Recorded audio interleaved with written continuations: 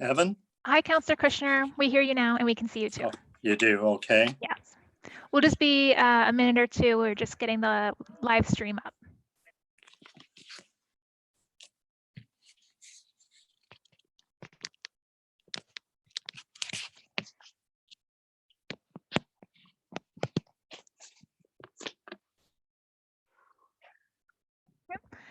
So everyone appears to be online and we are live streaming to YouTube. So we're ready to proceed whenever you are, Mayor.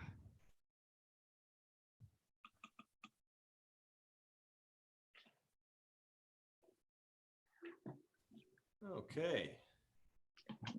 We're ready to go. Then I'll turn it back over to the council coordinator. I'll wait until I see Evan live and in person, and then I'll ask him to go to O Canada.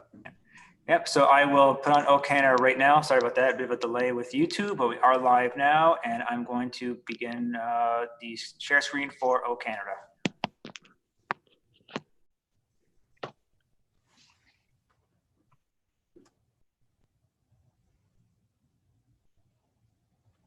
Oh, Canada,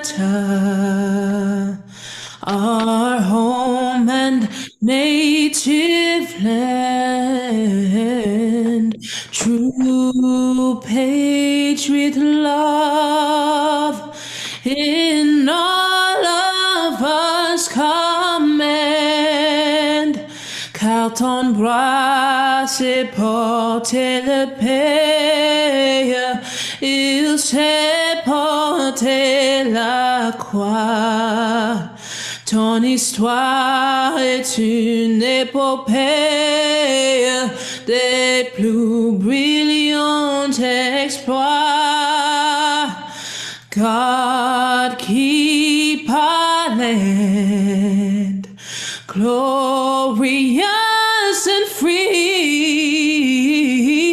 Oh, Canada, we stand on guard for thee. Oh, Canada, we stand on guard for thee.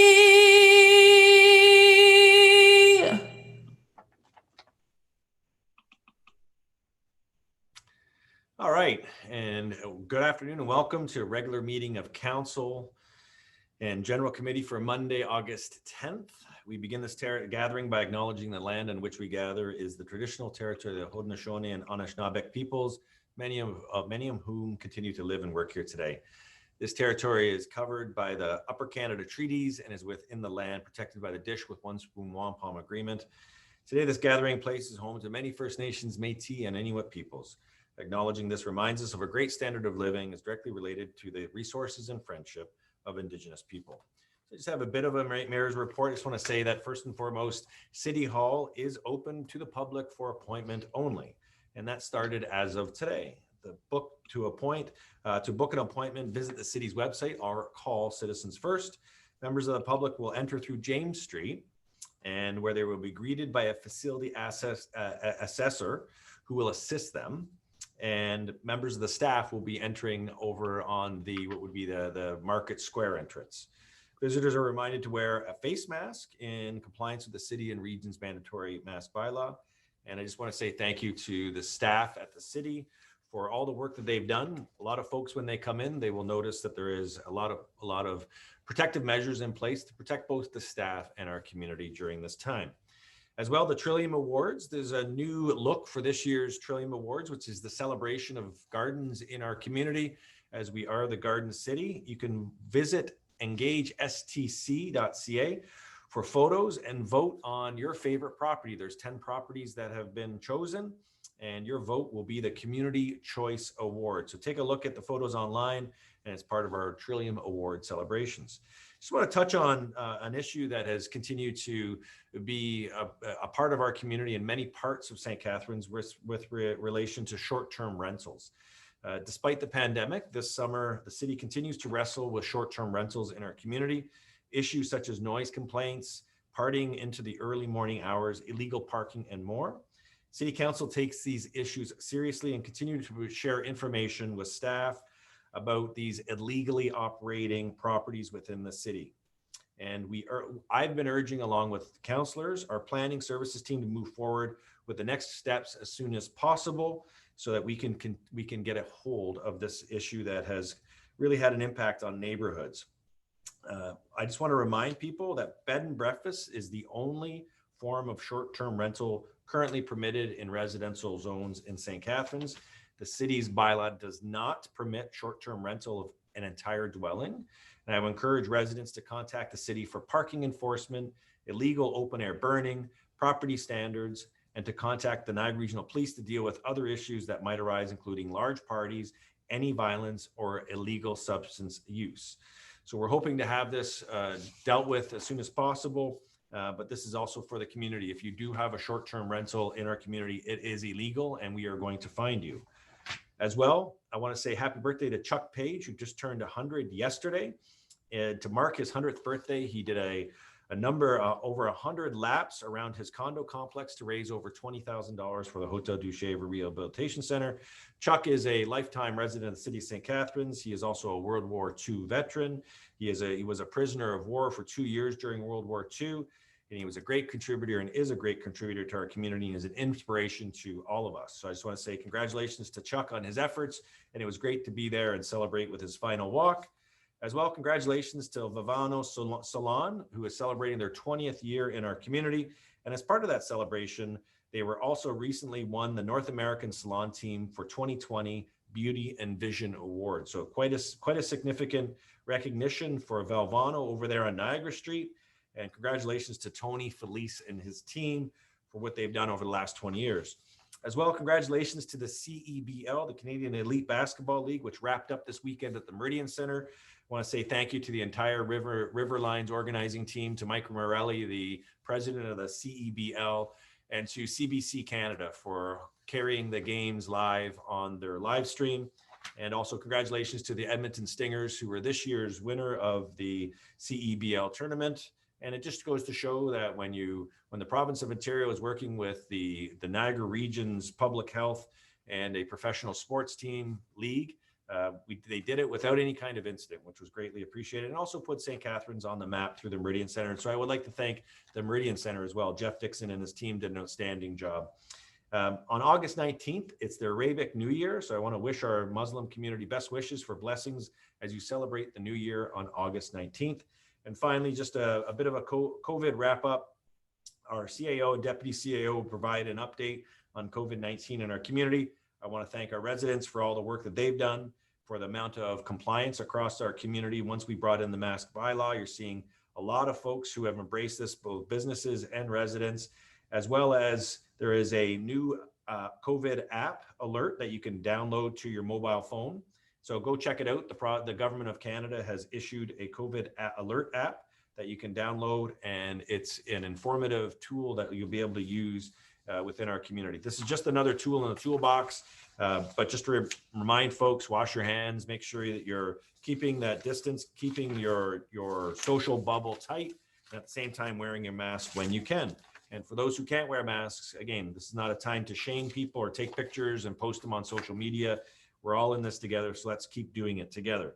With that, I will now look to the deputy clerk, and the deputy clerk is filling in for our city clerk. Ms. Sullivan, I'll turn it over to you for the adoption of the agenda. Through the chair, we have a number of amendments tonight. They are additional correspondence to be received. First, from AMO Watch File, August 6, 2020. The second is a memorandum from the Director of Planning and Building Services regarding an update on the land needs assessment process. Third is correspondence from Alexander Miller regarding General Committee Agenda Item 3.2. Fourth is correspondence from Tom Richardson regarding Council Agenda Item 11.1. All those items are in Council's Sugar Sync folder. The following item is additional correspondence, which has also been received, which a councillor has requested to be referred to staff for a report. correspondence from Niagara Region Musicians Association Local 298 regarding City of St. Catharines COVID-19 proposal. Councillor Porter has requested that this item be referred to staff for a report by Q4 2020 regarding support programs for musicians and live music venues, including but not limited to property tax relief or rebate programs for live performance venues. The following items are additional correspondence, which a councillor has requested to be pulled for deferral. One is the memorandum from Director of Planning and Building Services regarding the former GM lands update. Mayor Senzik has requested to defer this item and requests that Ministry of the Environment be invited to present to City Council on the content of the correspondence. The second item is correspondence from Department of Fisheries and Oceans Canada, Small Craft Harbors, dated July 30th, 2020. This was sent by the Deputy CAO. Councillor Phillips has requested to defer this item for discussion at the next council meeting. The following are also amendments that are being made to the agenda. We have additional delegation requests from Saleh Wazirudin and Erica Smith regarding General Committee Agenda Item 3.2. This would be the second time Saleh Wazirudin will be speaking on this item. Additional delegation from David DeRocco regarding Council Agenda Item 11.1. Kevin Backus will no longer be making a delegation regarding Council Agenda Item 11.1. 11.1, the motion, there was an error recognized in the motion. It references an environmental site impact. It should reference an environmental impact assessment. That will be shown on the screen when the motion is being discussed. And we have a change in the order for the agenda.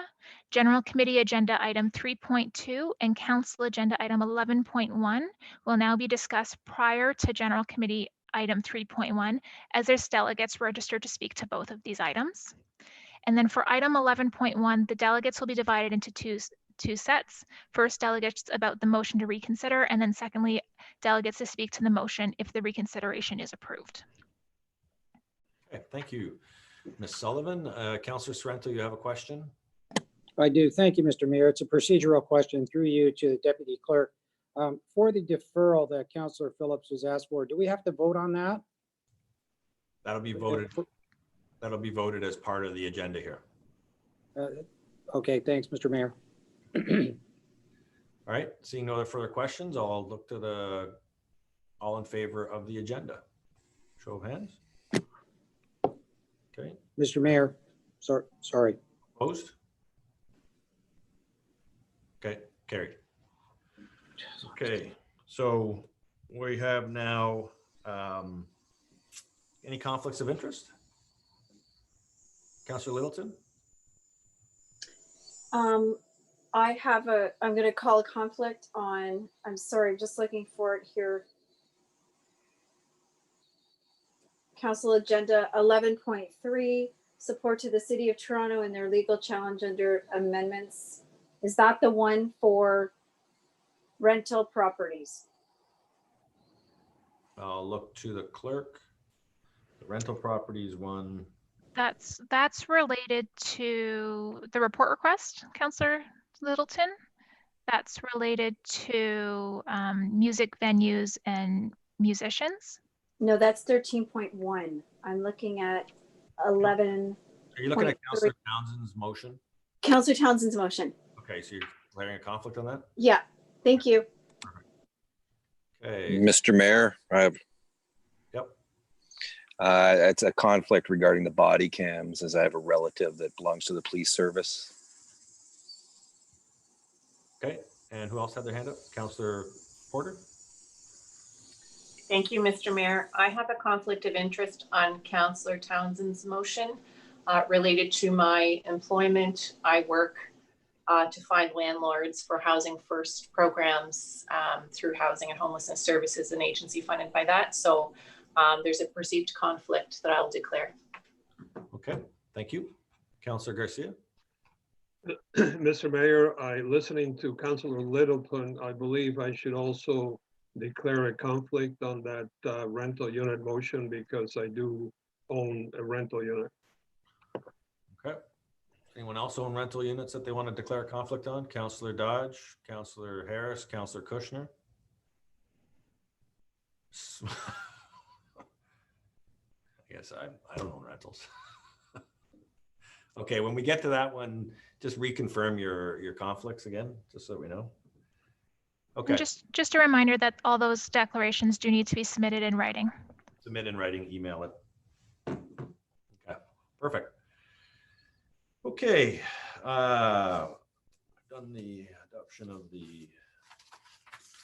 Now we're going to the minutes from previous meeting. Councillor Dodge is moving that council adopt the minutes of the meetings of council held on Monday, July 27, 2020, that council adopt the minutes of the general committee meeting held on Monday, July 27, 2020. Councillor Dodge moving that. Councillor Phillips is seconding it. Any changes to the minutes or any updates? Seeing none, all in favor, show of hands. Okay, that's carried. And we now resolve in the general committee, and there's been nothing that's been brought from consent to discussion. Motion to move reports on consent. We have a motion that council approve the council agenda, save and accept for those items brought forward for discussion forthwith. And that moving the approval to the consent agenda, Councillor Littleton, you're moving that? Okay. So moved. And I'll look to the clerk just to read out the consent agenda. Today's consent agenda is rather short. It's just one report, 2.1, legal and clerk services, council correspondence. That includes the correspondence items that are on the report, as well as any additional correspondence which were mentioned during the adoption of the agenda.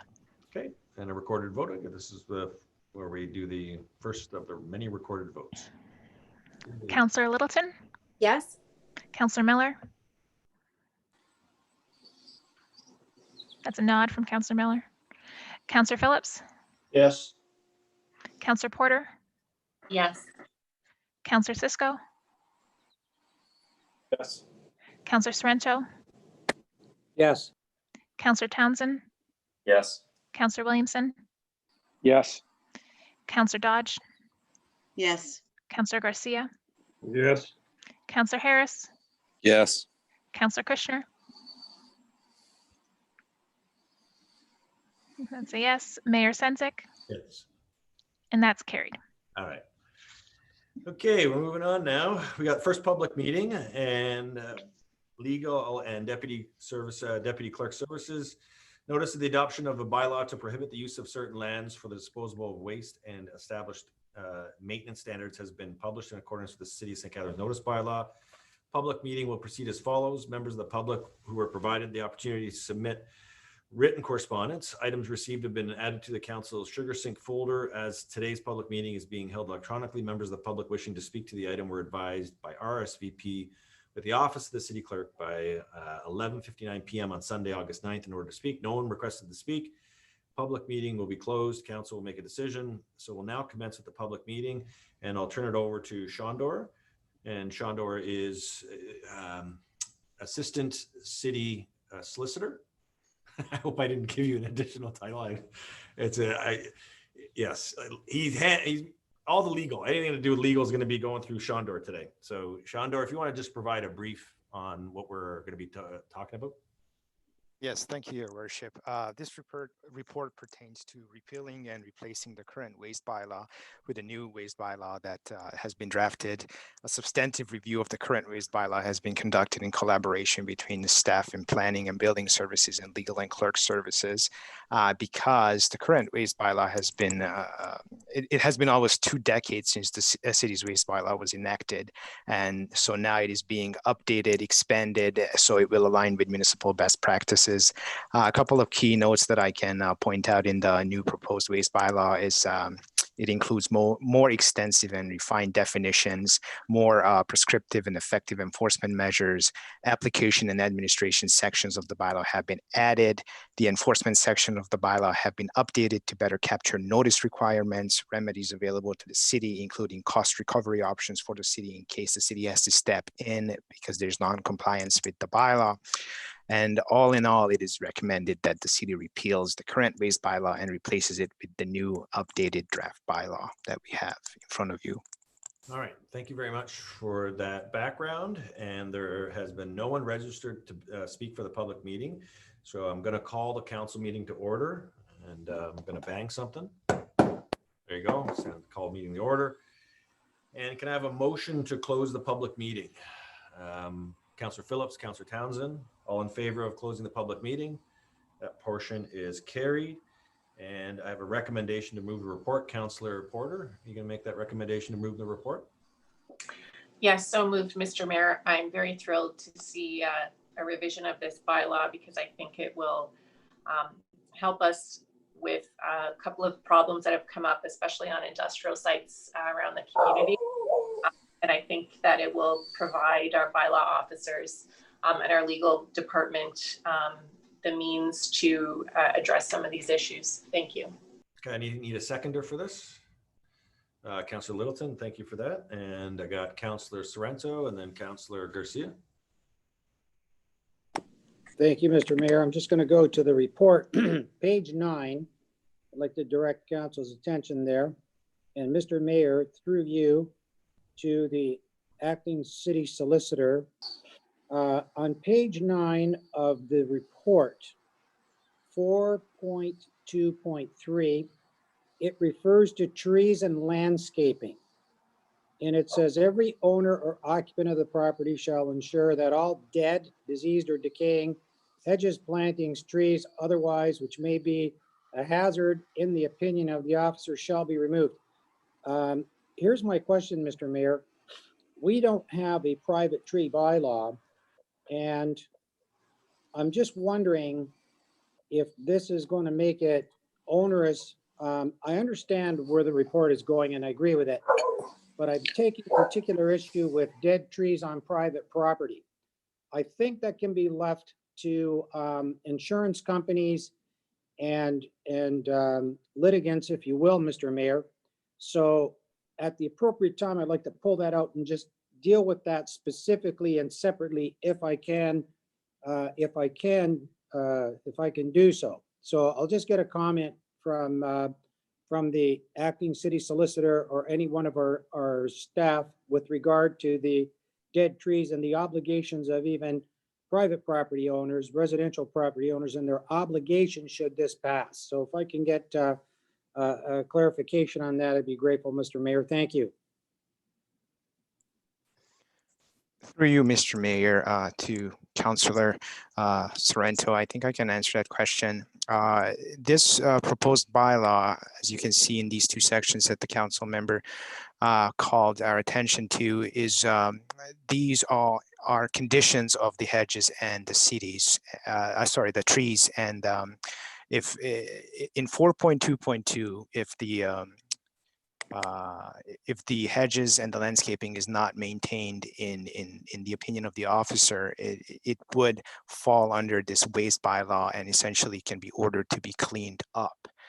With respect to trees and landscaping, I mean, it says it's dead, diseased, decayed hedges. So in other words, if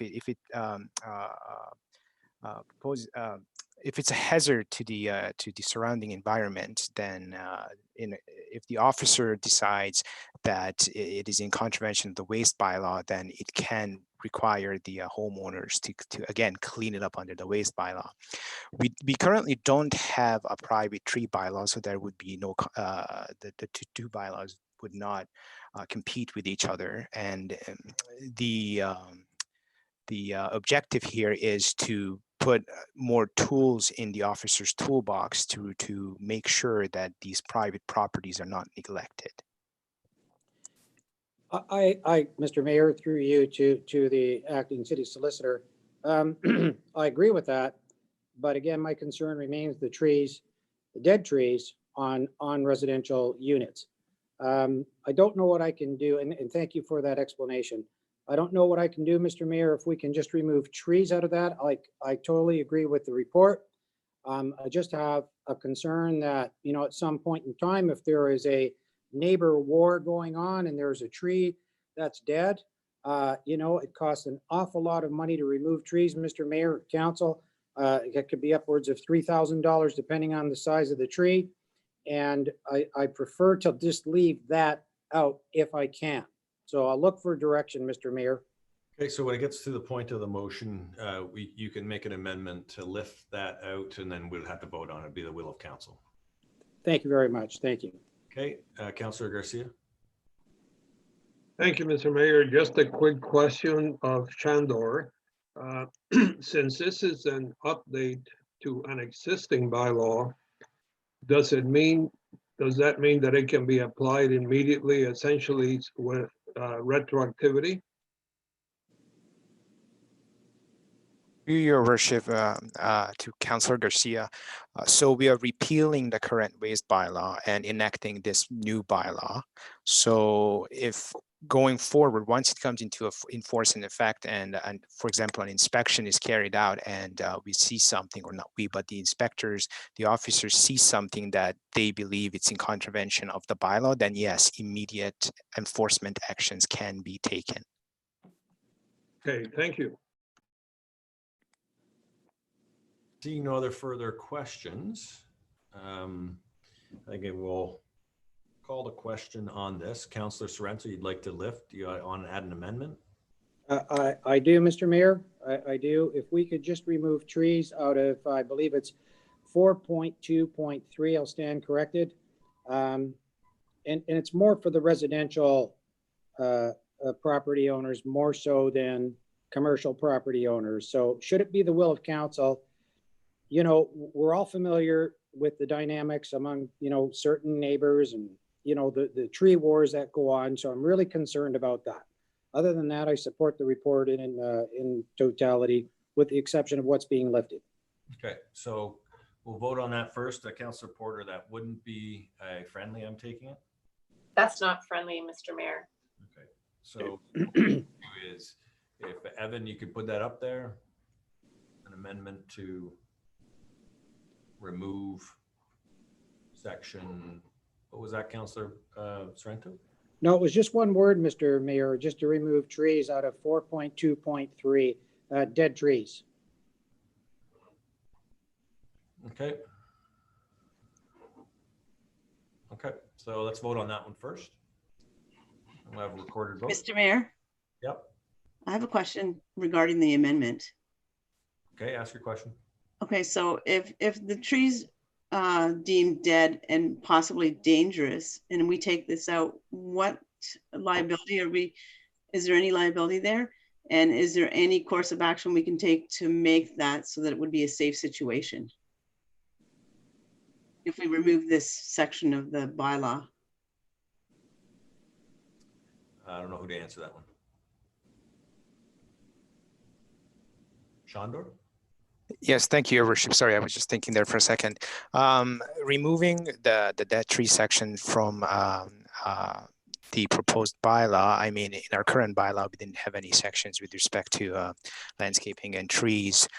Is there a potential liability? I don't foresee potential liability issues with respect to dead trees because there is other legislation, for example, the Municipal Act, and you know where the trees is located, if next to a highway, for example, and so forth and so on. So there is other possible enforcement steps to be taken, and I understand, and this ties back to Councillor Sorrento's comments that this is on private property. Long story short, I don't see any liability issues by taking out the word tree. Okay, thank you. Councillor Williamson, you got a hand up? Yes, thank you, Mr. Mayor. Through to the Director of Planning and Building Services. So this was added since the last bylaw. I take it there would be justification for adding it. Dead bushes and trees on properties, have been an issue in the past, through your experience? Through the mayor to the councillor, yes, we have received complaints in the past about hazardous dead trees on properties. To date, we have been able to gain voluntary removal. The bylaw as proposed would be much more helpful in cases where we didn't receive that voluntary compliance. Thank you very much. Thank you, Mr. Mayor. Okay. I don't see any other hands up, so forgive me if I do, but, and so we'll call the question on this one to the city. So to confirm, the intent of the amendment is to keep section 4.2.3, but to remove any references to trees. Is that correct? That's correct, Deputy Clerk. Councillor Sorrento? Yes. Councillor Townsend? No. Councillor Williamson? No. Councillor Dodge? Oops. No. Councillor Garcia? No. Councillor Harris? No. Councillor Kushner?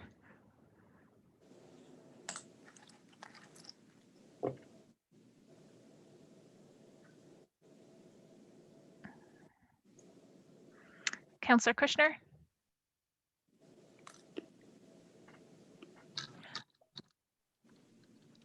I'm going to move on. Counselor Littleton, No.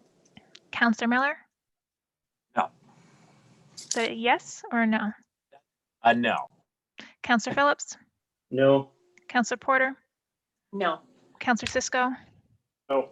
Mayor Senzik, No. and that's lost. Okay, to the main motion. So call the question on the main motion. Counselor Porter, Yes. Counselor Sorrento, Yes. Counselor Garcia, Yes. Counselor Miller, Yes. Counselor Dodge, Yes. Counselor Kushner, Yes. Counselor Harris, Yes. Counselor Cisco, Yes. Counselor Phillips, Yes. Counselor Littleton, Yes. Counselor Townsend, Yes. Counselor Williamson, Yes. and Mayor Senzik, Yes. and that's carried. Okay, so that concludes the first public meeting, and the public meeting is closed. Persons wishing to receive notice of the council's decision should submit a written request to the office of the city deputy clerk. 6.2 is another public meeting, and it follows on the heels of what we just discussed. And this one's the legal services of bylaw providing powers of entry for the purpose of inspection. Notice of the adoption of the bylaw providing powers of entry and for the purpose of inspection will be published in accordance with the City of St. Catharines notice bylaw. So again, going through the same thing, we provided proper notice that there has been no one who's requested to speak. So there will be no public meeting portion of it. Council will make a decision. I'll ask for Sean Dorr to provide some summary comments, and then we'll have questions from council. Thank you, Your Worship. Through you to the members of council. This report is pertaining to a proposed powers of entry bylaw for the purposes of inspection. The reason that we drafted this bylaw is because that currently the city does not have a comprehensive bylaw that provides the city powers of entry onto land and into buildings for the purposes of inspection. So to do that, the officers may only rely on existing bylaws and legislation that would provide that power. A couple of examples of legislation that would provide that power would be the Building Code Act and Fire Protection and Prevention Act.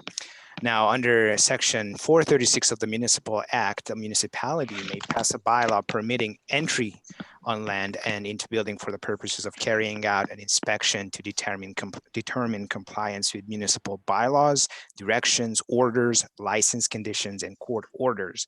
And this is what we are trying to do here, Your Worship. It is recommended that we pass a bylaw that would give this power so we can carry out inspections in a more efficient manner. Okay, thank you very much for that background on this. And so there is no one who is registered to speak. So call this meeting to this council to order. Can I have a motion to close the public meeting? Councillor Phillips, Councillor Williamson, all in favor of closing the public meeting? That's carried. Can I have a motion to move the recommendation? Who'd like to move this recommendation? Councillor Kushner, seconded by Councillor Miller. Thank you for that. And Councillor Porter, you have a question?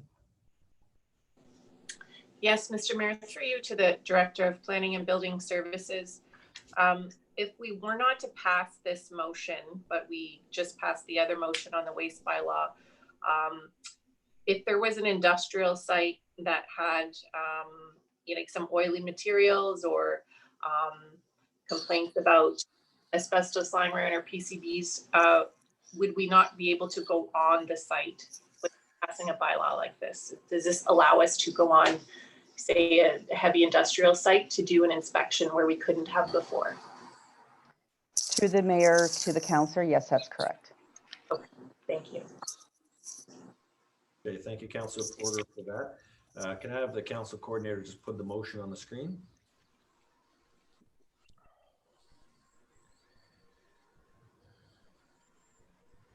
So the public knows what we're voting on. Okay, and I'll call the question. Okay. Councillor Kushner,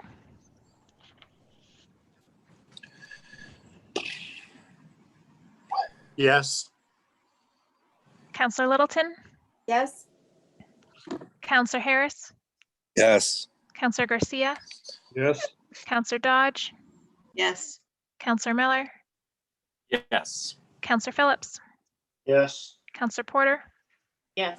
Counselor Cisco, Yes. Counselor Sorrento, Yes. Counselor Townsend, Yes. Counselor Williamson, Yes. Mayor Senzik, Yes. and that's carried.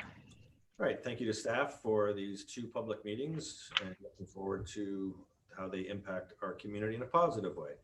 So we don't have any special presentations for the council. We'll now resolve into general committee.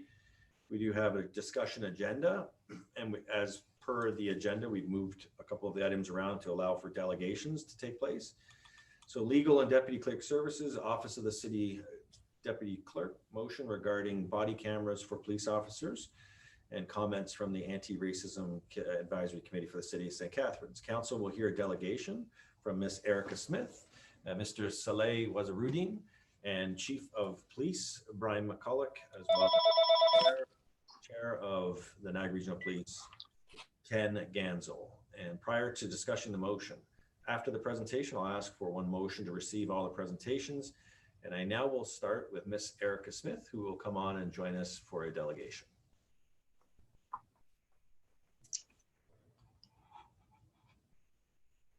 All right, are you ready for me? Yes, we are. Here we go. Okay. So to start, thank you for having me present this delegation. So on this past Monday, while leaving my dentist on Glenridge, I saw a Congolese man being detained. Myself and other onlookers stopped. One man took out his phone and started recording.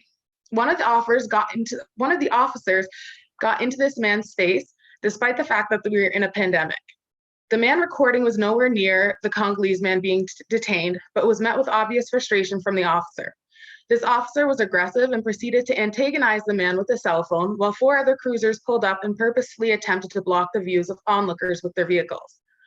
The officer laughed and asked the man what he thought he was going to do with the video and to go ahead and put it on YouTube, as if to say, even with video footage, nothing would come of it. This officer's mockery of the man's right to film the incident speaks to impunity officers feel. Judging by this officer's actions and reaction, police are frustrated with being filmed by the public. But the public should not have this overwhelming feeling or compulsion that we need to film the police or police the police. However, time and time again, we see police abusing their power. All officers should be required to wear body cameras. Years ago, a former friend of mine was smoking weed in his car with a friend at Municipal Beach. Both were white males. A cop pulled up behind them and knocked on his window. My friend, who was the driver, was put in the backseat of the police officer while his vehicle was searched. When the officer got back to his cruiser after finding an ounce of weed and some money, the officer turned to my friend and said, "Well, you know what I find. What are we going to do about it?" To which my friend replied, "Take my weed, take my money, and let me go." The officer then did just that. He got out of his cruiser, uncuffed him, took his money, took his weed, and allowed him to go back to his car and carry on with his day. Not only was marijuana illegal at this time, but it's always been illegal to drive impaired in any way. Having body cameras would not only give a sense of peace to the community, it would also hold officers accountable for doing their job properly and actually upholding the law. This leads me into street checks, which should be stopped, period. The process of street checks is inherently racist. Police are not supposed to be to base their street checks on race, unless race is an important identifying factor in the police's search for a particular individual. So the rules state that you cannot be stopped by race, but due to systemic racism, no matter how you regulate it, race will inevitably be used to make these stops. Growing up, my mother would not allow us to watch shows like Cops. She felt that Black people were overrepresented on the show, and that would distort our view of Black people and the good that they can do. Not everyone is raised this way, raised to be aware of how systemic racism can manifest itself. Even Deputy Chief Forty denounced the existence of systemic racism within the NRPS. But policies like street checking makes it possible for any officer who could and do harbor bigoted views of racialized people to use street checks with impunity. In 2017, carding led to 2 arrests by the NRPS. 12.5% of those stops were Black people, which may seem like a small amount, but is much more problematic when we take into consideration the fact that Black people make up only 2% of the population.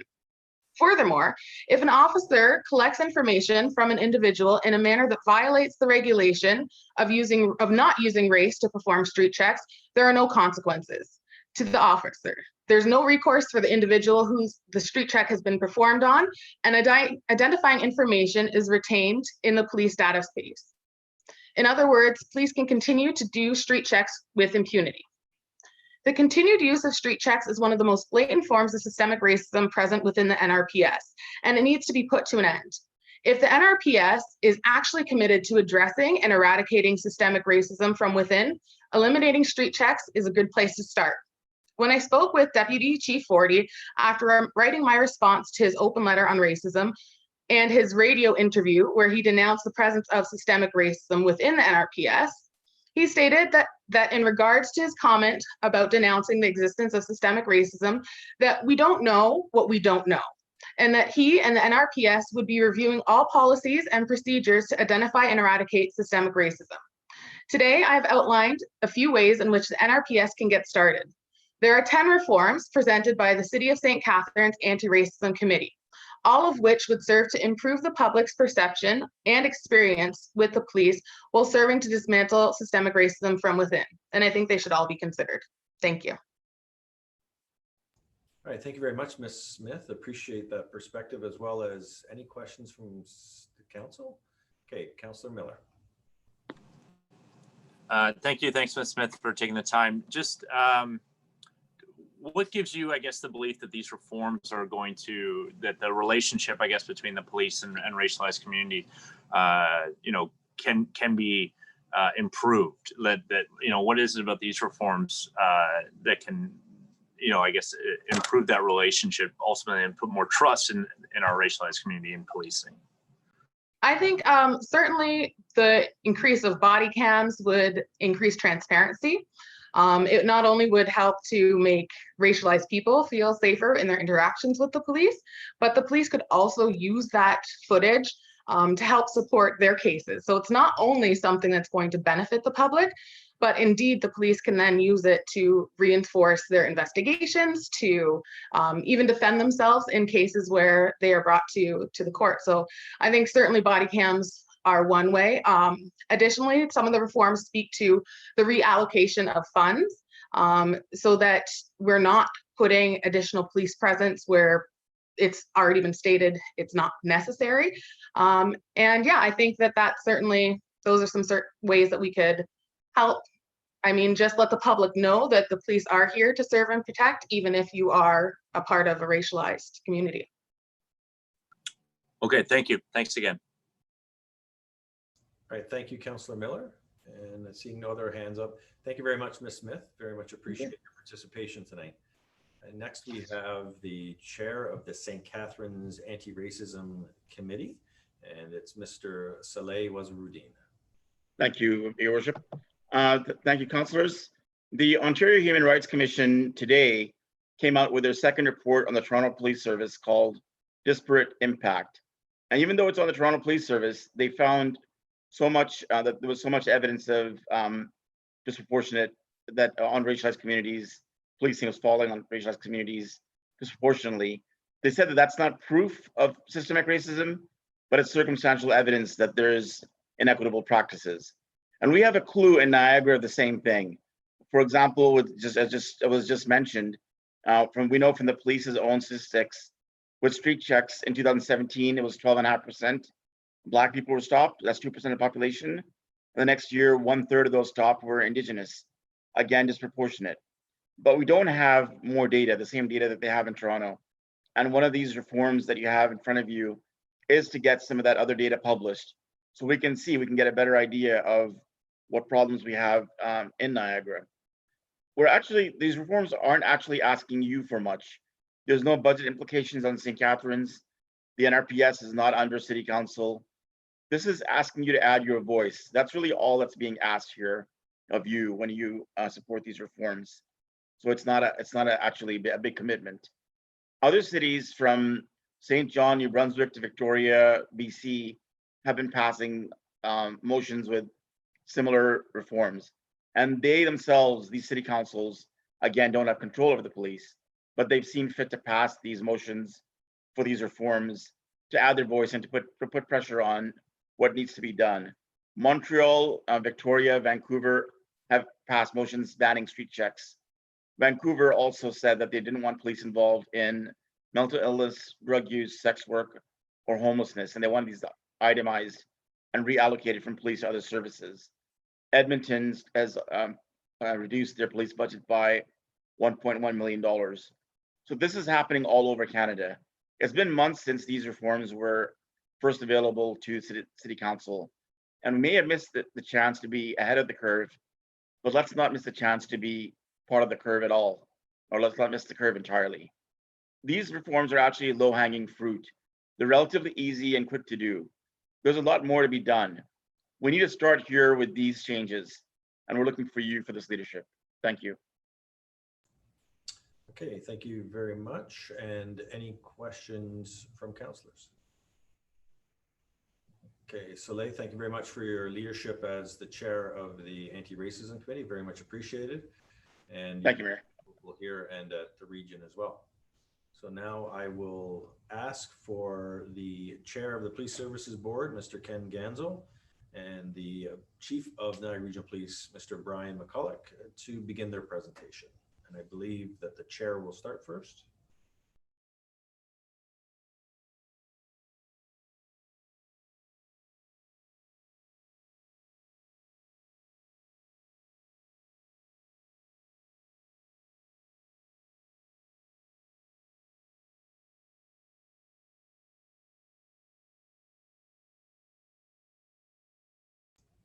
Okay, Evan, are we ready to go?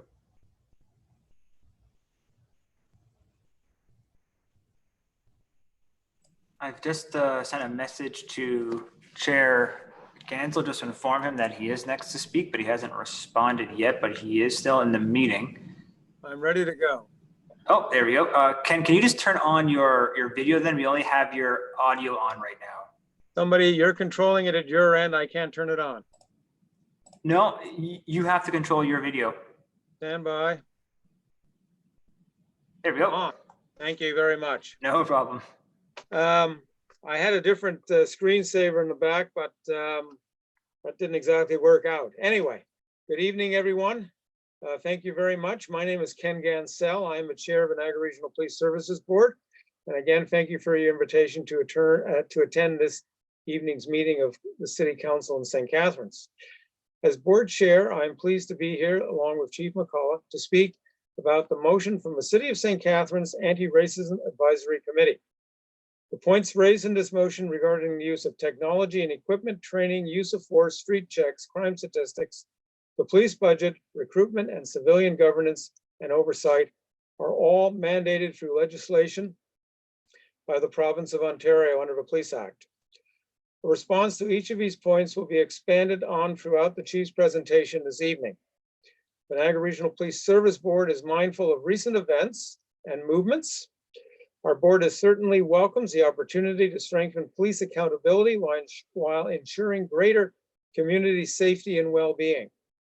City Council can be assured that the board and chief of police are committed to delivering unbiased policing to the entire community and ensuring that all members of the Niagara Regional Police Service treat all people with dignity and respect. We will continue to respond to the service delivery needs of our communities with accountability, objectivity, responsibility. So thank you very much. I believe that the chief is probably next in order to speak. So I will, through you, Mr. Mayor and the clerk, turn it over to him. Thank you, Chair Gansel. Appreciate it.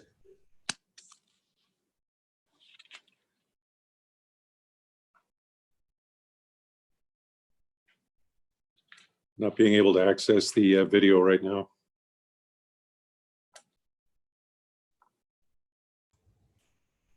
There we go. All right. Good evening. And thank you very much for the opportunity to be here and to continue this important conversation that's ongoing within not only our community, but across Canada and much of North America. By way of background, the Niagara Regional Police Service is made up of approximately 1,100 sworn members and 1,100 sworn and civilian members. And I want to assure you that the men and women who make up our service are proud to serve and protect the residents and visitors to Niagara. In the recent months, we've seen a collective call for greater police oversight, greater police accountability, as well as the demand for the fair and equal treatment of all people, regardless of race, ethnicity, sexual orientation, or any other protected grounds. I can assure you that that is in keeping with the values and the integrity of our members, both sworn and civilian.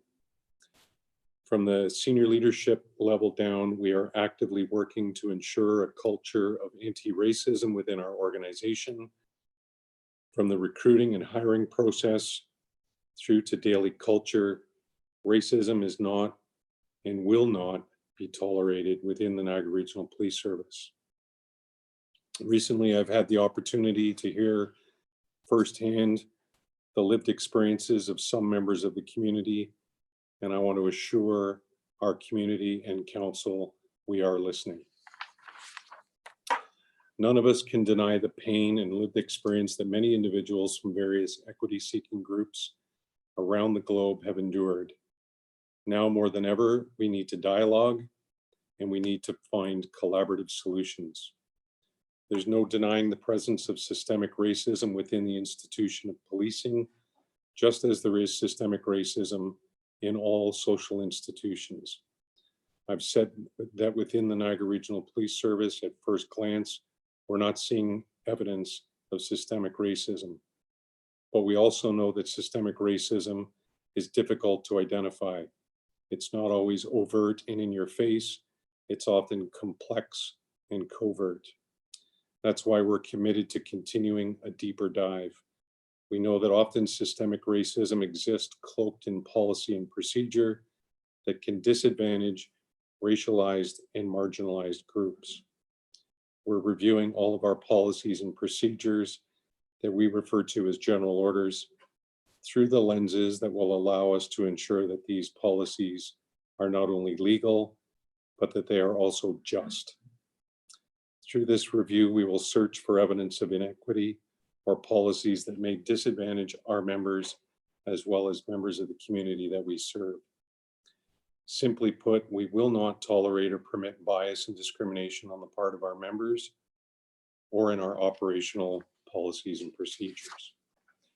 The NRPS is committed to the unbiased treatment of all civilian and sworn personnel and to unbiased service delivery for our region's diverse communities. We recognize the benefits and strengths that diversity brings to our community and to our police service. And as a senior leadership team, we will continue to advocate and champion for greater diversity. There's currently much popular and political discussion about the role that body-worn cameras may play in reducing community concerns about bias and the role they may play in increasing transparency and accountability on behalf of the police. Indeed, you have asked me here tonight to speak to the issue of body-worn cameras. I can tell you that this is a conversation that we are open and willing to continue and partake in. We are continuing to review research in relation to the effectiveness of body-worn cameras, along with the guidance and direction from the Ministry of the Solicitor General in regards to a consistent and unified approach across the province. While we are seeing many municipalities across the province having similar conversations, it's important that we're all aligned. This needs to be a provincial discussion with consistent and uniform direction in regards to policy and procedures. And due to time limitations, I'm unable to speak to each individual section of this motion, but I'm more than willing to address specific questions or concerns that councillors may have. This is a very complex issue with solutions that will be equally complex.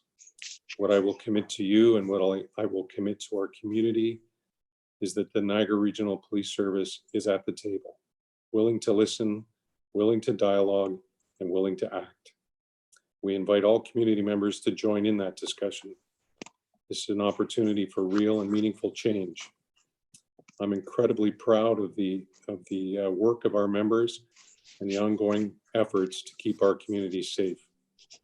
Our officers and support staff remain committed as ever to deliver unbiased policing to our community. There are opportunities to do better. We continuously strive for excellence with a focus on providing the best possible policing that we can to our community. And with that, I'll turn it back to you, Mr. Mayor, for any questions that council may have. Thank you, Chief McCulloch. Very much appreciated, and thank you for your attendance and Chair Gansel's attendance here tonight. I'll open the floor now to any questions from council. We have Councillor Townsend, followed by Councillor Phillips. Thank you, Mr. Mayor. Through you, thank you, Chief, for coming in tonight to answer any of our questions or concerns. My first question is, how common is it for police officers in Niagara region here to receive complaints from civilians about officer conduct? Is this something that, you know, the Niagara Regional Police Department is bombarded with complaints from civilians? What is the, I guess, yeah, that's my question. So through the mayor, the answer to your question is no, we're not bombarded with public complaints. We receive on average about 100 public complaints per year from the Office of the Independent Police Review Director. A large number of those are filtered out through the Office of the Independent Review Director as being vexatious. And of that remaining number, only a very small number of those complaints are substantiated through the efforts of investigation of those complaints. Thank you, Chief. Another question I had through the mayor is, we've heard from some delegations tonight. One particularly does stand out. It's Mrs. Smith's delegation, where she did share some of her experiences. My question is, what is the procedure if an officer is suspected of being unlawful or being unprofessional? What does that procedure look like if someone does kind of file? I know you've explained that it goes to a board and they look at it, but I guess in that situation, it would be concerning for me to hear. Obviously, there's two sides to every situation. I understand that, but yeah, what does that procedure look like? So the Office of the Independent Review Director, the OIPRD, as it's become known, has the ability to receive complaints online from members of the public. So they can either call or they can, from the privacy of their home, they can make a complaint through to the OIPRD. The OIPRD then forwards the complaint to our professional standards branch. Our professional standards branch is required to investigate the allegations and report back to the OIPRD in regards to status updates and their specific timelines within the legislation, and also provide the OIPRD with a full investigative report and a full investigative report to the complainant based on the findings of the investigation. Okay, thank you. I guess I have another question. Like, if I have a very great relationship, say with my superior, if I'm a police officer, it's, you know, and I do something that's, you know, against the code of conduct or misconduct, it's not something that my superior would just brush off. The Niagara Regional Police do take these complaints extremely seriously. 100%. We absolutely do take them seriously. The OIPRD takes them very seriously. They also have the option of retaining the investigation and conducting that investigation themselves, depending on the nature of the complaint. And that happens in, I would say, about 10% of the overall complaints. But we do take it seriously. Nothing is brushed under the carpet, and we have to report back on those findings to the OIPRD. And if there was any evidence that anything was brushed under the carpet, we would certainly be called to task for not completing a thorough investigation. Thank you for that, Chief. One more question is, in regards to the body cams, obviously that's what we've asked you to come here to speak to.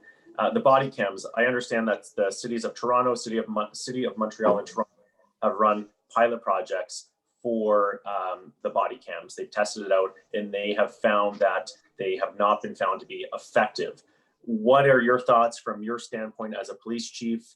I'm wondering if you could comment on, I guess, what they've done in other cities. So thank you for the question. I think the reality is that there is quite a large body of research and there are mixed reviews on the effectiveness of body-worn camera programs in achieving the desired outcomes. What I can say is that we're not opposed to implementing a body-worn camera program. But I think what you have to look at is, as a community, is whether or not there is a need for them. Is there a growing number of complaints that are occurring in our area that is a cause for concern for members of the public to not have trust or confidence in the police? Again, these are questions that the public have to ask.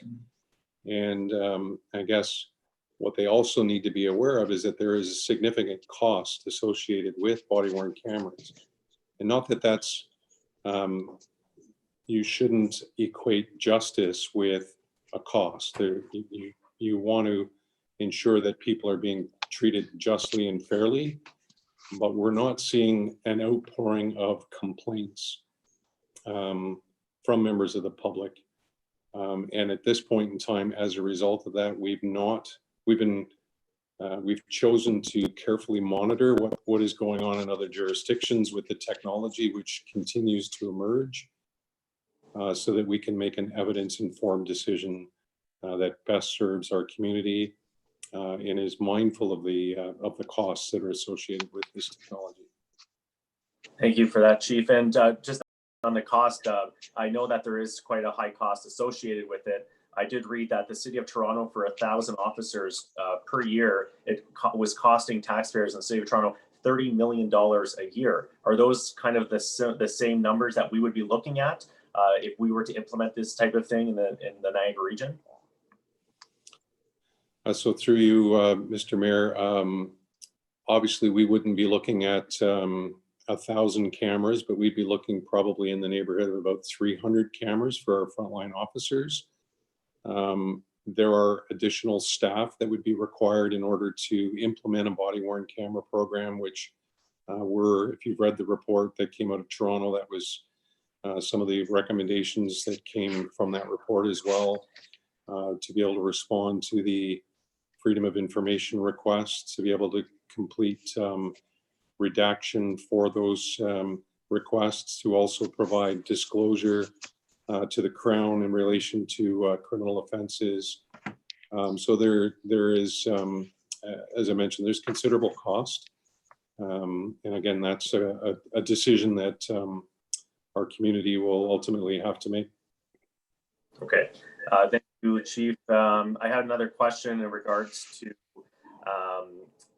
in this motion that was put forth, there's been an ask for educational programs to work with officers. What types of programs are Niagara Regional Police looking at in order to deal with policy changes, to be more inclusive, and basically to deal with what's been happening?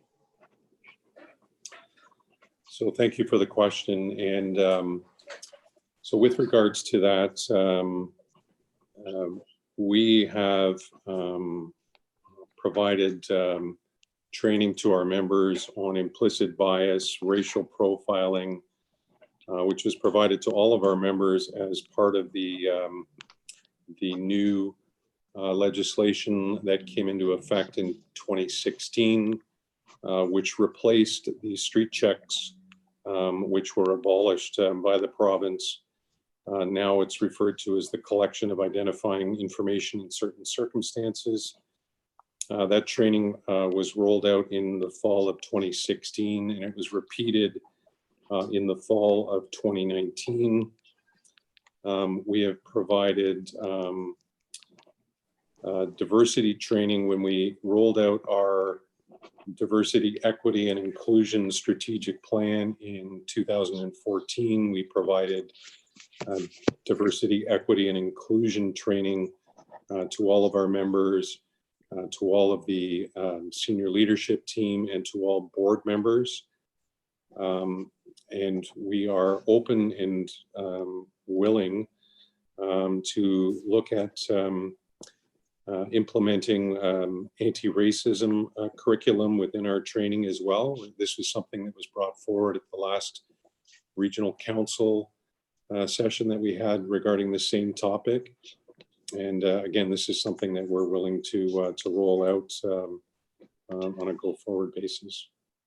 Thank you, Chief. And the training, if I'm an officer, and you said it dates back to 2014, 2016 for some of these programs that the Niagara Regional Police are already doing. If I'm an officer, is it a one-time thing, one and done, or is it ongoing training? Is this something that an officer would be expected to go into train for kind of once a year? What does that look like? So through you, Mr. Mayor, the answer to that is it's not a one and done, and that type of cross-cultural diversity training is incorporated into all of our annual requalification training and scenario-based training that is provided to our members. It's something that is continually reinforced, recognizing that Niagara is obviously becoming a much more diverse community. But again, this isn't, despite the community becoming more diverse, we have 15 million visitors a year to this region, and a great number of those members who come to visit the region come from diverse communities. So again, this isn't something that's new to us in that regards. We've been dealing with diverse communities, and again, not receiving a high volume of complaints about the conduct of our officers. Now, is the training, Chief, I know you said it's reinforced, the training sessions and whatnot. Is it mandatory or is it optional for officers to enroll in these types of educational activities? So it's not optional. Our members are required to participate in annual in-service training on a biannual basis. And that type of training is incorporated in any number of scenario-based training that is provided to our members. Okay, thank you, Chief. Yeah, thank you, Councillor Townsend. You're at your 10-minute mark, and Councillor Phillips, you're up next. Thank you, Mr. Mayor. And Councillor Townsend's asked many questions I wanted to ask. Thanks for being here, Chief. As far as you mentioned the cost of the capital cost of outfitting our officers with the cameras themselves, as far as the operational costs, an annual operational cost, do you have any idea how much that would be, and what's the process of operating such a system on an annual basis? Through you, Mr. Mayor, we've not done a deep dive into what the actual cost would be. That would involve doing either an RFP or an RFI, requesting information on what that cost would be. What I can tell you is that as technology has emerged, in fact, most vendors are not looking at capital costs. They're looking at introducing sort of a subscription-based fee that would be required to be incorporated within our operating budget on an annual basis. And it's usually for a fixed term. That's been the experience that we've seen with other police services who have implemented body-worn cameras recently. And then as you renew in whatever your term is, whether it's 3 or 5 years, you also now have all of that data that's in the hands of that vendor, which again depending on your retention schedules and whatnot, you're really at their beck and call in terms of what the cost to renew the program is. So we don't really have, you don't have an idea of what an annual fee would be to maintain that with a vendor? I don't. I know that larger organizations are spending somewhere in the neighborhood of $2 million a year as part of that program, but that's not including additional staff requirements that will be required to do the vetting and redaction for those types of programs. Okay. And when an officer has a camera on, gets out of his cruiser or her cruiser to go to an incident, it's up to that officer to put that camera on immediately. That's the way it works. He or she can't forget to do it, or is that the discretion of the officer?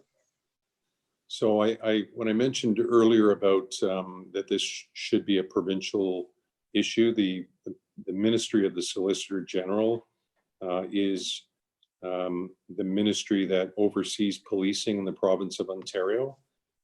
They provide guidance and direction on basically every piece of equipment that we're issued. So it would be in keeping with the ministry, we believe, because it is such an important issue, to provide guidelines and policy based on when a camera should be turned on, when a camera should be turned off.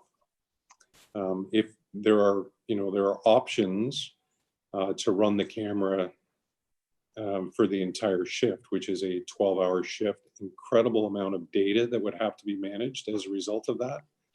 But there are also other policies, as an example in Toronto, where it was incident driven, and depending on the type of call that they were responding to and the type of interaction that they were having with members of the public, dictated whether or not they were required to turn on the camera. And as far, you mentioned about street checks or carding, and you say we don't do that anymore? No, that's as part of the collection of identifying information in certain circumstances legislation that came out it was introduced in 2016 and came into law on January 1st of 2017. The practice of carding was essentially abolished. And so now the legislation permits officers to collect identifying information from individuals in certain circumstances. The legislation, if you have an opportunity to review it, is quite prescriptive as to when it can be done. So to suggest that officers would run amok in light of this legislation and would be free to basically do what they want is really inaccurate, and our statistics would bear that out. There were 40 street checks in 2017 for the entire year incidents when collection of identifying information was completed in 2017.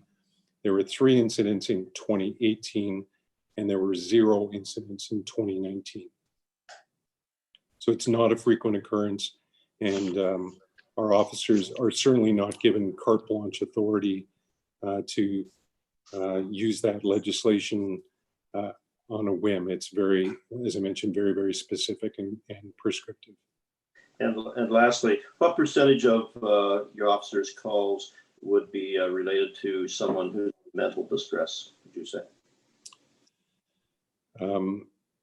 I don't have the percentage, but I can tell you that in 2019, I believe we responded to 4,601 calls related to a person in a mental health crisis. And of those, you have a counselor quite often, if it's during the day up until midnight, a counselor goes with an officer if that counselor is available? So currently, we have a great working relationship and partnership with the Canadian Mental Health Association. And they receive funding that allows for a mental health professional to work alongside of our police officers 12 hours a day, 7 days a week. So they work from 12 noon until 12 midnight daily. That only operates out of St. Catharines, or one district. And we have advocated for additional funding from the Associate Minister of Mental Health and Addictions, the Honorable Mr. Michael Tabolo, requesting for additional funding because we've seen the tremendous value in the program. It's, I believe, around 71% of the time when individuals are diverted, when the mental health professional is working alongside of our officers, about 71% of the time they're diverted away from the judicial system or the health system and diverted to or referred to community resources to get them the assistance that they need or require. Thank you. To me, that's where our funds should be going. Thank you. Thank you, Councillor Phillips. Councillor Miller, you're up next. And thank the chief and the chief for coming in. I guess to the chief, with regards to the anti-racism committee recommendations, leaving aside how you might feel about them, reading them, are they all possible? Could they, in your opinion, can they all be implemented? Short answer to your question, no, they can't all be implemented. Many of them are the responsibility of the provincial government, which is the Ministry of the Solicitor General that oversees policing. So something like street checks is probably going to be something that, the legislation is pretty prescriptive, as you said. But where does the legislation and the general orders, what's the hierarchy there? If you, general orders, we're not doing anything, we're not doing anything like that, are you able to? Because I think that communities not using them too often anyway would like to see that become sort of official policy. Through your audio clicked in and out, so I think I got the majority of the question that you asked, and if I don't answer it, let me know. But so that's where the role of the Police Services Board comes into effect, because there are adequacy standards that the board must ensure that the police service is adhering to. So when the legislation regarding the collection of identifying information under certain circumstances came into effect, the board was responsible for developing a policy and a bylaw as to the reporting requirements that are expressly written within the legislation. And on an annual basis, through myself as the chief, I'm required to report to the board on that legislation, specific requirements that are outlined within that legislation. So in your opinion, even if you wanted to, through the general orders, you couldn't just say, we're not going to do it. You're compelled by the legislation to have that a part of the general orders? So our policy mirrors the bylaw that is provided to our board by the ministry as a framework for how our policy should look. So there's no deviating from the policy. Okay, just I guess with regards to the board, and because there's one of the recommendations is about more civilian oversight, and I think that's something people have a lot of concern about when it comes to accountability. We really don't get to pick who's on the Police Services Board. So could you, I guess, maybe to the chair, explain how the Police Services Board is constituted? Absolutely. So we don't have any say in that, who's on the board either. So the reality is that so we have a board of 7, and that's prescribed within the Police Services Act. It's very prescriptive based on the population size of the area that we police. So it's 7 members. 3 of those members are appointed by the province, and they're given a specific term of time to serve in that capacity. 3 of those additional members of the board are appointed by regional council. So regional council has the ability to determine who they want to appoint to the board to represent the interests of regional council and ultimately the interests of the community at large. And then there is 1 additional member that is selected by regional council that is a community member at large within the community. I mean, there needs to, I know, we have more accountability measures in the States, but I think there's more oversight there. So I appreciate that reform coming forward from the anti-racism committee, because again, it feels like we don't have a lot of say in who's on the board, and that board is critically important here. I just, with regards to one of the reform recommendations speaks to the NRPF budget, which sort of over the last few decades goes up on average 4 or 5% a year. Well, we know that wages and generally in Niagara aren't going up. So I know you haven't been the chief forever, but can you speak to maybe how that came to be, how it went from a $70 million budget 25 years ago to in the high 100 millions now? So when we look at, so if we date back to say 2000, we had an authorized strength at that time of about 899 members. And now we're at about 1,075 members. So there's been an increase in size of the service to deal with the increased demands, increased calls for service. And we've certainly seen an increase in the population in the region since that time as well. So not to mention the increased complexity and expectations that are being placed on police services through legislation. I mentioned earlier about the adequacy standards. The adequacy standards are very prescriptive, again, in terms of what we as a police service are required to deliver to our community.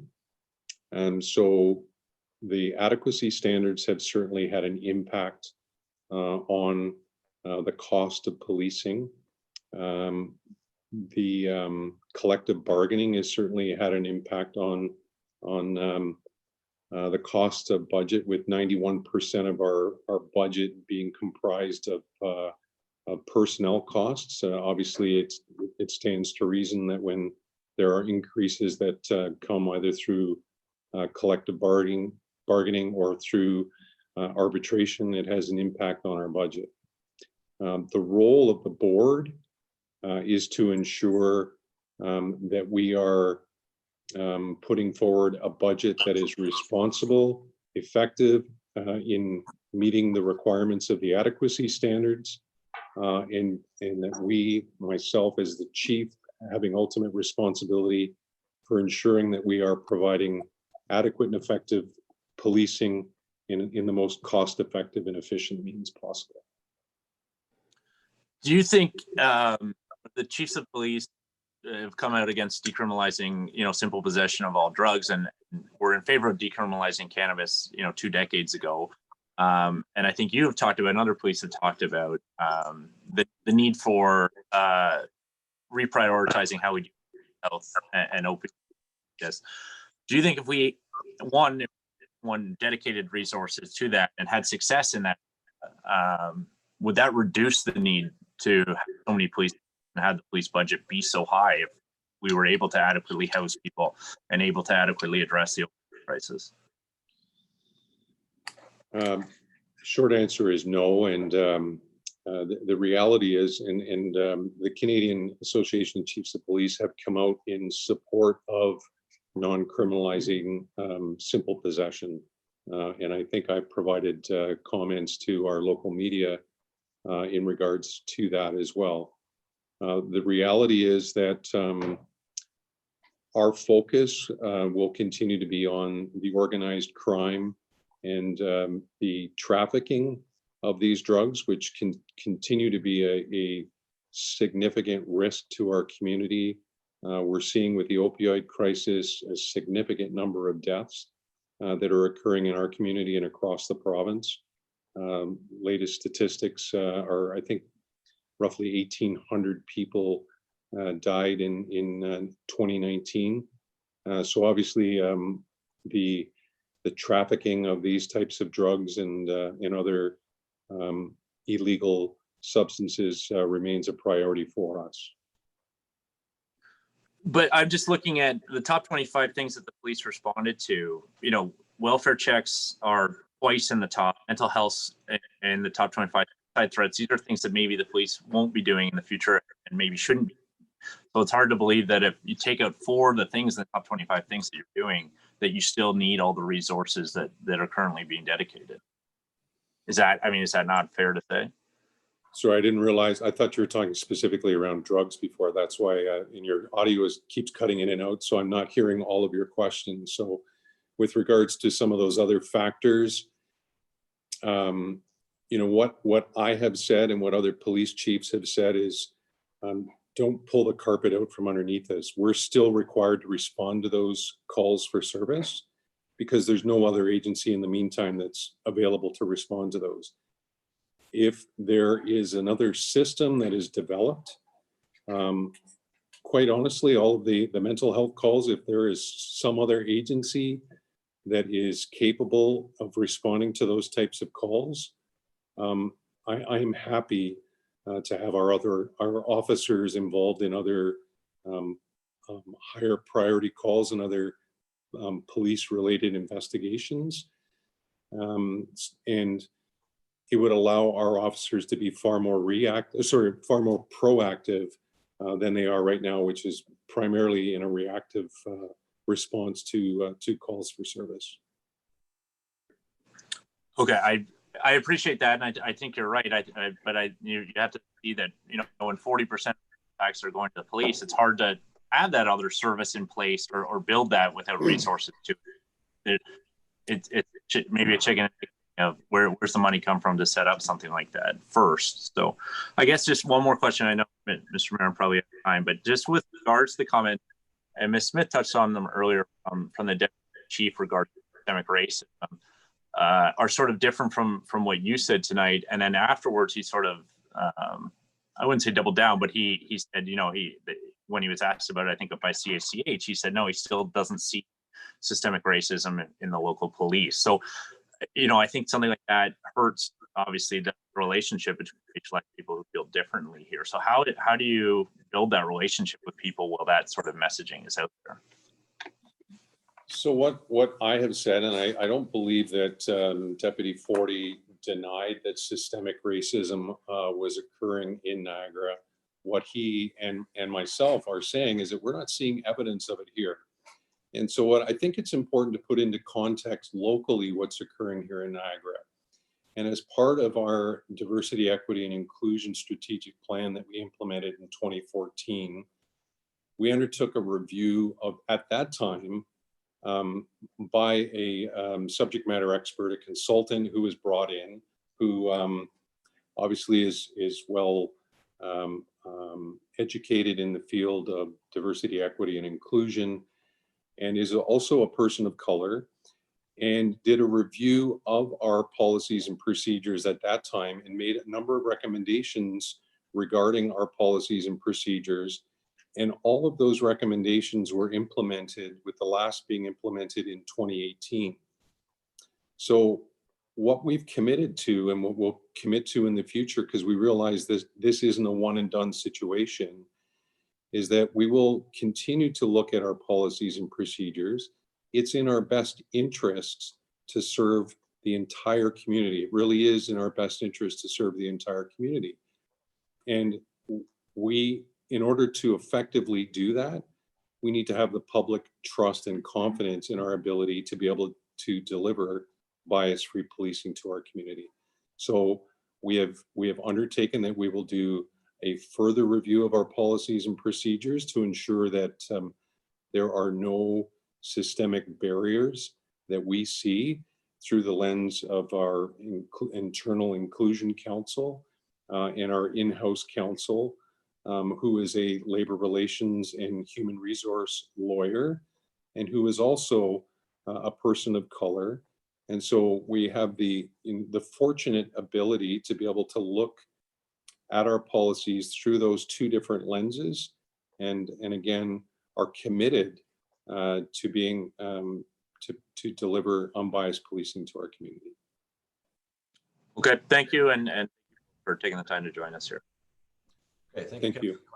I just want to remind council, we do have a 5-minute limit for councilors, so I'm going to put a bit of a time on this because obviously there's a lot of questions, but we want to make sure we get through the questions as efficiently as possible as well, because every councilor wants to have a couple of questions, which is great to see. I think Councillor Littleton, you're next. Thank you, Mr. Mayor, and thank you to the chief for coming and speaking with us tonight. I just wanted to go back to where we were talking about the number of complaints and saying that there's I'm not sure what the word we were using, but basically there's not a lot of complaints. If we had a system that where folks might have felt that they are not heard, historically, maybe there has been challenges with a certain institution such as a policing body, is it not possible that they may not feel comfortable coming forward and that might be why there is a lack of complaints? Through you, Chair. I mean, it's really difficult for me to speculate why there is a lack of complaints. I mean, our officers are involved in hundreds of thousands of interactions with members of the public each and every year. And so when I say 100 complaints, which is what we receive on average, that is a low number. I can't really speak to whether people would have more confidence if there was a different system in place. But what I can say is that the system that is in place and the oversight mechanisms that are in place in Ontario are far greater than what exists in other provinces in Canada, and far greater than what exists in the US. Is there room for improvement? Absolutely. And if there are recommendations regarding the police oversight, they should be referred to the province because they have the responsibility for police oversight in this province. Okay, thank you for that. I think maybe in the motion to the mover is maybe we include the sole gen in that as well, since it keeps coming up. Another thing I just wanted to ask is that you had mentioned that the public needs to ask, or the public needs to be asking for changes. I think when we have a motion coming from our Equity and Inclusion Diversity Committee that is actually asking for something, would that not then constitute a group of citizens now asking for changes within policing? Through you, Mr. Mayor. I mean, I think what I have said and what we will continue to say is that we're willing to listen to our community. But I think it's important to hear from our entire community. So we are hearing lots of very positive feedback about the current level of policing that we receive or that we're delivering to our community. And we are hearing the lived experiences of others that are having a different experience. And so I think it's important that we listen to all perspectives and that we make informed decisions, again, that are within our purview to change. Obviously, not everything that is on that list, as I've mentioned, are within our purview to change, but we are committed to listen. Okay, I would just say that I don't know if it's a time for comments or not, but I would say that I do hope that this motion passes and that the police services does look at what the community is asking for. I don't think that we have change without communities and groups of people coming together and saying, you know what, there is an issue here. There's something I want to discuss. And I think that this is we are hearing this from our committee. We are hearing it from members who live in our community. And I really think, like we've seen other movements that have gone on, people do not report these crimes. People do not report feeling uncomfortable until they feel like there's going to be a group of people who are going to actually listen to that and take that forward. And I'm glad to see that you're saying that you're open to listening to all members of the community, because I think that's the only way we're going to have any positive change. So thank you. Thank you again for coming. Thank you. Thank you, Councillor Littleton. Councillor Williamson, you're up. Thank you, Mr. Mayor. Through you to the chief. Chief, you have mentioned that Niagara is becoming increasingly more diverse in terms of the complexion and makeup of the community. Could you talk to the diversity and the complexion of the police services? Is it becoming reflective of the community as well? So through you, Mr. Mayor, anecdotally, I can say that our police service is certainly becoming more reflective of the community that we serve. Our challenge is that we don't have data that, aside from gender, that provides us with any clarity as to the makeup of our service. As part of our diversity, equity, and inclusion strategic plan, one of our objectives that we're looking to achieve is to conduct a survey of our members. Obviously, it needs to be voluntary. Some people may not necessarily wish to identify that they're from a particular equity-seeking group, and we obviously need to respect their wishes. But we're hoping that we're able to get a much better snapshot of where we are in terms of our diversity within the service. Thank you. And then, to me, it all starts with who gets hired as a police officer to a large extent. I just wonder if you could talk about the quality of the candidates, what's changed in recent decades in terms of who's getting hired, their educational backgrounds, and their experience that they bring, and attitudes, and whatever testing you do, so that when they put on the badge that they're qualified and that they're empathetic with what's going on out in the community. Absolutely. So through you, Mr. Mayor, what I can say without hesitation is the quality of recruit officers that are being hired are, I would say, exceptional. They're coming in with higher levels of education than we've ever seen in decades. Roughly, I think about 70% are coming in with a university degree, and almost 96, I think, percent is what the last statistic I saw are coming in with a college diploma. They are coming in with cultural competencies. They're the younger generation, as I'm sure many on this members of council who have children will recognize that our children are much more accepting and want to be inclusive. And those are the types of officers that we're hiring right now, who are, again, embracing the fact that they're in a role where they're able to serve and protect their community. And they come in, they're screened for any implicit bias that they may have through the psychological assessments that are conducted on those members.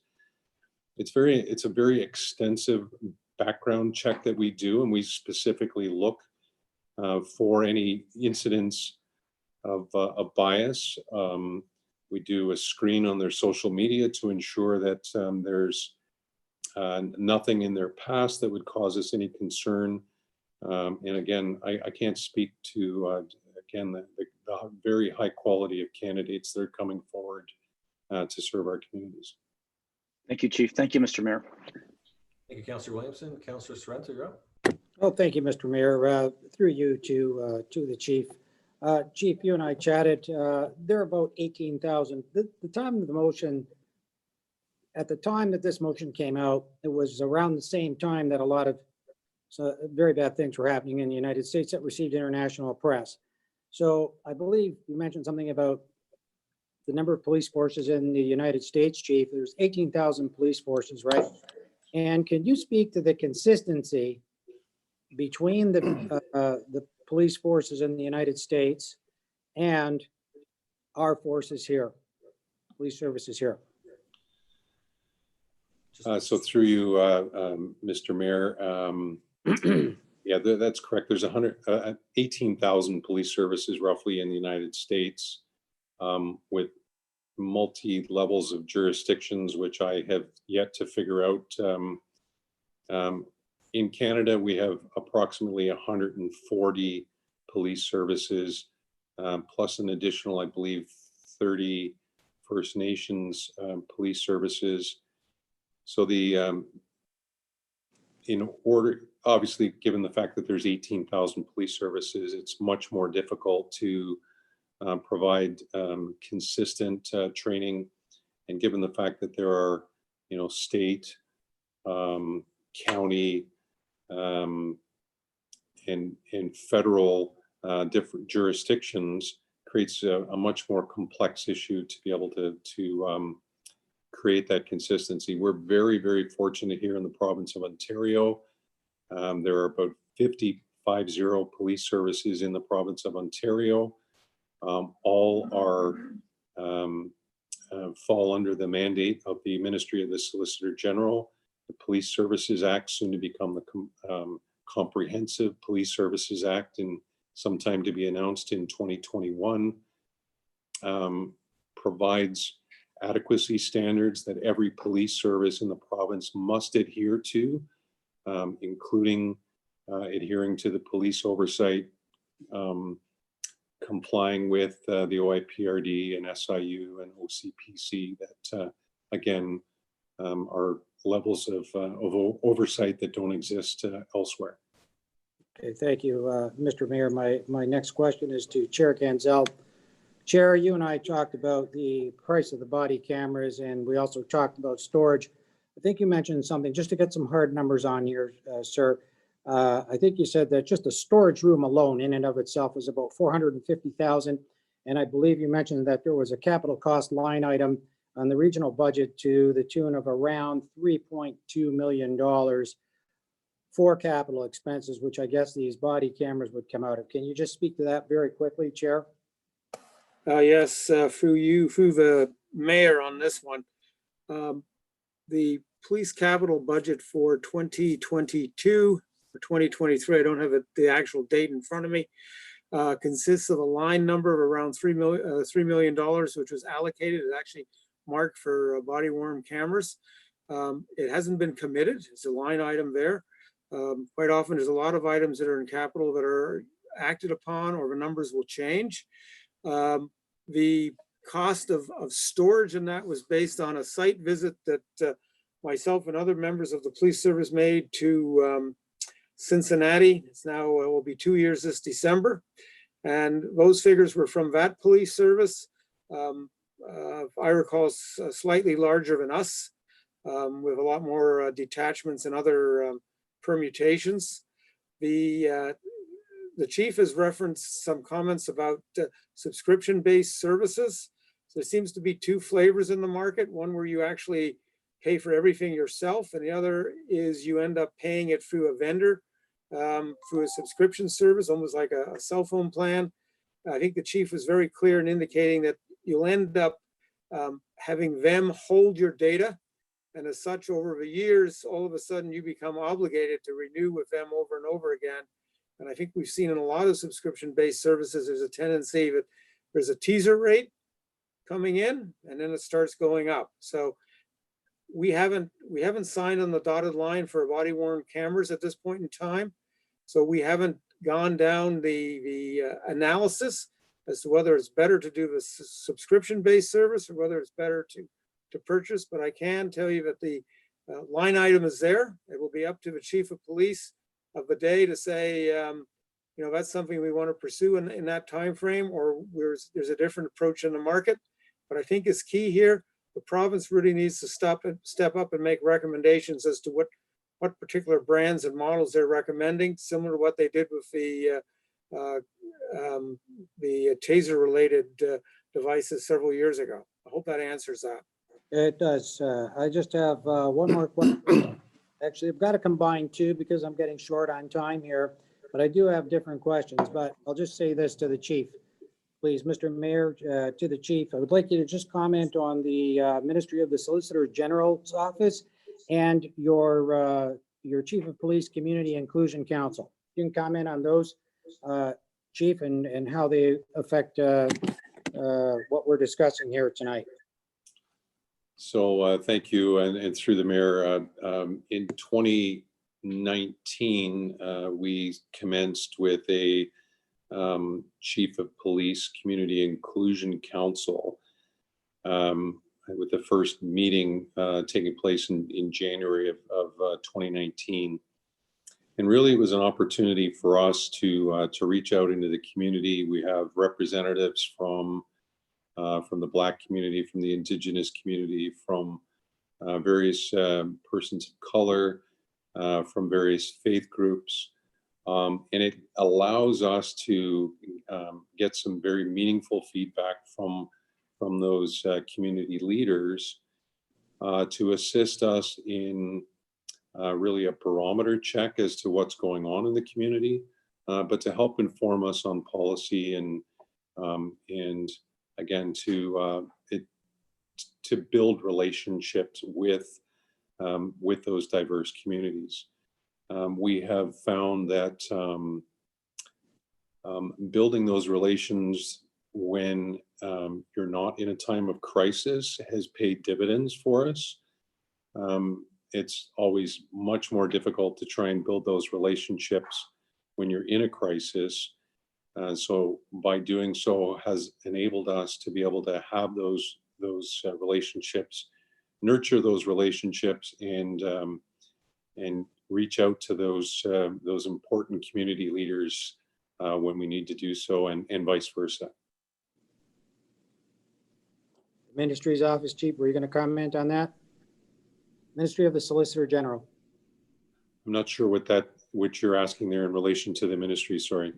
I think you wanted some guidance on policy advising the police services on body cameras specifically. Does that ring a bell? Oh, I'm sorry. Yeah, so as I think I've mentioned this earlier, but it's worth making that point again. The ministry has weighed in on virtually every piece of equipment and a number of important policy issues related to policing, use of force, and all of our use of force of equipment. And so I think it's in keeping with all of the other adequacy standards, of which there are many. Body-worn cameras, in my opinion, falls in that same category of an important issue that is impacting not just Niagara, but the entire province. And as a result, for members of the public, I think it's really important that when they're traveling through Niagara, through Hamilton, and then on through Halton, Peel, Toronto, they really shouldn't notice a difference in policy. And that's really been the strength of what the ministry has provided in every other aspect of policy is consistency. And so that's what we're suggesting with regards to body-worn cameras. If the province deems it's appropriate to mandate body-worn cameras, then I think there should be recommendations and policies that come from the ministry, again, so there's a seamless delivery of service regardless of what jurisdiction that you're in. Perfect, thank you. Councillor, and we have Councillor Porter next. Thank you, Police Chief McCullough, for coming. It was really important that you came today to talk to us in terms of like fostering a conversation and building trust. That the conversation is really important, and it's really centered around community safety and trust, the safety of Black lives and Indigenous lives. and other people who are marginalized and people experiencing homelessness. And again, I appreciate that you've come, and these are difficult conversations. Systemic racism exists in all of our institutions, but some of our institutions have more power than others. So we sometimes have to have deeper conversations about that. I have two questions, and the first one, you have a situation table, I believe, in Port Colborne, where the police work with social service agencies on particular issues with some members of the community who are struggling. And it seems to work. And when I've had to ask members of the police or sergeants to come to speak at community meetings, they'll often say, and I appreciate this, they'll say, we can't police our way out of homelessness, addictions, and mental illness. Like, we just can't. So do you need to, how could we have these types of situation tables in other communities, like in St. Catharines and Niagara Falls? Because as you said, the police response is sometimes reactive, and they sometimes, you know, I see them not wanting to arrest people in a lot of cases, and they try and de-escalate, but they can't move somebody, say, who's in a mental health crisis kind of through towards help, because they're on to the next call. How can we have these situation tables in St. Catharines? So thank you for the question, and it's a really topical issue because as part of the requirement for the region, we're required to complete a community safety and well-being plan. It's unfortunately currently on hold because of the pandemic, but it is still very much a key priority for the region. Participated in a number of stakeholder sessions that have taken place. I really think that the situation tables and having a collaborative approach to address with these really complex issues around poverty, homelessness, mental health, addictions, which many times, as we see, are all intertwined together, and it creates a really challenging situation for not only us, but for other social agencies, and in some cases, multiple social agencies, who in some cases are dealing with the same individual and are not even aware they're dealing with the same individual. And so I think what the community safety and well-being plan presents is an opportunity for all of those stakeholders to get together and create what that plan looks like going forward. And I'm quite certain that you're going to see an appetite for situation tables because of the strength that we've seen, not only in Port Colborne at the Port All situation table, but other jurisdictions have seen similar results, where whoever a particular situation is brought forward to the table, it's anonymized so that nobody knows particularly who they're talking about, but they're talking about the situation that presents. And ultimately, based on what is presenting, the organization that is most capable to deal with the situation takes the lead, and they're supported by other agencies. There's a plan that's developed around the care of that particular individual. And what has been shown in other jurisdictions and here locally is that the calls for service to the police, to EMS, to what other social agencies are involved are greatly reduced, and the individual gets the supports that they need. So I think the community safety and well-being plan presents a great opportunity to ensure that situation tables are something that we can collectively benefit from in Niagara. Thank you very much. I appreciate your answer. The next one is quick. In the Anti-Racism Committee has several recommendations, and I think some of them could be implemented, but you're saying some of them can't, potentially because it's mandated by the province. Can you just tell me which ones you think are mandated and you wouldn't be able to deal with at the local level? I can go through them if you want, if it's easier. Yeah, why don't you do that? That would be great. Okay, so there's body cameras, it's number one. Is that something you could do locally without? Through you, Mr. Mayor, that is something that could be done locally, but again, my preference is something that of this importance should be coming from the ministry, so that again, there is a unified approach to body-worn cameras. Okay, and then there's training, there's crisis intervention training and cross-cultural mental health training and implicit. Could that be done? It could be done. The challenge with the crisis intervention training is the capacity for the Canadian Mental Health Association to be able to deliver that training. We would love to be able to offer that training to all of our members, but it's a funding issue and it's a capacity issue. Okay, ending street checks. As I mentioned before, this is something that has come from the province, and we are bound by the legislation.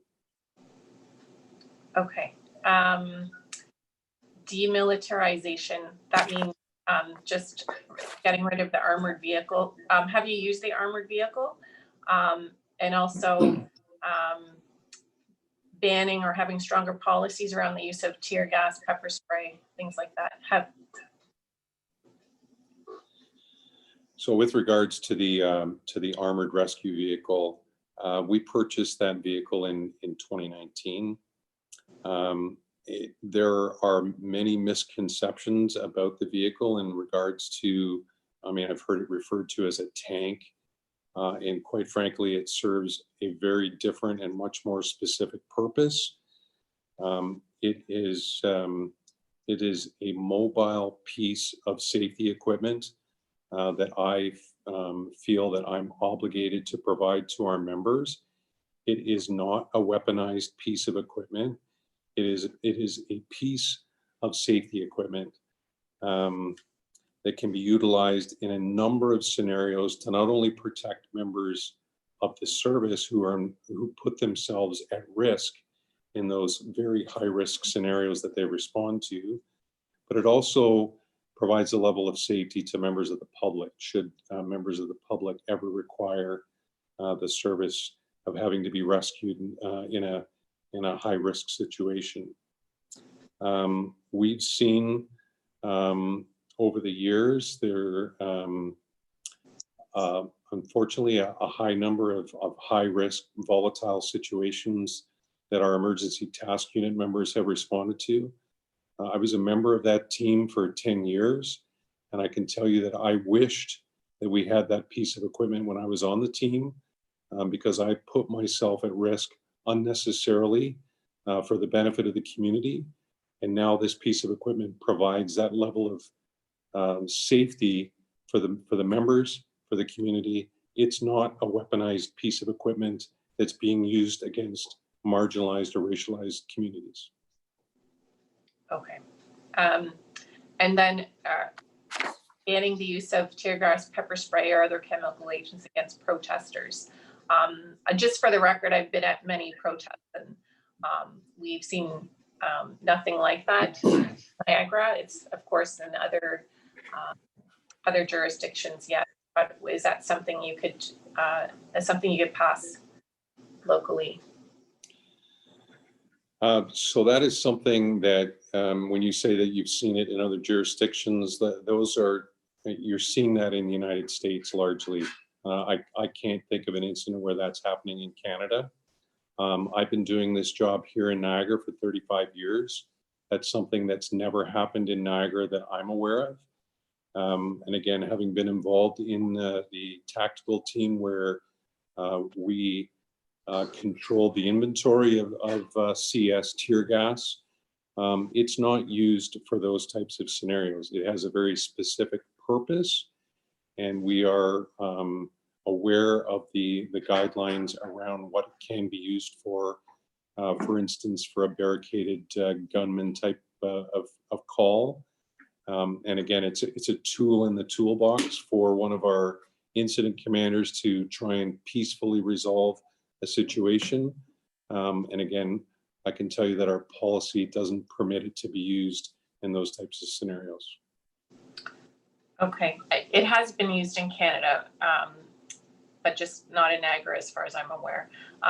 Reassessing police service standards to budget, if St. Catharines put some budget money towards like what we call downtown issues, and some of that money went to homelessness outreach. Is it feasible for the NRP to take some budget money and say just fund an additional mental health worker, like have a contract, a service contract with Canadian Mental Health to put that in another jurisdiction, or add another service, or extend the service in St. Catharines? So I didn't quite understand what you're asking to replace, sorry. Could you take part of your budget? I know you've just hired some police officers recently. Could you not use some of that budget, or if you have retirements, could you not reallocate some of your budget yourself, make that decision? And maybe this is better for the board there to answer. Could you not decide to have a service contract with the Canadian Mental Health Association instead of waiting for funding from the province to reallocate money somewhere in your budget for this? So at this point in time, that's not something that we've contemplated. The budget that we currently have is based on our current needs, and the calls for service haven't diminished, and the expectations of the community haven't diminished. In fact, I wish I had $1 for every time I've spoken to an elected official who has said, I wish I could have more officers in my community. That's the reality. In almost every unit that I have oversight of, there are requests for additional resources, whether it's the various specialized investigative units, increased requests on a regular basis for increased foot patrols in communities, increased officer presence. So I'm not seeing how I can, based on the current expectations of the community, expectations of elected officials, provide a less service in order to and take money out of an existing budget to supplement other services. I've said before that there are opportunities to create another response unit, perhaps, to deal with persons in crisis. But I don't think it's helpful to reverse engineer that process. Develop that process. Tell us what it is. We're happy to be part of that discussion, because regardless of whatever is engineered, there is still going to be a requirement to have police respond to individuals who are in mental health crisis, who have weapons, and who are violent. Because I'm not aware of any other agency that's going to put themselves in harm's way to respond to those types of situations. So again, we're willing to be part of the solution, and we're willing to be part of the discussion that's at the table, but don't reverse engineer.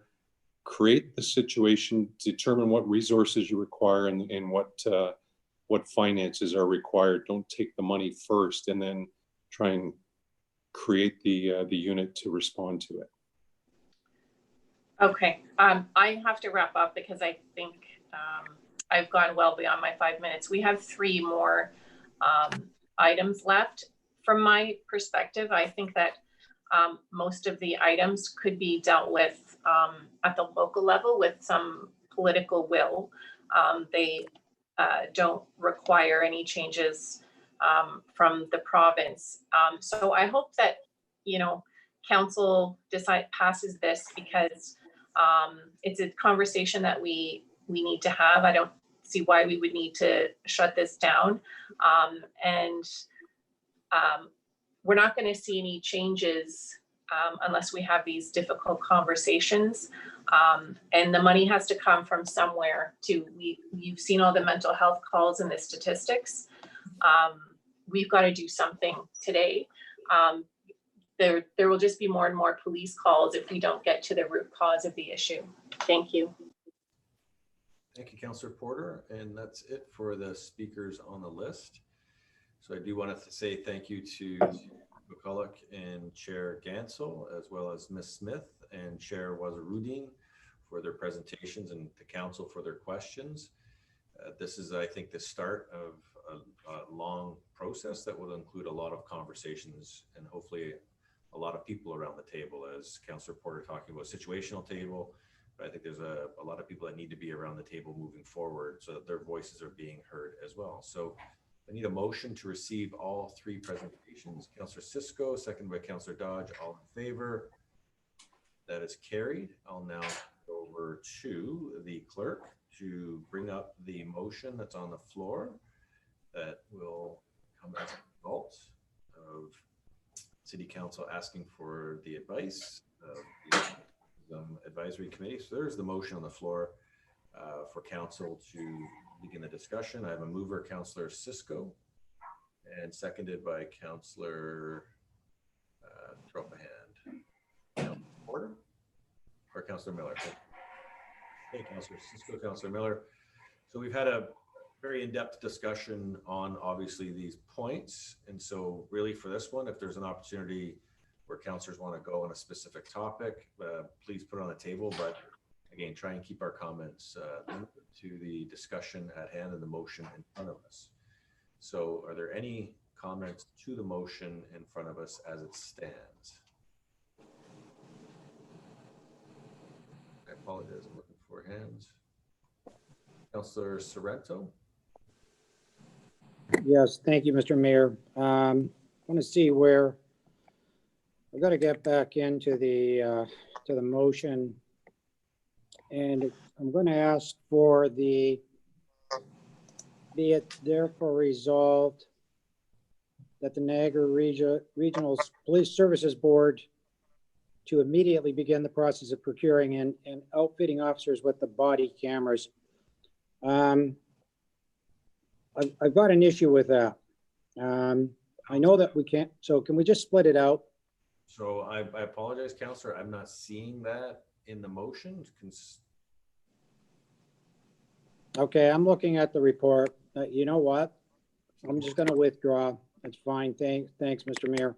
I just want to motion on the screen as the existing motion. Councillor Porter. Thank you, Mr. Mayor. My only comment is I'm happy the anti-racism committee took this on. I hope there will be an anti-racism committee at the region where it's really needed for Niagara Regional Police and Niagara Regional Housing and a lot of social services. I'm actually not in favor of the body cameras, but I'm just going to go along with this and pass it up to the region. It's not necessarily our level of government or our area of responsibility. And I worry about asking for reallocating of money and then also asking for the police to spend millions of dollars more when we are in a housing crisis. But I'm just going to go along with it, and I hope that council passes it so that our anti-racism committees work and their recommendations go up to the appropriate level. I think it's something that we should do. Whether or not we agree with one item here or there, I say just let's bring it up. Thank you, Councillor Porter. Councillor Cisco, you're up. Actually, Mr. Mayor, I was hoping I could reserve the right to speak last. Okay, Councillor Kushner, you're up next. Thank you, Mr. Mayor. I would like part 1 and part 2 split so we can vote on them separately. So, Councillor, when you say part 1 and part 2, are you talking about bullet point 1 and bullet point 2? Body cameras is number 1 and training is number 2. And then the rest will be voted on as a block? Yes. Okay. Councillor Townsend, you're up next. Thank you, Mr. Mayor. Through you, after listening to the chief tonight. It does sound, my concern here is it sounds like the NRP are already doing a lot of the training that is asked. If we could scroll down in the motion here, there's a lot of stuff that, for me, it sounds like we're sending this up and asking them to do things that are already being done. When I hear the chief speak about the police the armored vehicle, he's just said that it's not an armored vehicle. It's more of a safety piece of safety equipment. So I do have some concerns with some of the stuff here and sending, and I understand, I've been following what's been happening up at the region, and I know the region's already discussing a lot of this stuff. So sending this up to the region with a lot of this already being dealt with, I feel like we're just basically doubling down here on something that's already being dealt with. I'm wondering if there are, like, if we go through this list here, if you go back up to the training, a lot of if I'm not correct, maybe I'm not, a lot of the training that chief has already said they're already doing right now. So we're asking them to do something they're already doing right now. So I do have concerns with some of the pieces in the motion. I accept some of the things in here, but again, a lot of the training is already being done. And when I did ask the police chief, he did already say, like, it's not a one and done type of training. The police officers continue to go through this type of training that is already mentioned in a lot of this. So it does concern me in the sense that, again, we're asking them to do something that seems to be, there's a lot of it that's already being done. And I don't want to separate out each and every single clause in here, but there are things that I'm wondering if we can scroll back down. Like things like the armored vehicle, the language concerns me because the chief has just told us that, again, it's more of a piece of safety equipment. Like, is that something we can separate out? The street checks, as the chief said, that's something that the province ended. When it goes to the body cams, I agree with the chief in the sense that it should be something that the province should be mandating. It's not something that the local municipalities should be having to pay for out of property taxes. A lot of these things, like you look at the cost of the body cams, it's concerning that to add this to a police budget, it would cost a lot of money. So I'm wondering if we can separate out the clause number 4 on this. The street checks, can I just get clarification on that? Is that correct? That the province ended the street checks? That's from the provincial level? So that's what the chief has indicated, yes. So what would be I guess my concern here is what would be the benefit of sending this up to the region when this is really this is something the province has ended. Shouldn't that be then asked from the provincial level? Okay, so again, do you want street checks to be voted on separately? I would like that to be voted on separately then, yes, please. And, what you could do, I think an amendment may be coming from Councillor Littleton regarding the Solicitor General and moving some of these items to the Office of the Solicitor General for input, I think. But if not. Okay. All right, thank you for that. I'll wait on Councillor Littleton's amendments then. Thank you. Thank you, Councillor Townsend. Councillor Miller, you're up. Thank you. I just want to say I sort of share Councillor Porter's viewpoint on the body cameras. It's not something I really personally support, but I think it's more important in this situation to support our racialized community. And I feel that same way about, nitpicking all of these recommendations. It's more important, I think, to support the committee. And sure, the region's having a conversation, but it doesn't hurt. And maybe it's doubling up on something they're doing, but I don't really see the harm in that. So to me, it's sort of a waste of time to split some of these out. I just want to say one thing just about something the chief said about other agencies and their ability to deal with people. I have a sister who works in social work, and she deals with violent situations, often with people who have criminal records and sometimes have weapons on a fairly regular basis. So I don't think that's really fair to say that the police are our only option. And finally, I just want to I want to say something the chief said really did strike home about politicians constantly asking for more policing, and that not only is the public's solution to things when they see something is to call 911. That is often politicians' solution as well, is to ask for more policing and a police on every corner. That clearly is not working. So I think we should all be cognizant as leaders of the messages we're sending, and I think part of that is how we vote tonight. So thank you. Thank you, Councillor Miller. And then we got Councillor Garcia. You're up next. Thank you, Mr. Mayor. Through you, first of all, a clarification. Like Councillor Sorrento, I'm confused here because I looked at the report, and the motion that comes up with the report is totally different from what's on the screen here. So I'm not sure how that happens. Councillor, the last meeting in which this was being discussed, and if the original motion was on, but the minutes of the anti-racism committee were lifted and then attached to the motion by Councillor Cisco, and that's why you've got the entire motion, because Councillor Cisco requested that this then have the police come here and present and speak to the individual items, so you have it as a grouping now. Okay, fair enough for the clarification, but that, I don't think that was clear, but I have the same concern as Councillor Porter and Councillor Miller. I'm concerned that body cameras, A, are not a proven effective solution to certain things, and B, they're going to be very expensive, and the police budget is already one of our biggest expenditures, if not the biggest at the regional level. Having said that, I have talked to some of my friends who are in visible minorities and racialized areas, and they do feel that there is still some, certainly some stigma attached, and people being checked when they shouldn't be, or for no reason. So I'm willing to support this only since we don't have any control over the budget that the region or the police services board has. I'm willing to support the motion just to send a message that we want to support anything we can to help our visible minorities and our people who are in any way discriminated against. So that will be my position. Thank you. All right, thank you, Councillor Garcia. Councillor Littleton. Thank you, Mr. Mayor. You're right. I'm wondering to the mover, to Councillor Cisco, if we should put something in about Solgen, just because it has been raised so many times, and I'm not quite sure what the appropriate wording is for that.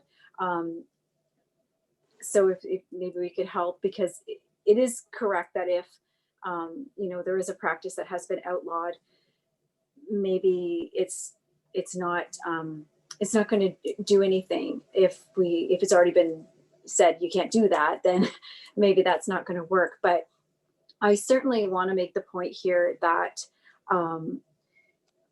just personally, I've been trying to listen more, trying to be more knowledgeable about how to be anti-racist, because I think that's what we're talking about here. And I have been reading this book. I will share it just so that everybody knows. It's called Why I'm No Longer Talking to White People About Race.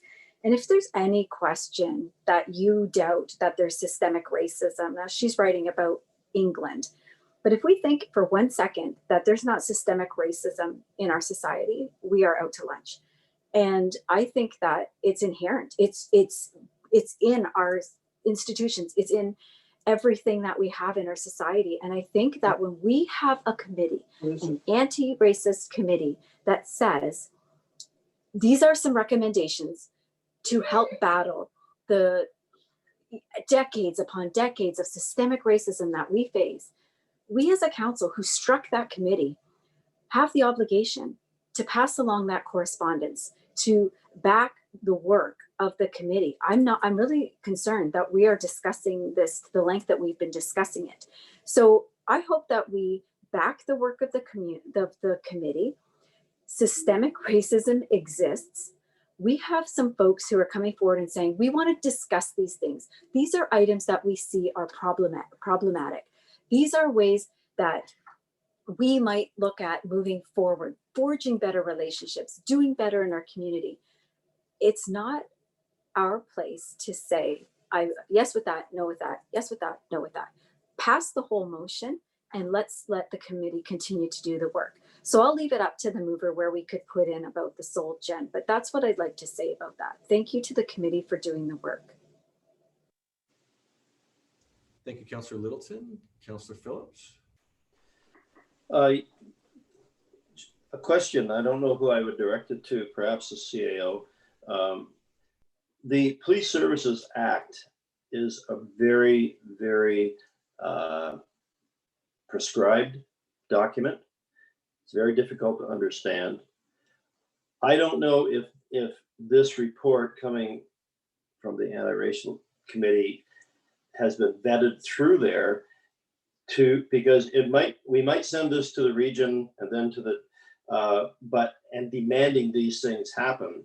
But if it hasn't been vetted through the Police Services Act, some of this might not happen, might not be able to happen. So I'm not sure that what is here is legal to do. Some of it is, obviously, some of it can be considered, and as far as body cams and some of the other stuff, but there might be things in here that they can't do. So to basically demand that these things be put in place, I don't know if that can happen. And that's a concern. The CAO, do you know if this has been vetted through the Police Services Act at all? So I can speak to that.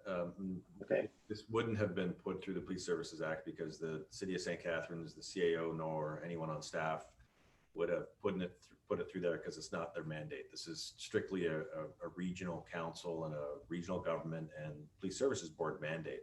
I think what would happen with this, Councillor, is that we would ask for an update through regional council for these items, and then the Police Services Board would provide more context around the 8 Can't Wait campaign, things like that, to say, here's what we can and cannot do. Here's where the Police Services Act would actually provide more clarity around this issue. Here's where the Department or Ministry of Solicitor General would actually, we need to address that issue. So I think, as Councillor Littleton said, this starts the discussion, but as a lower tier municipality, we wouldn't ask for a staff report to go through the Police Services Act to outline what is possible, not possible. So we're basically referring this to regional council, who will refer it to the police services or the police board, asking them to comment and consider. Pretty much asking them to, like when it does say immediately begin the process of implementing, it is ultimately the decision of the Police Services Board to do what it can with these items.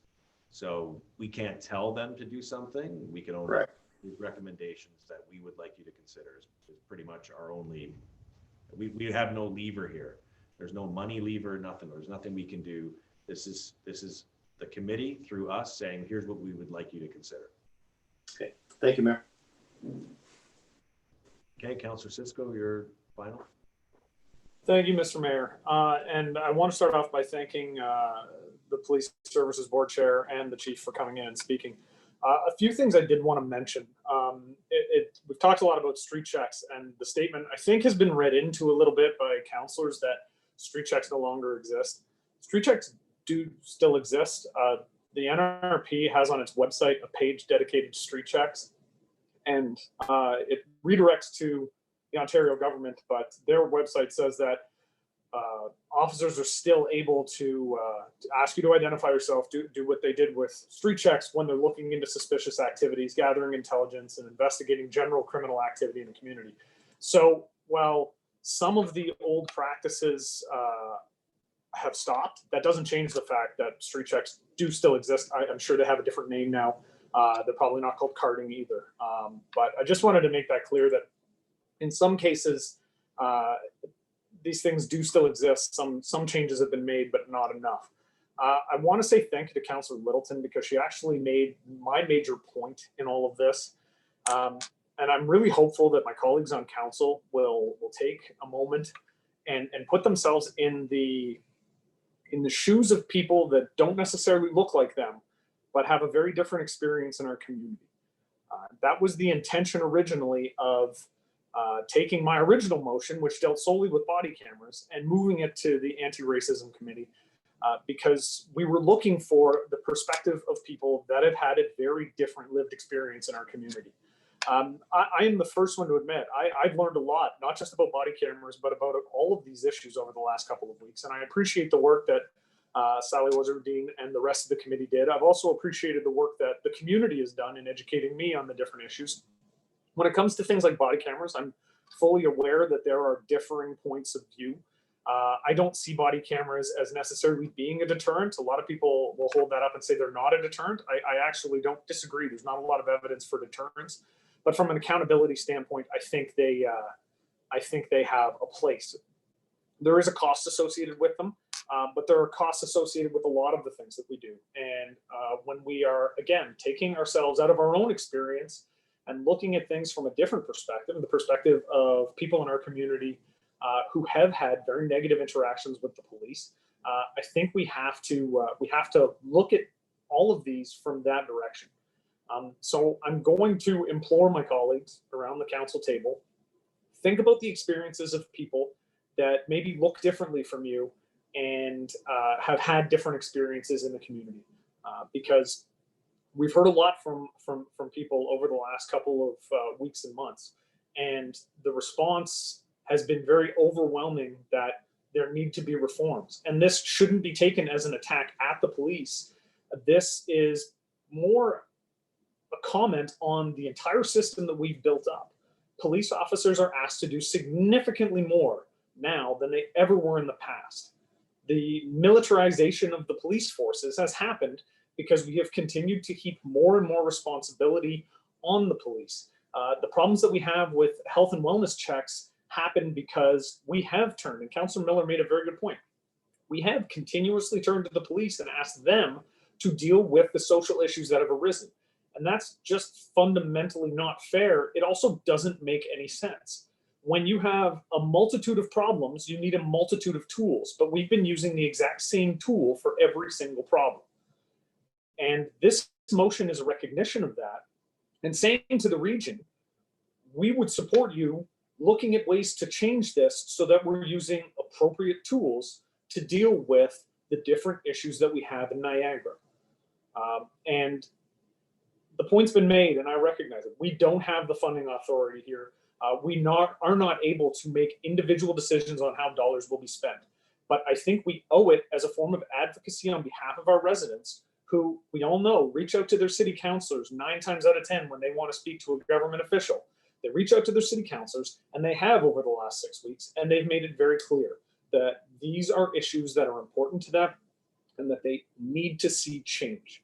So again, I would implore my colleagues, I hope that you can see fit to pass these as a group of recommendations that we can move to the region and ask the region to create fundamental and lasting change, not just to the police services in Niagara, but to all of the social services that are delivered, because I think our residents deserve nothing less. Thank you. Okay, so the last word goes to Councillor Cisco, who brought the motion forward and then through the Anti-Racism Committee here at the City of St. Catharines. So with that, I'm going to ask to call a question. Yeah, question, Mr. Mayor. I asked that one be separated from the others. Yep. That's where we're going up there. Evan's taken us up to the places that have been outlined in red. So we could do it incrementally. So why don't we go with the body cameras first? Yes. So on item number 1, 3 body cameras, Councillor Kushner. Yes, I'd like to speak to that. I found the comments by the chief to be very reassuring, his commitment to reform and his commitment to meaningful dialogue. And I'm very comfortable with the suggestion that he made that it should not be our local police force, but the direction should come from the provincial office. And therefore, I would not support recommendation number 1. So, okay, so, all right. And that's everyone else will just vote on this now. Call the question. Councillor Littleton. Yes. Councillor Miller. Yes. Councillor Phillips. No. Councillor Porter. Yes. Councillor Cisco. Yes. Councillor Sorrento. No. Councillor Townsend. No. Councillor Williamson. No. Counselor Dodge, No. Counselor Garcia, No. Counselor Harris. He declared a conflict. Mayor Senzik, Yes. and that's lost. The next item was item number 2 for training. Okay, please don't speak to it, Councillor Kushner. We're just going to vote. Go to the clerk. Counselor Kushner, Yes. Counselor Littleton, Yes. Counselor Miller, Yes. Counselor Dodge, Yes. Counselor Garcia, Yes. Counselor Williamson, Yes. Counselor Townsend, Yes. Counselor Sorrento, Yes. Counselor Porter, Yes. Counselor Phillips, Yes. Counselor Cisco, Yes. Mayor Senzik, Yes. and that's carried. Great.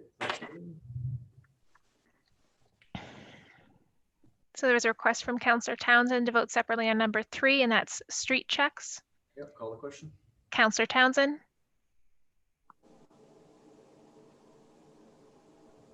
Councillor Townsend? Sorry, I'm on. We're voting on each of these separately, correct? That's what you said? we received requests to vote on numbers 1, 2, 3, and 4 separately. So now we're on number 3, street checks. No. Counselor Kushner, No. Counselor Garcia, No. Counselor Miller, Yes. Counselor Phillips, No. Counselor Littleton, Yes. Counselor Dodge, No. Counselor Porter, Yes. Counselor Cisco, Yes. Counselor Sorrento. No. Sorry, can you say that again, Counselor Sorrento? No. Counselor Williamson, Yes. Mayor Senzik, Yes. and that's lost on a tie. So number 4 is demilitarization. Hey, Councillor Townsend, you're up again, so see how this one goes. No. Counselor Garcia, No. Counselor Littleton, Yes. Counselor Miller, Yes. Counselor Phillips, No. Counselor Porter, Yes. Counselor Cisco, Yes.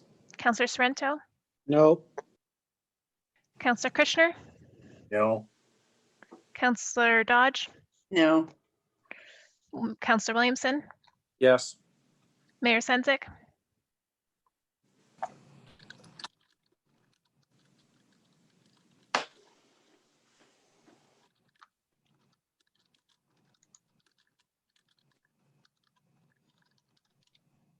just gonna wait 1 second.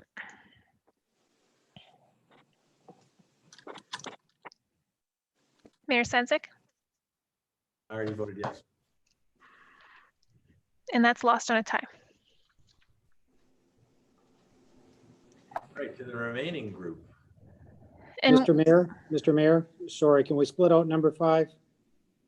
I'm going to ask the clerk. We've already started this process. I'd be on. All right.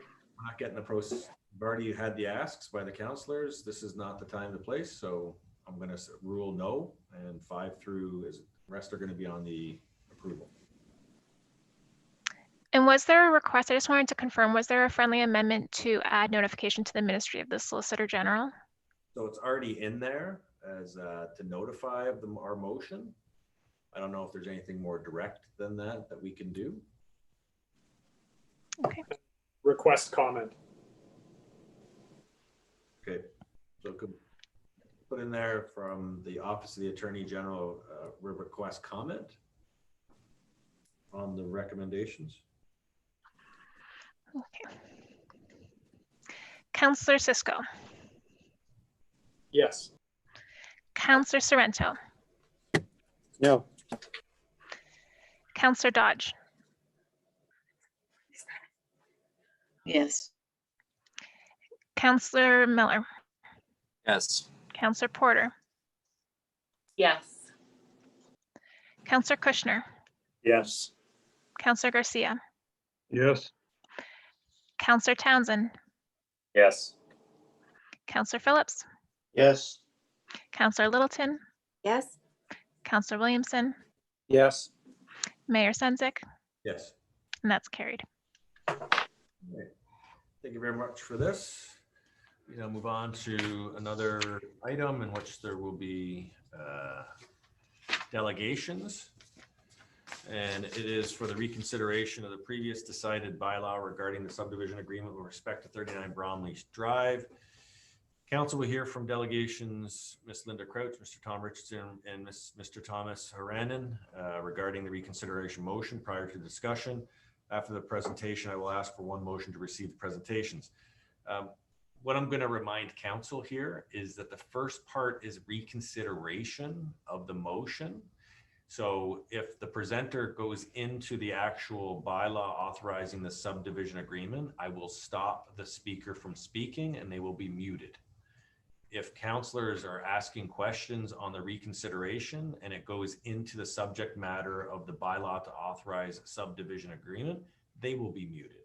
So we're going to go reconsideration first, and then if we pass the reconsideration, then the motion about the bylaw to authorize or not the subdivision, then you can get into the details of the subdivision agreement.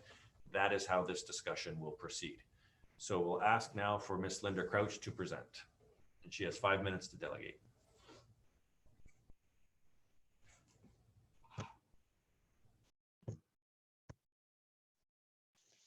Hi, good evening. Can you hear me, please? Okay. And sorry, let me just start my camera. Sorry. All right. Good evening, Mayor Senzik, City Councilors, and City staff. My name is Linda Crouch. I live at Parkside Drive, just a short distance from the Bramley Forest, which is within the lands known as 39 Bramley Drive. I'd first like to bring everyone's attention to a photo that I'm asking Evan to please display for the entire delegation. This is a zoomed photo of the 39 Bramley parcel. We don't need from the owner's current real estate listing. So since it's the owner's photo, one can assume that it is accurate. Oh, sorry, you can't hear me? No, we're not gonna put a photo up. If you can just speak to the reconsideration and subject matter. Okay, I'm sorry about that. Yeah, I can't really hear you very well, unfortunately, Mayor Senzik. Okay. It notably shows you how much of this property is what we call the Bramley Forest. The NPCA has verified that the forest coverage of the parcel is 40%. I want you to all know that off the bat that this is not a NIMBY project. We do not want the subdivision stopped. We just want it done properly. We had discovered from 39 Bramley's owners, own workers who began clear cutting the Bramley Forest on Friday, July 17th, that their job was to clear cut the entire 2-acre forest by Sunday night, 2 days later. The weekend project had red flags to me, and I'm sure to you also. A huge job of 2 workers with no hard hats, with just chainsaws, and a pickup truck were telling every neighbor who passed by as to their big project. After that, I spoke with numerous neighbors. They were all concerned about the wildlife that they know lives there. I remembered that I had the staff report for this subdivision. Mayor Senzik, can I speak about conditions in that, or is that off topic? No, all you're trying to say to the council is why you support the reconsideration. Okay. So I had immediately emailed my councilors, Dodge and Phillips, who were concerned, and made staff aware of our neighborhood concerns. And I contacted the NPCA emergency bylaw officer. Now, we neighbors are on high alert in our neighborhood. On that same day, so July 17th, I began researching the staff reports, agendas, and minutes, the Planning Act as it's relevant here, the city's official plan, and this provincial policy statement, also called the PPS. I was appalled by this subdivision, how many extensions over a 9 period there were. For what I discovered is a dentist who's the owner, not a developer. And I asked why we've had all these extensions. I saw that the official plan and PBS had stringent environmental requirements. So, sorry, I have to limit this due to your last ruling. Okay. So I can't speak to the motions coming up yet, right? It's just. Oh, I think Ms. Crouch, your position is the reconsideration from a neighborhood perspective is something that you want council to review and reconsider. Okay. That's your position? Okay. Okay. So I was concerned about all the illegalities, about the proper process that I felt was not followed. I contacted the residents, Port Weller Residents Association and our counselors. And despite of, or because of my legal background, I knew we were in over our heads. So I was only going to consult with Mr. Richardson, but mid phone call, I knew that I needed to retain him. So I personally retained him along with the Port Weller Residents Association. These issues, the shortcomings I feel are here, the wildlife and the 2 acres of forest are too important to be handled by just us. So we have, in 3 weeks, we've done an armload, a plethora of research and put it together in 3 weeks along with Councillor Phillips' motions, as he would not bring this motion forth without merit, along with Councillor Dodge's assistance, of course. I have not put the details of this matter out to my neighborhood, not alerting my neighbors, although I know of their concerns. You may have noticed for a major issue, it's quite quiet. This is because, number one, it is not a residence issue for the reconsideration. To me, it is a legal matter, in my opinion. And I didn't want that message to be lost by the numerous issues that you would receive from residents. And most importantly, I was concerned about the trees possibly being cut before this made it to council tonight. I respectfully request that you please support the motion for reconsideration to hear our facts of why this plan of subdivision needs to be reconsidered tonight. I thank you for your time and consideration. Thank you very much, Ms. Linda Crouch. Appreciate that. Now, and you will be speaking again in a few minutes. So I just wanted it, unless the reconsideration doesn't go through. So thank you very much for your presentation. We're now going to call on Mr. Tom Richardson. Thank you, Mayor Sensic.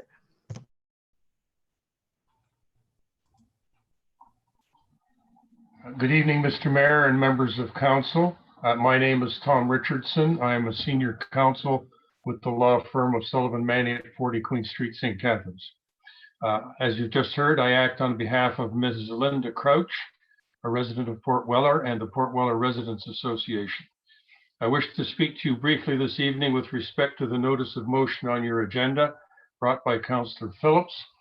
Mr. Mayor, if I stray from the dictates, I'm sure you'll bring me back, but I think I've structured my submissions as you wish. Thank you. The motion is well thought out. It's a request for this council to take 2 steps. First, to withdraw the final approval of a plan of subdivision, and then to direct the Director of Planning to extend draft plan approval for an appropriate length of time to permit staff to have another look at the draft plan of subdivision known as Bramley Gardens, located at 39 Bramley Drive in Port Weller East. Excuse me, specifically with respect to traffic impact and with respect to environmental impact. You have no staff report before you this evening. The motion calls for a staff report to look into those 2 items of subdivision approval. It is not a call to cancel the subdivision approval completely, but rather to reconsider 2 aspects of the subdivision approval. Here are the reasons we submit why it would be prudent for council to pass the motions before you this evening. We have provided, and I hope you have, a chronology of extensions given to this subdivision, which was provided to us by planning staff. And I want to thank the members of planning staff who have been very, very helpful in providing the information on which we're relying this evening. This subdivision has an extensive history. Bramley Gardens subdivision was first given draft approval on April the 11th, 2011. That is over 9 years ago. The original draft plan approval was to expire at the end of 3 years. That is in 2014. In 2014, a 2-year extension was granted to May the 21st, 2016. Minor changes to the conditions of draft plan approval were made at that time. In 2016, 2 minor extensions of 3 months each were granted by staff to allow the processing of a request for a further extension. November 2016, on the recommendation of staff, council granted a further extension of 2 years. Again, changes were made to the conditions of draft plan approval. In 2018, a further 4-month extension was apparently granted. These extensions were followed by 2 4-month extensions and a 6-month extension, taking the lapse date to January 22nd, 2020. After January, there was a 4-month extension granted to May. To deal with the pandemic, 2 extensions were granted to lapse on June the 22nd, 2020. And finally, on June the 22nd of this year, a further extension was granted by staff to August the 20th, that is 10 days from now. Without counting the 2 extensions related to the pandemic, there have been 8 extensions of draft plan approval since it was first given draft approval. There have been changes to the draft plan conditions of approval in 2014 and 2016, and it has now been 4 years since those conditions have been addressed.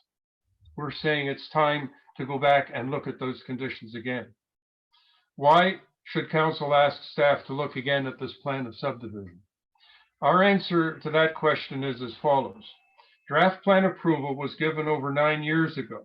In that time, the new St. Catharines official plan has come into force. The regional official plan has been substantially amended. The provincial policy statement has been reissued, and the growth plan has been amended twice. The policy regimes have changed. Why are the residents asking for a reopening of 2 distinct areas of the approval? At the time of the approval of this plan of subdivision, other development, now occupied by my clients, had not come into existence. Those residents have now come to be familiar with the area, including the woodlot, which occupies 40% of the subject lands. They are aware it is teeming with wildlife. They are also aware of changing traffic patterns as the area develops. The Garden City official plan, which was in existence but not in force at the time of draft plan approval on the lands, the subject property is including a significant woodland. The regional official plan denotes the property as an environmental conservation area. An environmental impact study was submitted as part of the original application. Thanks to planning staff who took the time to provide that study to me, we were able to confirm advice given to the residents by a member of the staff of the Niagara Peninsula Conservation Authority, namely that the study was limited to vegetation and did not examine bird or animal life. Nor does it seem to have investigated the ecological function or the significance of the woodland as required by both the PPS of 2005 nor the present PPS, that's the provincial policy statement of 2014. The area residents also became aware that clear cutting of the bush started in July, contrary to draft plan condition 25A, that removal of trees should be completed between August 1st and March the 31st. This was a condition which the NPCA was responsible for applying provincial and regional environmental requirements. The NPCA attended on site to stop the cutting. In summary, Mr. Mayor, 9 years have passed since the original draft plan approval was given in 2011. Matters have changed both on the ground, in the bush, and in the planning regime. On behalf of Ms. Linda Crouch and the Port Weller Residents Association, we respectfully request that Council pass the motion presented by Councillor Phillips, withdraw the final approval, direct the planning director to extend draft plan approval for the appropriate period of time, and direct staff to review the conditions of draft plan approval as they relate to traffic impact study and with respect to a new environmental impact study. Thank you, Mr. Mayor. Okay, thank you, Mr. Richardson. I believe that you're scheduled to speak after the motion, and I put in my memory everything you just said. So if there's a repeat of anything after the motion, I will be cutting you right off. Right? Thank you.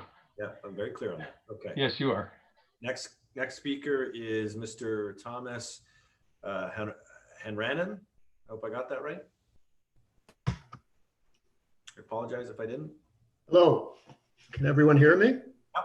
And I'm probably butchering your last name. I apologize. That's all right. It's, my name is Tom Hanrahan, Hanrahan. Okay, thank you. and I'm here from the law firm of Lancaster, Brooks and Welch. And I'm here on behalf of Dr. Kevin Bacchus, who is the principal of the numbered company. He's the developer. Okay. I'll be brief in terms of the reconsideration motion. Certainly, any council has a right to reconsider its decisions. It's a power in the Municipal Act. I'd submit that that power should be used sparingly and only where there's clear and compelling evidence that would justify that reconsideration. My submissions to council tonight are that we're not at that point in this case. Basically, there seem to be 2 points being made. The first deals with what I'll call the delays in reaching or getting to the point of the development going forward. And secondly, the tree issue. So a bit of history very briefly. Dr. Bacchus purchased the property, subject lands, along with a group of developers in 2009. However, he was a silent partner. He did not involve himself in the development process. And gradually he became dissatisfied with the very items that my friend, Mr. Richardson, has mentioned in terms of all of the delays. So in 2018, Dr. Bacchus made an agreement with his partners to take over the development of these lands. And since that time, the matter has moved along quite swiftly. He was prepared to register the subdivision in 2019, at which point the city decided they wanted to look at an extension of Northrop Drive. And that process took almost 9 months, at the end of which the city determined they weren't going to take that route.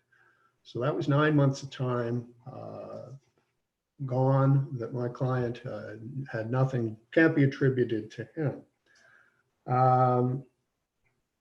The draft plan, or excuse me, the subdivision agreement was before council on May 6th of this year.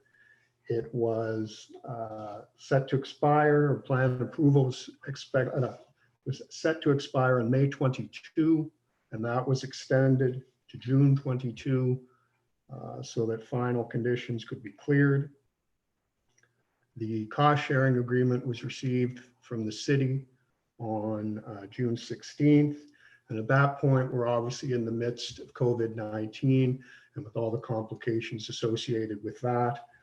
There was an administrative extension to August 22nd. So at present, first of all, Dr. Bacchus didn't find out about this motion until last Wednesday. And his plan was to register the subdivision this week.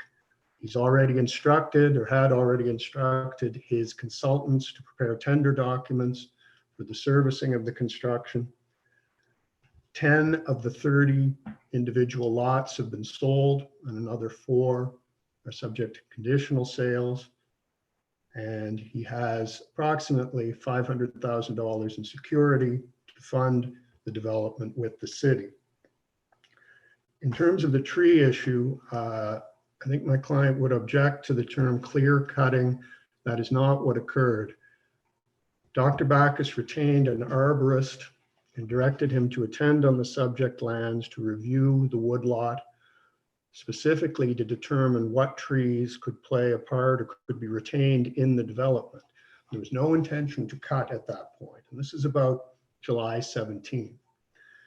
When the arborist arrived on site and did an investigation, called my client and indicated that there were several trees that were in what he termed a hazardous condition, and that he felt these trees should come down immediately because they posed a threat. He did indicate there were children playing in the area.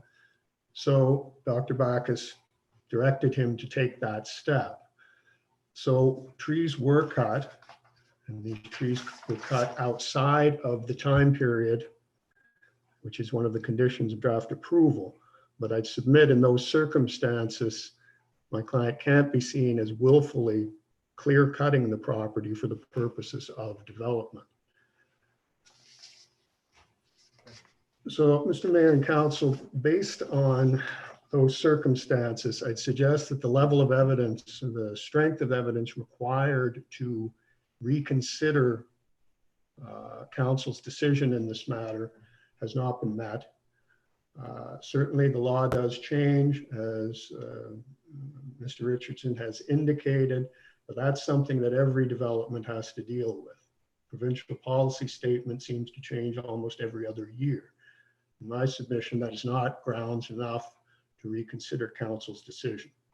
So for those reasons, my client is opposed to the motion to reconsider, and those would be my submissions. Thank you. Okay, thank you very much, Mr. Hanrahan. I appreciate that. And so Councillor Sorrento. Thank you, Mr. Mayor. Through you to Council Hanrahan. And forgive me, I might have missed this. Did you also say that another reason the project was delayed was because previous council requested a higher density unit and a low-rise building, which caused another delay of approximately a little less than 2 years in the original site plan? Or did I miss that?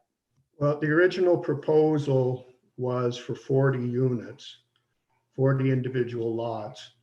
And my understanding is that the city suggested higher density would be appropriate. So the plan was altered to the present 30 lots and a building of to increase the density. And that process required a new plan, which took almost a couple of years to get to the point where it was presented again. So that was a factor, and I think that was mentioned, or at least alluded to, in Mr. Richardson's submissions.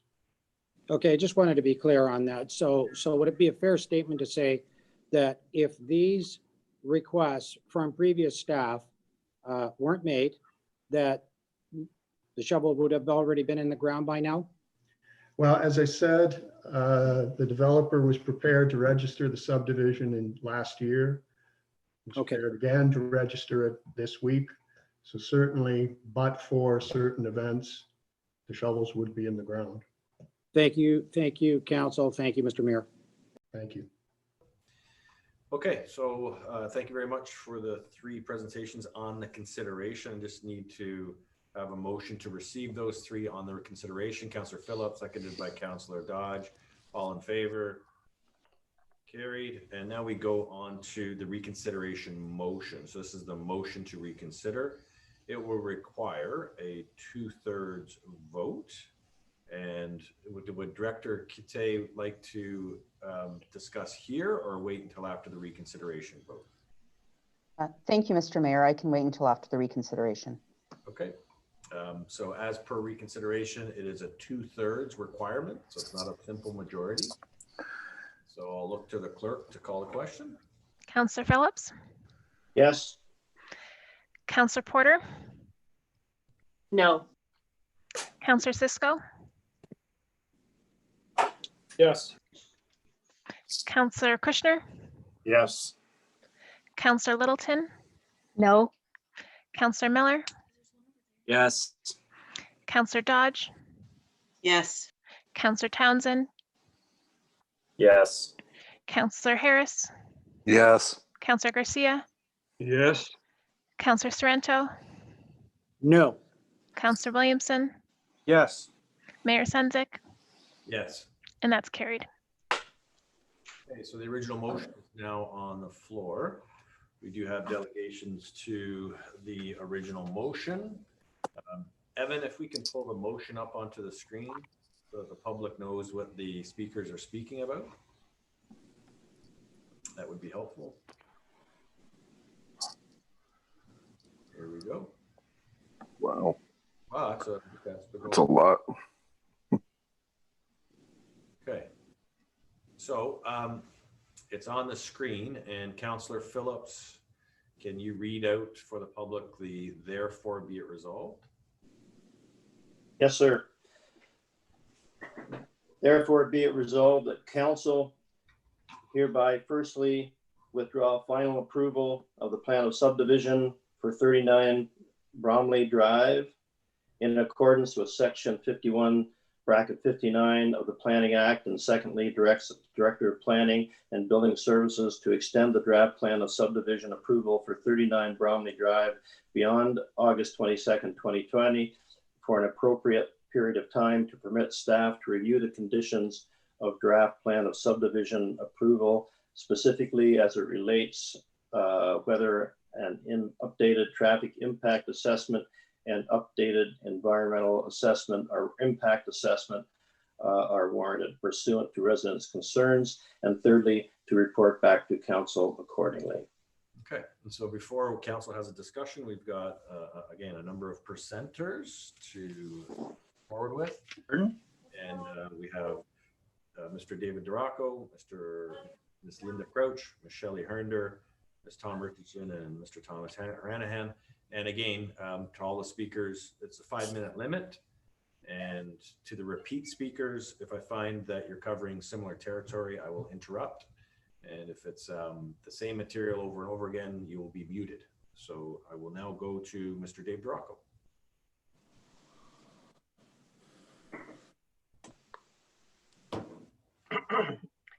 Good evening, Mr. Mayor and members of council. My name is David Duraco. I'm current president of the Port Weller Residents Association, founded in 2016. I am a former committee member of the St. Catharines Urban Forestry Committee, and I've been employed as a senior manager with the Canadian Wildlife Federation for the last 6 years. I've also been a Port Weller resident for 58 years. I'm here to offer my comments on the draft plan of subdivision known as Bramley Gardens, and to offer concerns about the validity of the environmental impact assessment being used in the approval of the plan of subdivision and the current reconsideration. The lands in question were last subject to an environmental impact assessment in July 2010. That's a full decade with no further analysis of the wood lot in question to determine what's currently adopted that space as habitat. If I've learned one thing in my time working along the conservation scientists at the Canadian Wildlife Federation, it's that nature has a way of taking its own course to recovery. Things can change quickly in small ecosystems, plant and wildlife species can come and go. Woodland specifically can welcome new inhabitants who discover the habitat and make it home, especially during migration seasons. The area in question has a small creek and a creek valley cutting through the forested tablelands that remain here.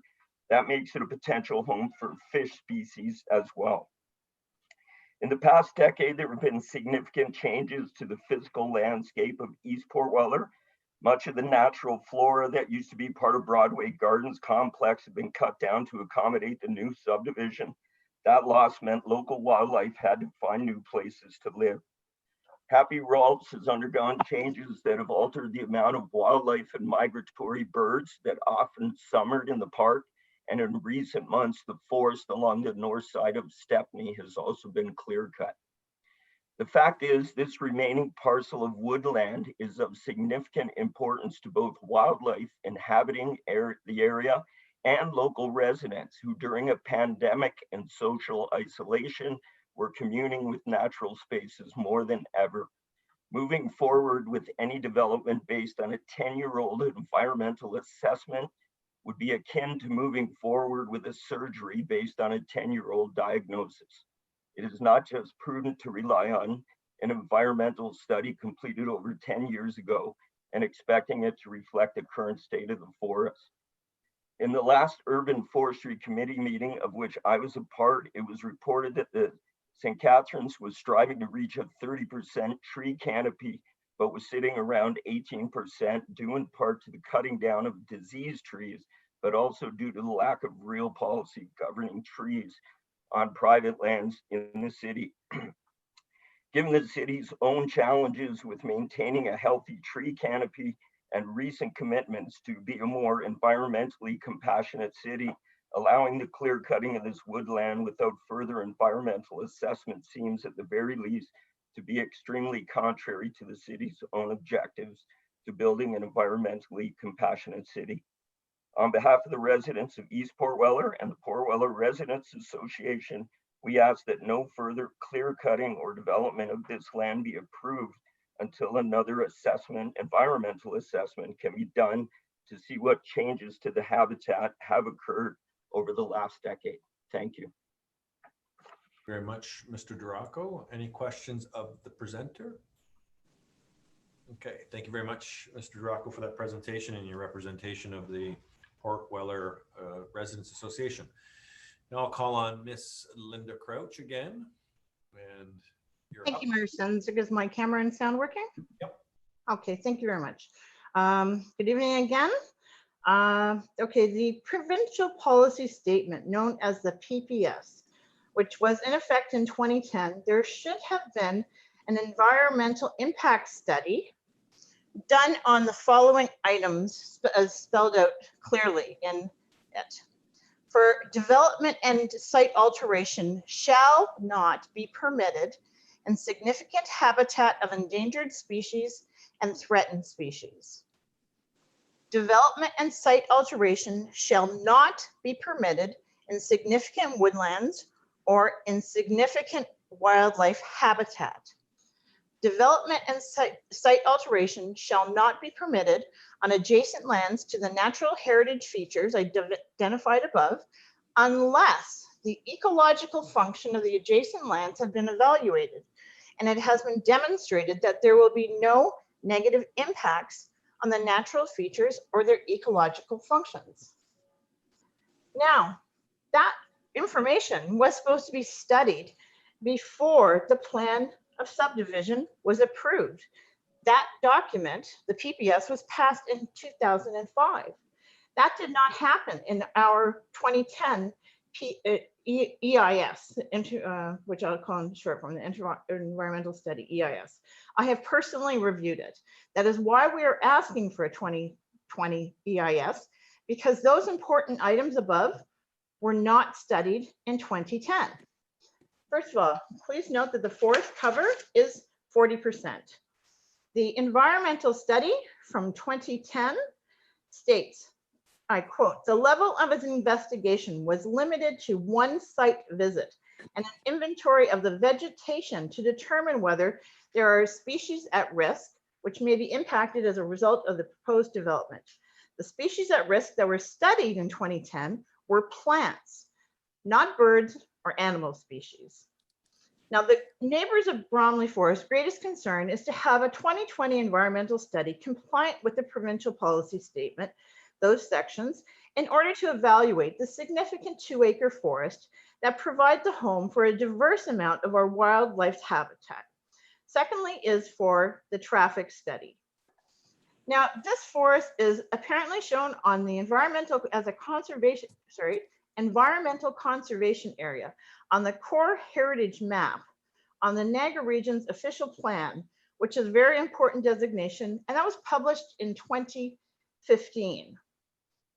And the in the 2010 document also stated that the creek was considered to be a type 2 important fish habitat by the Ministry of Natural Resources, and this important fish habitat should be updated since the study is over 10 years old.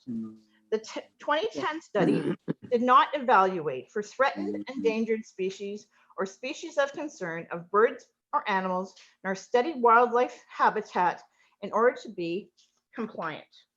The EIS did a botanical inventory for the potential of rare plant species. The huge flaw here, other than incomplete, is of the EIS is that it is 10 years old. Now, my question to you is, if I came to the city today in 2020, wanting to do a plan of subdivision, but I said I wanted to use my 2010 EIS for it, what do you think planning would say to me for that? Would it be okay to use a 10-year-old EIS? How is that any different here from city and council who are continually extending draft plan approval based on a 10-year-old study when at each extension under the Planning Act, section 51, subsection 44 was an opportunity, and I submit a duty to review everything in it. As to the city's official plan, 39 Bramley is shown as a significant woodlot, and under the environmental screening layer, it is shown under the, the Niagara environmental screening layer. But those our staff reports never once alluded to those facts. Our staff reports never mentioned the environmental obligations, or staff only mentioned the intensification opportunities under the PPS and the new garden city official plan that allowed this owner to put a 5-story apartment building where the forest now stands. So they cherry picked from the PPS and the OP what to do here. The staff report in 2016 says, for yet another extension, says it's reasonable that the owner will be able to clear the revised draft plan conditions within 2 years. That was in 2016.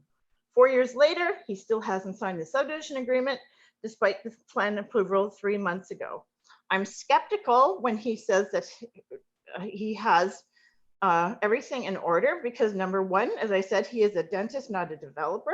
And number two, he has had this property for sale for some time, meaning that he wants to be getting rid of it. He's not wanting to be the developer here. Okay, Linda, At no point did the Region Conservation Authority. So Linda was at her 5-minute mark there. So Linda, you're at your 5 minutes, so I had to cut you off there. You can unmute and say thank you. Okay. Thank you, Linda. Okay, so questions. Do we have any questions of the presenter? Okay, seeing no questions, Linda, thank you very much. You were over the 5-minute mark, so we have to stay on our schedule, okay? And I apologize for that, but we have to keep on schedule. I'll say the same to Mr. Richardson and Mr. Hanrahan and Hanrahan and Mr. Richardson, you're next. Nope, I forgot. There's one in between. It's Miss Shelley Hernder. You're next. Okay, unmute. Evan, if you can unmute Linda's again.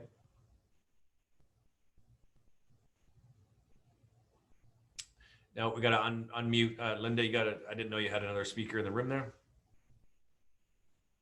And there you go. Thank you. Hello, Mayor Senzik, City Council, and City staff. My name is Shelley Hernder. I live at 90 Parkside Drive, and for the past 5 years, my home has been the closest house to the 2.8 acres of the Bramley Forest of this 5.2 acre parcel of land. That amount of forest coverage on the parcel has been verified by the Niagara Peninsula Conservation Authority. I'm speaking tonight to share with you my concerns for the varied species of wildlife that inhabits and frequents this Bramley Forest, and to let you know exactly what I have seen there from my personal observations. My home has an unobstructed view. It is less than 50 feet away from the forest, so I have a clear vantage point. My front porch, back balcony, kitchen, and dining room windows all overlook this dense woodlot, allowing me the privilege and pleasure of a ringside seat to a daily show to see what flies in and out of it. I have an affinity for raptors. I am drawn to them. I have completed a Brock University course on raptors. Several times I have taken part in the hawk watch at Beamer Conservation Area in Grimsby, so I'm quite familiar with the hawks. I can identify them and all the other amazing birds that I continue to see here. The shrill cry of the red-tailed hawk was the first to grab my attention, and it still does 5 years later. This forest has hosted the Cooper hawk, and every March, turkey vultures ride the thermal air currents along Lake Ontario. Some years, my husband and I have seen hundreds, potentially thousands of these turkey vultures that come from the east over a period of days, and each migration, they take pause here on their journey. The previous 2 summers, a bald eagle was observed, beautifully soaring and landing in the woods, either nesting here or nearby. I was actually lucky to see that bald eagle and hear it screeching. These woods have become a summer home to a magnificent snowy white owl. I have witnessed this owl flying in and out of the woods on my daily early morning dog walks. I've also seen a great horned owl sitting in those trees. Wintertime sees migratory black-capped chickadees in the trees. Summer brings more migratory birds to those nests, to nest in those trees. There's goldfinches, robins, there's orioles and hummingbirds. They return year after year, as do the monarch butterfly and the swallowtail butterfly. Monarch butterflies have been recently classified as endangered by the Committee on the Status of Endangered Wildlife in Canada, which is an advisory panel to the Ministry of the Environment and Climate Change Canada. In that lot, I have seen snakes, turtles, and every night I hear the singing of frogs and crickets. The forest is a permanent home to generations of cardinals, blue jays, and mourning doves, and a colony of woodpeckers. Their baby birds test out their wings and land on our back fence. I have seen red foxes, brown hogs, raccoons here, and even a large antlered deer has emerged from this forest, young deers as well. I have often noticed that even the St. Catharines Humane Society uses this property to relocate small animals into this forest. After 5 years of observing, and all of the comings and goings of so many glorious creatures, I am certain that this property and its entire wildlife habitat must be revisited by an up-to-date and thorough environmental study. A portion of this lot has already had mature trees and brush cut down. July 17th of this year, as Linda had already mentioned, the workers started to clear cut trees. They cut trees where I saw this beautiful snowy white owl several times, including in that specific area where the workers clear cut the trees that day. This clear cutting is against the condition of subdivision approval from the MPCA to restrict cutting of trees to only be between August 1st and March 31st. This condition is stated to be included in order to reduce the impact on the nesting birds. The clear cutting has also likely affected the nest and wildlife dens of other forest dwellers. I just wonder, when this forest is raised completely, where will all this wildlife go, and the birds? Will the migratory paths be altered, interfered with, and ruined forever? The 2 acres of wildlife demands a study before everything is stripped and the trees are gone. By voicing my concerns, I am hoping the City of St. Catharines, our councillors, the current owner of this proposed subdivision, will require an updated study before a plan is stamped final. 10 years, an entire decade, I've been there 5, has passed since this environment was studied as a significant woodlot. This is especially important since we now know that the 2010 environmental study of 39 Bramley Plan of subdivision never included evaluating any endangered and threatened species, nor did it evaluate wildlife habitat, both of which are mandated by the province to be studied as a development's first step. This mandate is in order to identify and protect the birds and wildlife habitats before development or site alteration and before a plan of subdivision is approved by you. I hope that all further actions will be plotted with care and respect to nature and giving consideration to all who reside in it and near it. I thank you very much. Greatly appreciated. Any questions of the presenter? Okay, seeing no questions, I'll move on to Mr. Tom Richardson. And I'm starting the clock. I'll be very brief, Mr. Mayor. I said what I had to say for the most part earlier. I want to reiterate only a few points, taking from my earlier remarks. The EIS was dated August the 10th, 2010. I'm reading from it. The reline is scoped EIS for Bramley Gardens, St. Catharines, Ontario. And to read the actual quotation that Ms. Crouch referred to earlier, the level of investigation was limited to 1 field visit and an inventory of the vegetation to determine whether there are species at risk, SAR, which may be impacted as a result of the proposed development. End of quotes. Now, since that time, 10 years ago, there have been substantial changes to the regional official plan with respect to environmental and natural resource matters. And similarly, the growth plan for the Greater Golden Horseshoe has been amended at least twice, in 2017 and again in 2019.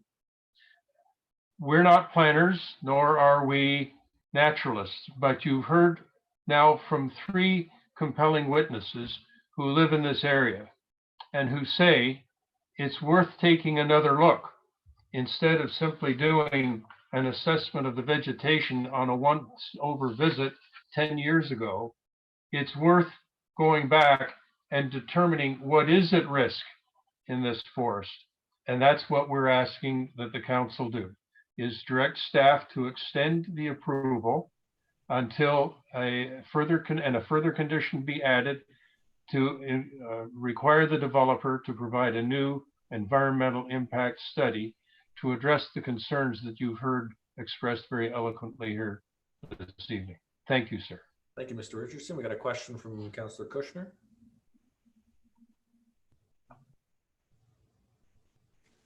Thank you, Mr. Mayor. A question, the citizens indicated that the trees should not have been cut down at the time of year when they were cut down.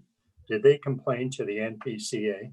Yes, they did, and the inspector who enforces the regional tree bylaw attended on the site, as I understand it. What was being offended was one of the conditions of draft plan approval, which was imposed at the request of the Conservation Authority, which required that there be no cutting and if I use the term clear cutting, I apologize, but cutting between or before August the 1st. In other words, to avoid the nesting season of the birds that are in there. So the cutting that occurred in July was, in our view, contrary to the condition of draft plan approval, which required that cutting occur between August the 1st and March the 31st. Okay, and the people that are complaining, do they live on the lands that were part of the forest? They certainly live in the area. I don't know if they live on part of the lands which were part of the forest or not. I don't know. Right. Thank you very much. Thank you, Councillor. Any other questions of Mr. Richardson? Okay, seeing none. Thank you very much, Mr. Richardson. And thank you, Mr. Mayor. The legal for the owner of the land, Hanrahan. Hanrahan. I'm getting there. Thank you, Mr. Mayor. Firstly, I'll be brief. Firstly, Dr. Bacchus is a dentist. He's also been involved in the development industry for many years and many different projects. Secondly, there seems to be an implication from one of the submissions that he intends to flip the properties. And I'd submit that the investment that he's put in and the stage at which he's at certainly don't suggest that that's an option for him. I would note that what the precipitating event that brings us here today in this motion is the trees being chopped down. And that was in July of this year. I'm not aware of at any time prior to that, after approval up to July of this year, there being any evidence given by any neighbors with respect to any concerns about wildlife or the woodlot, etc. Some of the submissions seem to be premised on protecting, I heard endangered species mentioned. Well, there's no evidence that there are endangered species there. And with respect to what was cut down, I believe, or my client advises, there were approximately 12 to 15 trees cut down.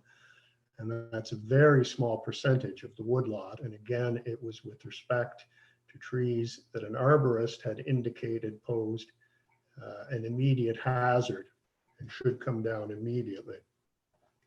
So overall, council, would be my submission that the evidence does not reach the point where a further environmental impact study is required, and certainly not a traffic study.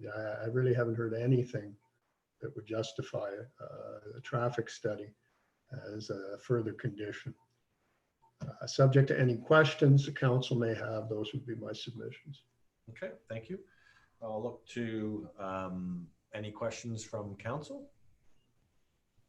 Okay, so Director Kitte, if I can ask you to provide some summary remarks. Before you do that, I just want to ask for a motion to approve the 5 presentations as presented. Councillor Dodge, Councillor Kushner, all in favor? That's carried. And now I'm going to ask for Director Kitte to provide some opening remarks. Thank you, Mr. Mayor, and through you to the rest of council and the speakers and the commenters this evening. I do want to thank Mr. Richardson and Mr. Hanrahan for their detailed chronologies over the period of time for this application. In the interest of time, that saves me from doing so. So in terms of summary comments, I would just say that the motion that has been prepared by the councillor and is been tabled is something that staff can support. Staff will review the draft. Should the motion pass, staff will review the draft plan conditions in concert with the appropriate approval authorities to determine if modifications, additions, or deletions are appropriate, and we will report back to council in Q4.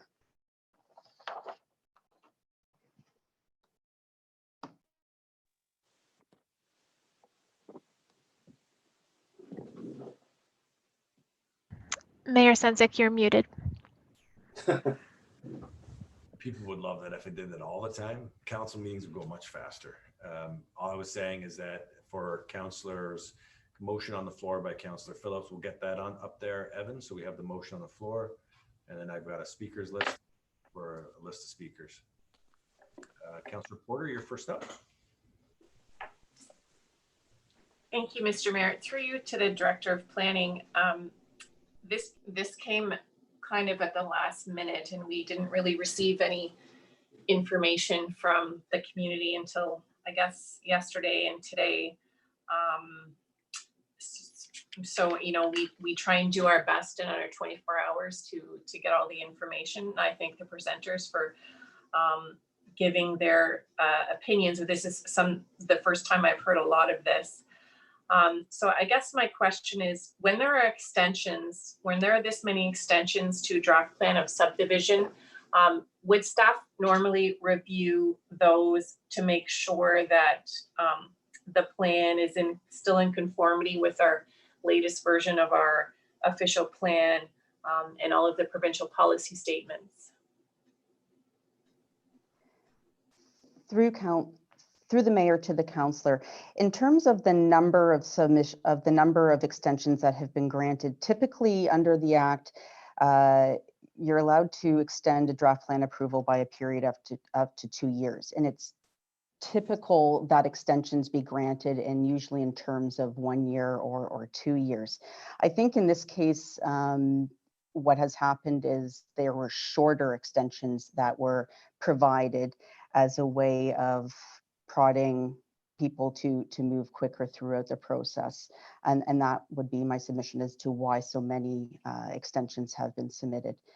We do have Judy P. Hack on the line. She's the manager of planning services, but yes, we generally do reach out to people who have provided their comments to see if they do need updating.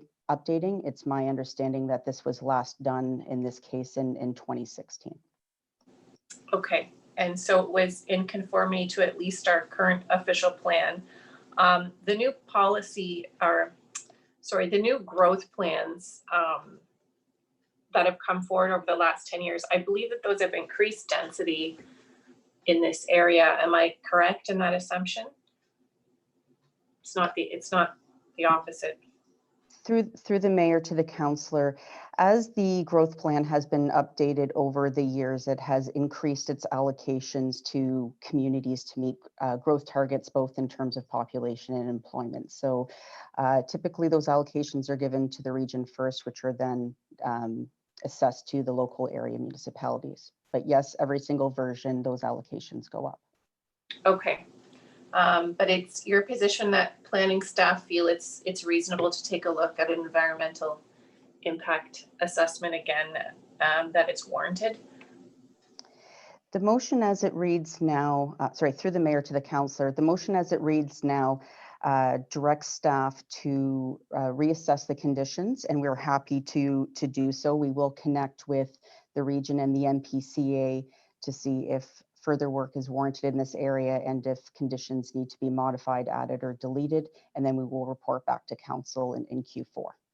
Okay, thank you very much. No further questions, Mr. Mayor.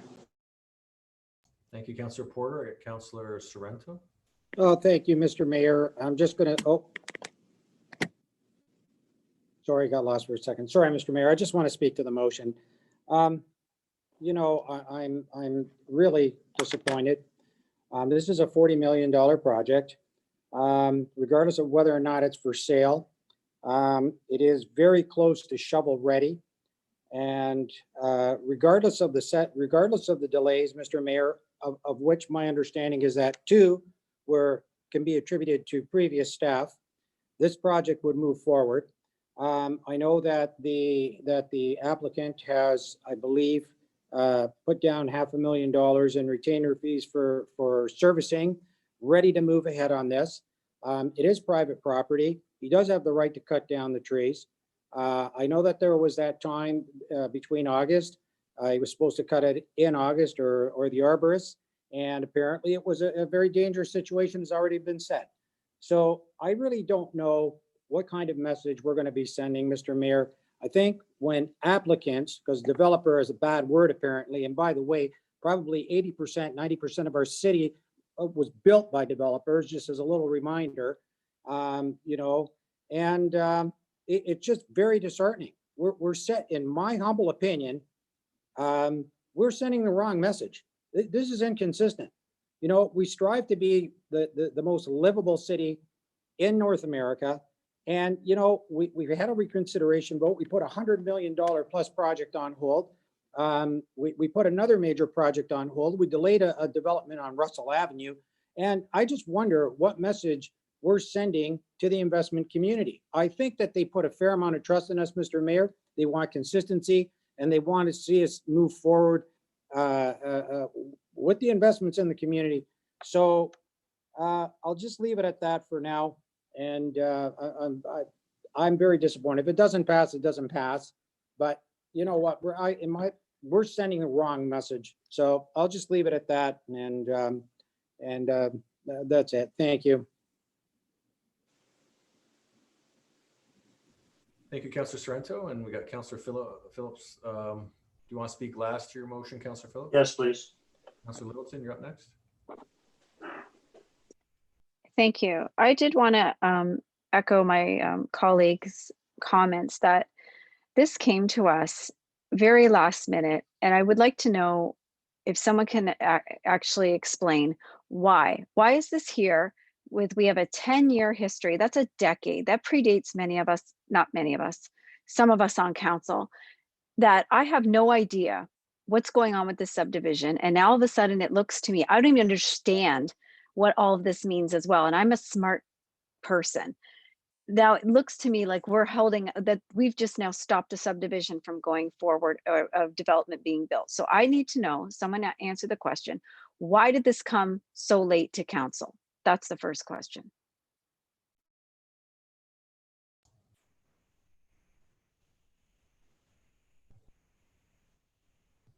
All right, so who wants to? I need an answer. Mayor, perhaps I can step in here.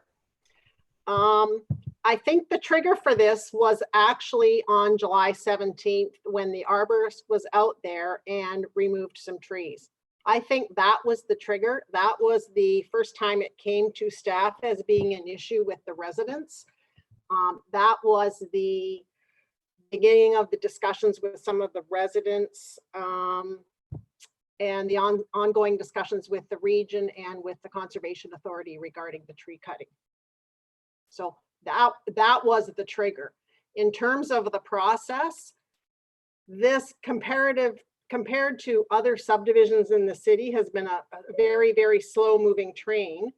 And ultimately, we've gotten to the point where it is ready to be registered. The agreement has been vetted through our legal department. Every agency has cleared it. And despite being council having the authority to actually do this, it is very, very, very late in the game. And I mean, it's really up to council how they want to proceed, but in all of my career, I've never seen this section of the Planning Act used to this end. So albeit it's there, council has the authority to do it, but it is very, very late in the game. Okay, thank you. So just so I'm clear, because an arborist removed trees 14 days before they were actually permitted to move trees, because we heard from the attorney for the developer that it looked like it might be unsafe, which is why they removed some trees. This is before us tonight. Am I clear? That appears to be so. Okay. I have a question for legal. Do I say it here? Yes. Through the mayor to our legal whoever is filling in for Heather. I'm sorry, I can't see anybody on the screen. My apologies, because we had an email earlier today. I sincerely apologize. Could the city be in any kind of a liable situation at this point? I understand we can use the Planning Act. We've just heard that it's never been used, and we are 14 days because someone cut a tree down. We've held up a subdivision. Is there any liability that the city could have at this moment? Through you, Mr. Mayor, to the councillor. I can answer this question, but I'm not 100% sure if this should be answered not in camera. Okay. Okay. Okay, so do you want that question answered, Evan? Here we go with having to move in camera. It means creating a breakout room, and you'll have to take us all there, except for those who can't be in there from the public. So it'd take about a couple of minutes just for us to organize that. If this is something, then the councillor would bring forward a motion. I can provide you the exemption to go in camera. Just give me one, if you could just give me one moment. Okay, motion to go in camera. So it'd be advice that is subject to solicitor-client privilege, including communications necessary for that purpose. Regarding reconsideration of the previously decided, or reconsideration, sorry, the motion about 39 Bramley. Correct. Yes, I'm asking for it. This is what happens when we get reports at the last minute. I apologize to my colleagues.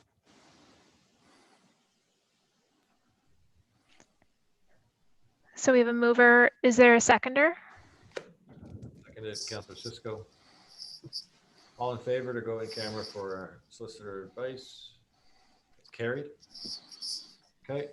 I have the room ready now, so I will move you over there in the next second or so. And then when the session is done, just remember at the bottom, click leave breakout room. Don't click leave meeting, or you'll have to rejoin the meeting after that. And please recall that by attending the session that each member of council acknowledges that their obligations under the code of conduct remain the same as if they were physically present at the meeting. This includes no councillors are permitted to record the proceedings, and that they must ensure that no other person can see or hear any of the confidential deliberations taking place. Okay. Let's go to the breakout room.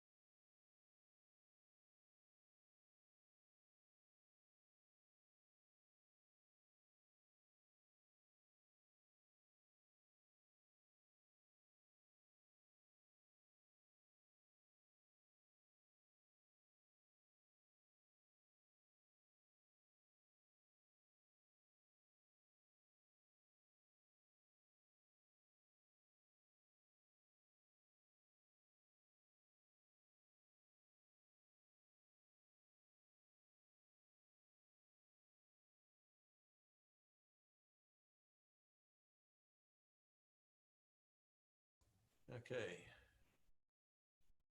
Just a motion to receive information that was provided by the assistant city manager. And Councillor Cisco, Councillor Porter, all in favor? Okay, that's carried. On the speakers list, Councillor Kushner, do you have a follow-up question on the speakers list? Is there anything else you'd like to present? Councillor Kushner is not in yet. Councillor Littleton, you're done? I think so. Let me double check here. I'll leave it. Thank you. Okay. I have nobody else on the speakers list except for Councillor Townsend, and then I'll wait for Councillor Kushner to come in as well, and then Councillor Phillips is respecting to speak last. I think Councillor Dodge, you had your hand up as well. Councillor Townsend, you're up. Thank you, Mr. Mayor. Through you, my question is, what is the turnaround time on getting any type of environmental assessment right now? Okay, so look to the planner. Ms. Hatch. Okay. First of all, it's a regional jurisdiction in terms of the environmental impact statement. Depending on what they find when they revisit the condition, if it's a full environmental impact statement that they may deem to be necessary, it may take longer because typically, certainly for birds, that may take an assessment over 4 seasons. So it could take up to a year and maybe longer. If the region determines that because of the limited size of the wood lot, that it remains to be a scoped EIS and they may just look at plant material again, then that of course will be a shorter time period. But the scope of the environmental impact statement is a regional jurisdiction. So it's really up to them to determine what is required, and then that will determine how long it will take to achieve that study. Director So I just want to confirm we would have to wait on regional staff to go and look at the situation. Am I correct? Yeah, through the mayor to the councillor.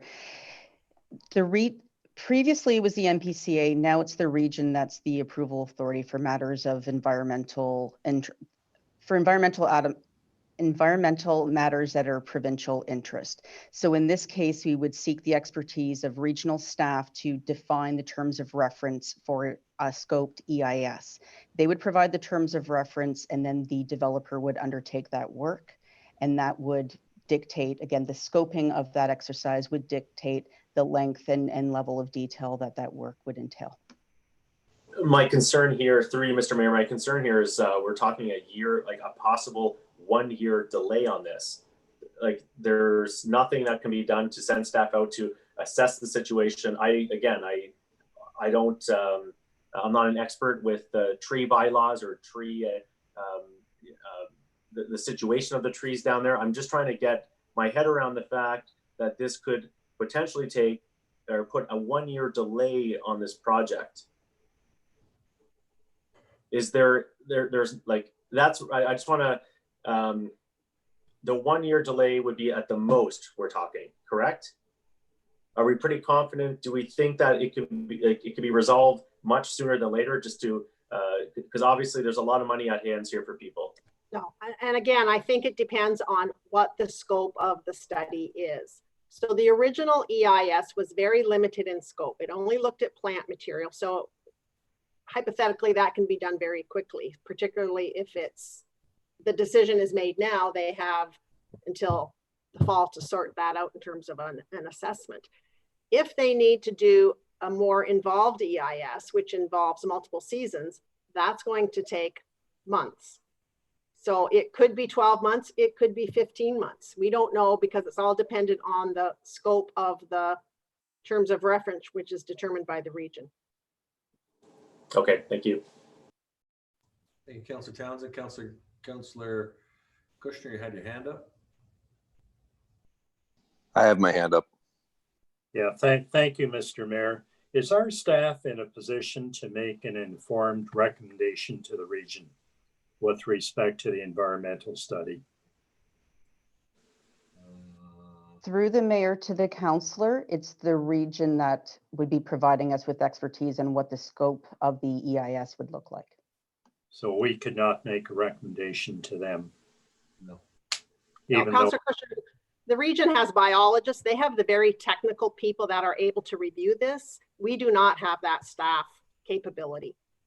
thank you. Thank you, Councillor Kushner. Councillor Harris. Yeah, I guess through you, Mr. Mayor, to the Director of Planning, it appears we have an agreement in place. We're waiting for the developer to sign it. Obviously, this has been vetted, a plan's been proposed. He's put a deposit or some sort of a security with the city of 500,000. I guess my concern is it planning that we're a little bit concerned that perhaps he's not moving quick enough, and maybe we defeat this motion and just put a timeline on that this development has to break ground soon? Like, we have, obviously there's an agreement in place and we're waiting for the developer. I'm not sure who can even answer this, but. Dr. Kitte? Through the mayor to the councillor, the current draft plan has been extended to August 22nd of this year. That gives the current landowner enough time to execute the agreement, the easements, and the servicing agreements, and submit them for registration. So that's the timing. We could actually go forward in a matter of days, as we've heard from Mr. Hanrahan. So my question is, if we're sitting, why are we talking about this when he actually could literally execute this agreement tomorrow? Like, it's on the table. So we're going to rescind something that's on the table? Council already has approved this development. No, I totally understand what you're saying, but we've approved it, and he has a time frame where he has to execute it, and we're talking about rescinding it. So through the mayor to the councillor, that's a motion that's been brought forward by one of your colleagues that is under discussion. It's not a staff recommendation at this time. So I'm just talking out loud, wouldn't it make sense to see perhaps this motion comes forward if he doesn't execute the agreement by August, whatever it was, 22nd? Isn't that, would that make sense? Through the mayor to the councillor, the motion that's on the table right now, should that fail, the applicants have until the 22nd to register the plan. Okay. Thank you. Thank you, Councillor Harris. Councillor Miller, you're up. Yeah, just one question of planning staff, I guess. The one I would say, like, the thing that sticks out a little bit to me here is the environmental assessment a while ago. Did that wasn't a red flag or anything leading up to the May when we passed the bylaw, like only a couple months ago, to staff? Because, or I guess, what was the thinking, I guess, of the planning department when that bylaw came to us? Was you felt, I guess, that that environment assessment was still valid? Through you, Mr. Mayor, to Councillor Miller, every time we extend draft approval, there is a review by all the relevant agencies. So in this case, the region and the Conservation Authority with respect to the woodlot. They would have reviewed whether the EIS was relevant or whether it needed to be updated. Every time we extended the draft approval for more than 4 months, normally 4 months or less, we don't circulate because that's an extension for typically administrative reasons. But anything longer than that would have gotten circulated. So both the Conservation Authority and the region would have looked at the provincial policies of the day, the regional policies of the day. They would have looked at the history of the subdivision and what has occurred and what triggered the original EIS. And they would have reviewed all that. And at every point in time that we extended that draft approval beyond 4 months, the Conservation Authority and the region did not indicate they needed an update of the EIS. So in my opinion, should this motion get approved, I suspect, I can't be sure, but I suspect you're going to get the same answer. Notwithstanding, and understanding there are concerns of the residents, and there may have been an evolution of the woodlot. I think what the key thing to me is what is significant. And I think in the region's mind, this woodlot is so small that it wouldn't necessarily support a lot of significant habitat, significant species, whether it be plants or animals. That's what I suspect, but you know, you look at it again, who knows what they're going to say. So I guess to either of the planning staff present, is it unusual to have some of these documents be as old or some of these approvals or studies be as old as they are? I know projects usually don't get delayed this long, so maybe there's just not a lot, maybe we're in a gray area, but is it unusual to be relying on older studies when we're moving forward with these things? I think because it was already draft approved, I think there's a certain amount of, I don't want to say the word leniency, but there's not necessarily the scrutiny that there may be on a new application. And I think someone mentioned that on a new application, would this have been approved on an EIS that didn't look at animals, for example? So I think that there's probably a little bit of leeway with respect to how the region looks at the validity of the EIS, but I know that they do look at it. So. Okay. Yeah.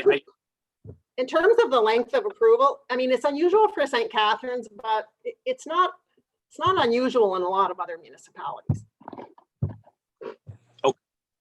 Yeah, that's my only question. I mean, this feels like a very, very dramatic step to me to be taking, and I think the process on this to me doesn't really sit right to be making this decision, and for something that's, you know, could be started tomorrow either way. I don't know. It makes me a little uncomfortable. Thank you, Councillor Miller. Councillor Sorrento. Thank you, Mr. Mayor. Just have a legal question to council, to the acting city solicitor. We passed a bylaw, I think it was either last meeting or the previous one, where we are not able to make any major decisions unless there are in-person delegations. So would this qualify? Would this qualify as a major amount of money decision that council is making? And would it violate the bylaw? Because we don't have anybody in, we don't have in-person delegates. Through you, Mr. Mayor, maybe I'll step in to answer this question. No, this wouldn't fall into that situation.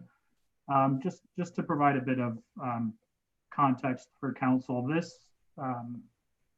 this motion came from the floor, not from staff. So we're deferring to council through the discussion, but specifically on the motion from last council meeting, this wouldn't impact it because it's not part of that part of the scope of that motion from the last council meeting. Thank you. Okay, Councillor Sorrento, is that it? That's it, Mr. Mayor. Thank you. Other than we're going to lose $2 million a year on assessment. Okay. And I believe Councillor Dodge, you're up. Thank you, Mr. Mayor. Well, I do support this motion. I think that it is in our ward, and many things have changed over 10 years in the east end of the ward, including the wildlife and whatnot that have come into that area. The building that has taken place over there has definitely changed the face of what that property looked like 10 years ago to today. And earlier, staff said that they support this motion and to reassess it. And I think that when we're looking at things and we're saying, okay, we're gonna go and a report that's 10 years old, without saying, yes, you know what, maybe we should reconsider, relook at what's happening, especially with the fact that so many things have changed in 10 years. And the other lawyer, he had mentioned that he didn't know whether there was any endangered species. Well, what he's going from is a 10-year-old report. How do we know what's in there until we at least allow for that to be looked into, to have that environmental study and the impact study for the traffic? We're talking about an area that, you know, has kind of one way in, one way out when we have emergency vehicles and whatnot. And I don't think also anyone has said that they don't want to see this project move forward. I think that that, you know, the residents around there would like to see this finished and kind of complete their neighborhood anyway. But I think that they would like to see the environmental study and the traffic impact study, just so that they know that moving forward, this is going to be good for their neighborhood, a good development happening moving forward. So I don't know if I have any other comments other than that. Thank you, Mr. Mayor.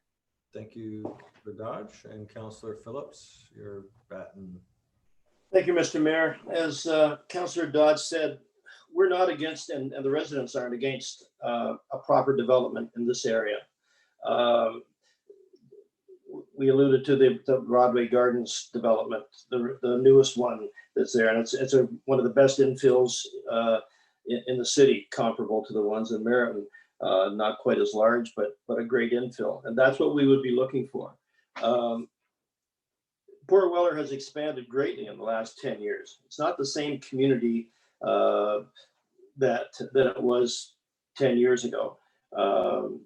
And we have a traffic study and an environmental impact study that's 10 years old. I'm sure that when these queries of the region go back to them, they probably don't read that environmental impact study very closely to know that somebody showed up for one day and looked at a bunch of trees and said, no, it's okay. You know, there's nothing there that we should be concerned of. The woodlot has grown, and we've heard that we have a lot of wildlife living in there. We definitely need a new traffic study and an environmental input assessment done before a new subdivision can be granted. I don't know, the developer's whole lot is not covered by this woodlot. I don't know whether he could go a phase 1 while he's waiting for phase 2 to be assessed. That might be possible. I don't know. The Port Weller residents have done a good job in bringing this to my attention.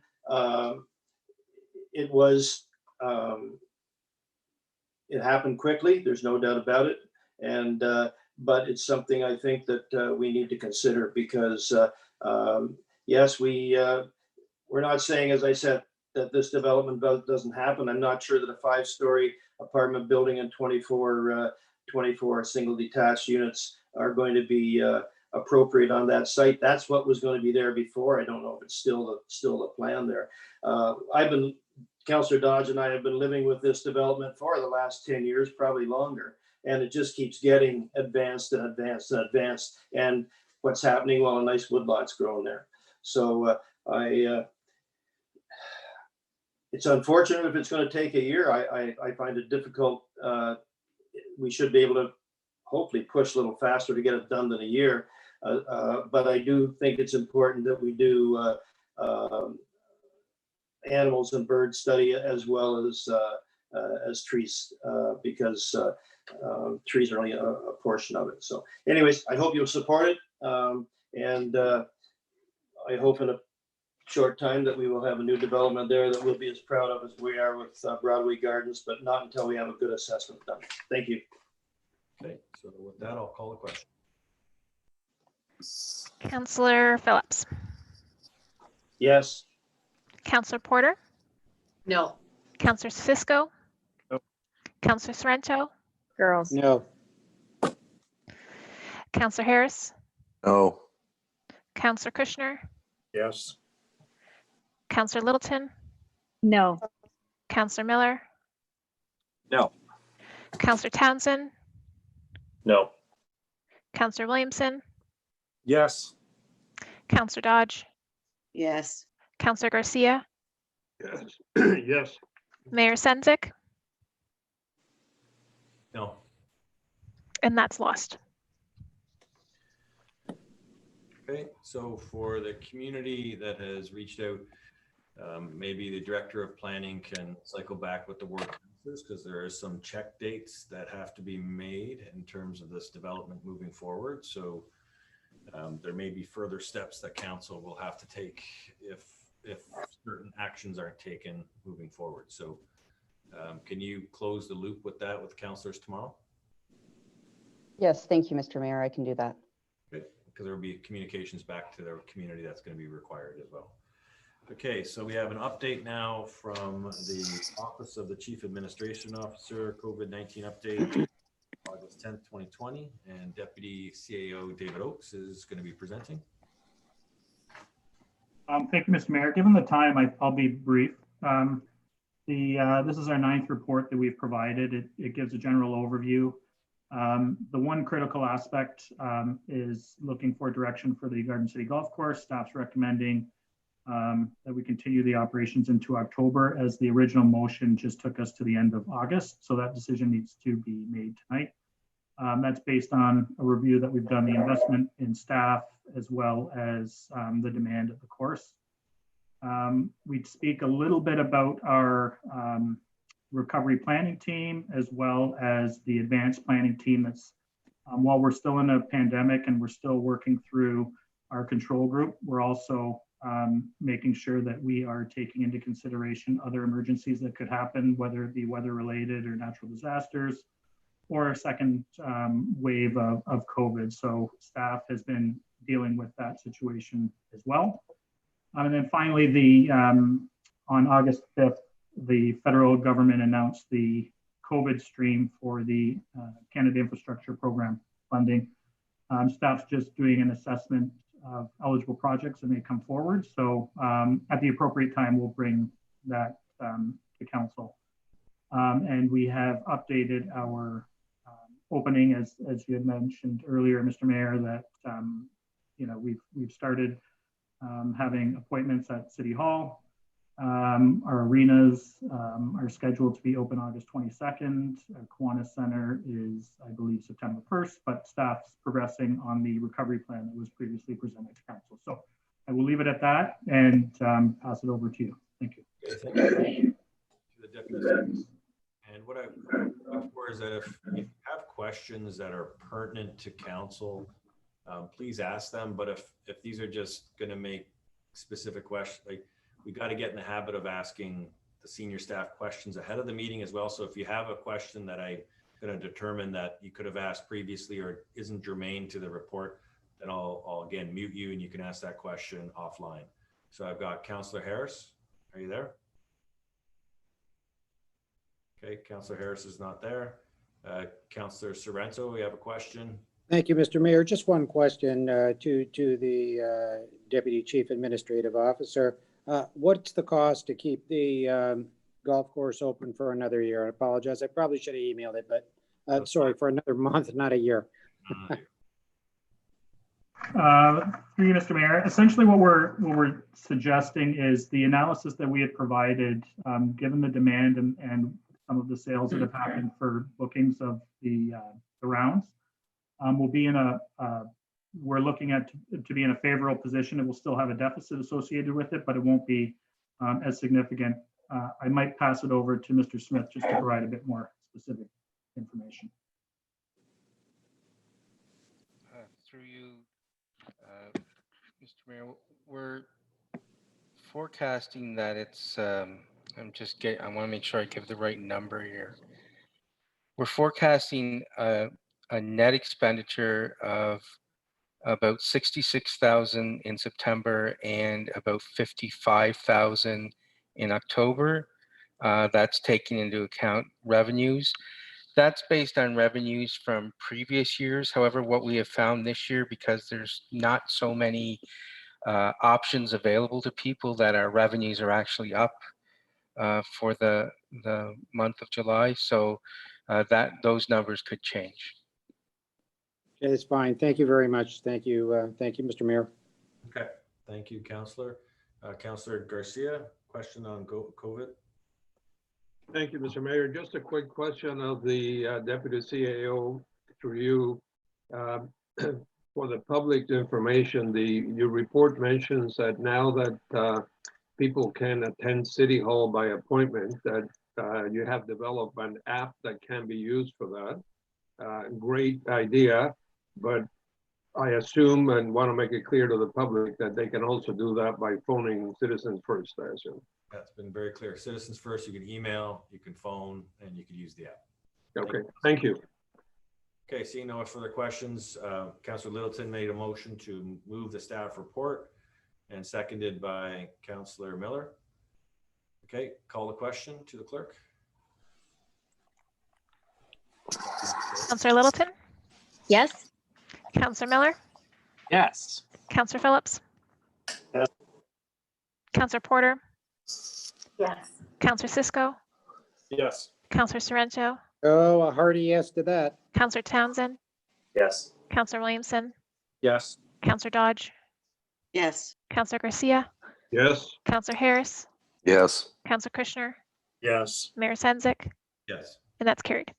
Okay, 3.3, which is legal clerk services. This is the options for consideration of in-person council meetings, which we're hoping to have as quickly as possible. Moving the recommendation is Councillor Garcia, I believe. Yes, Mr. Mayor, and I have an expanded recommendation. If I could get Evan to put it up on the screen. Yeah, and I believe Councillor Porter has an amendment as well. So Evan, if you could pull up the first motion.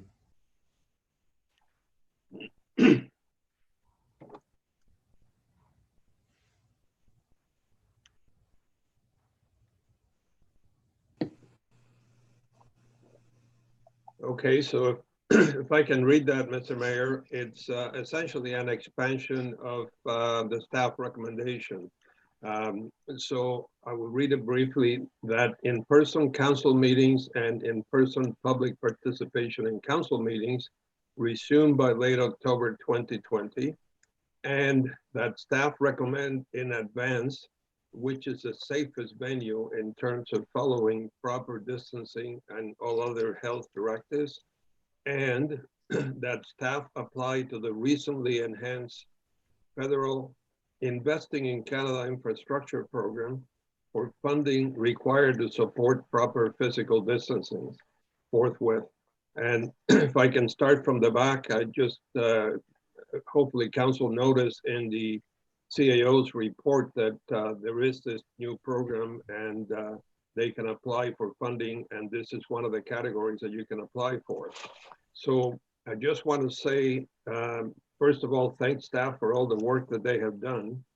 I think that as we move through this pandemic, it's so important that we return to some sense of normalcy. I realize that we're not there yet to be back to normal, but moving in that direction, I think that returning to some in-person meetings is important.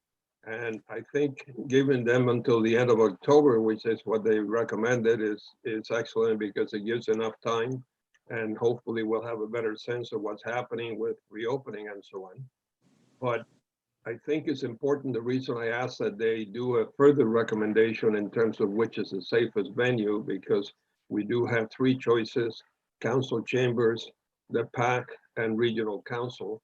And I believe that council must set an example in terms of safety and how we treat the social distance, physical distancing and everything that must happen. So for example, if they found that council chambers, which is the smallest of those venues, may be a problem if there is an issue that a lot of public participation may be required, maybe one of the other two are more appropriate. So again, I'm just essentially enhancing the recommendation, but I think it's a good recommendation, and I think late October 2020 is a good target, and hopefully we will get back to some sense of normalcy. Thank you. Councillor Garcia. Councillor Phillips, you up next?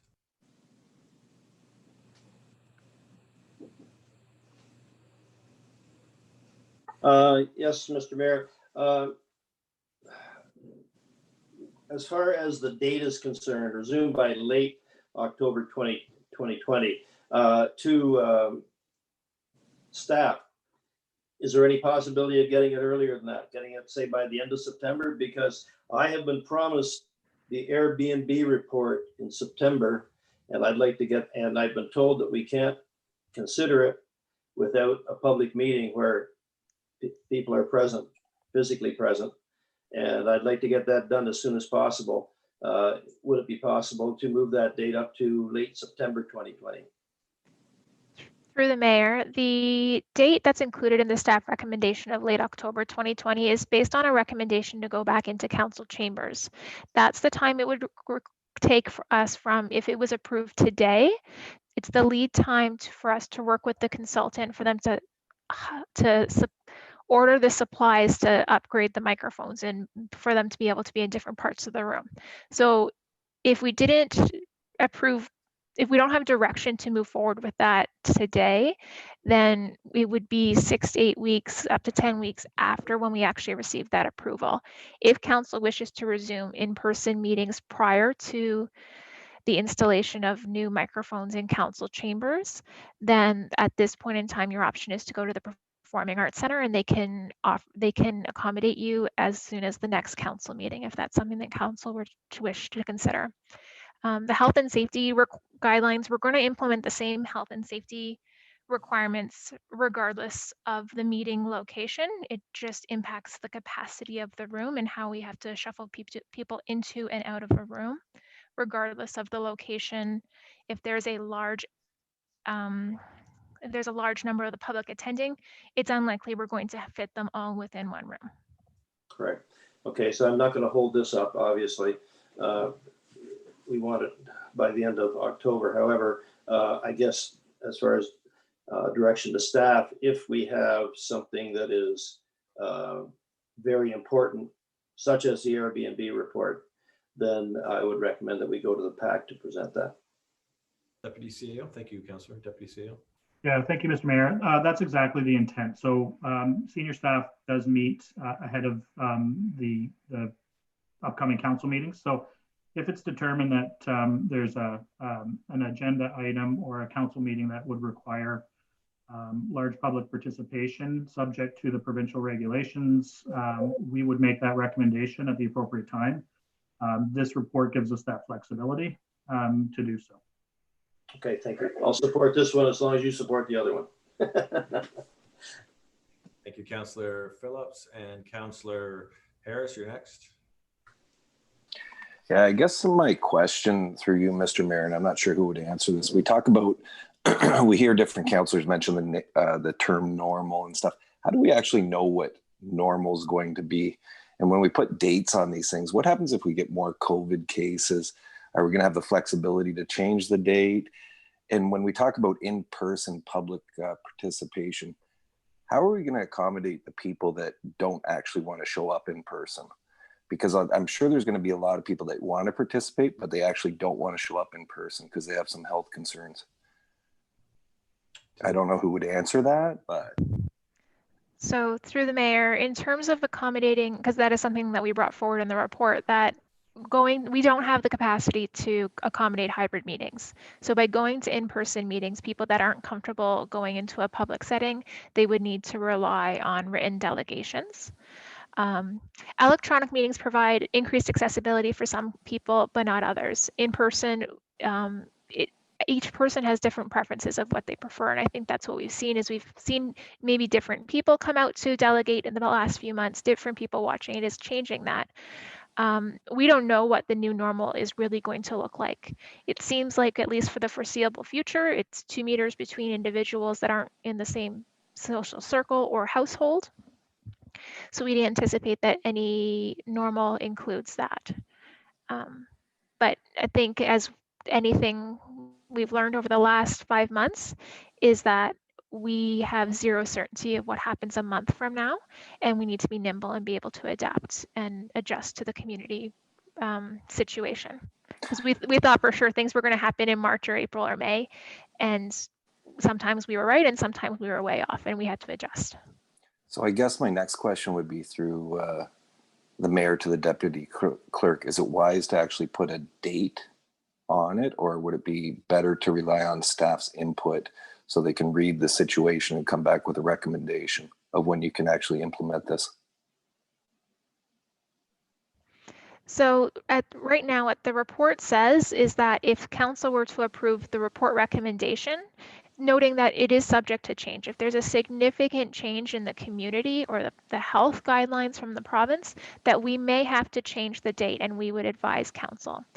If for some reason the province goes back into lockdown, we're going to have a very hard time saying, okay, everyone's in lockdown, but all of a sudden everyone's going to come to council chambers. We would have to adjust based on the situation at the time, and we would bring that information forward to council. Okay, thank you. Yeah, thank you, Councillor Harris. We are coming up on curfew. I'll be clear, I'm not going past 11. So after 11, it will not be unanimous. So the meeting will end by 11 o'clock. So let's try and get through this, folks. So Councillor Porter, I believe you're next on the list.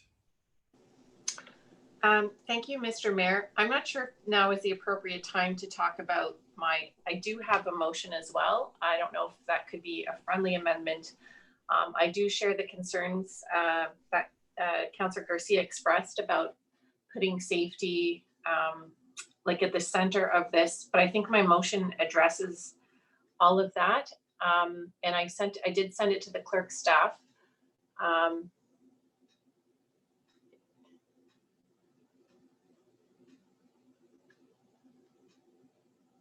Can it be put up?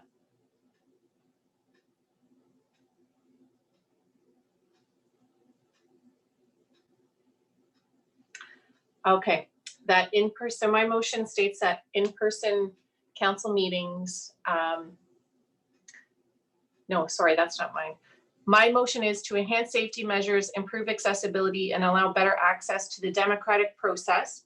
Be it resolved that going forward, council provide residents the choice to delegate to council and committees electronically or in person at council chambers, because I do believe people like to do this at home, especially during this pandemic, and we're hearing from more diverse voices, and that council continue to meet via the Zoom platform during the COVID-19 pandemic until the province declares, I guess there's no stage 4, but I guess until the province declares the end of stage 3.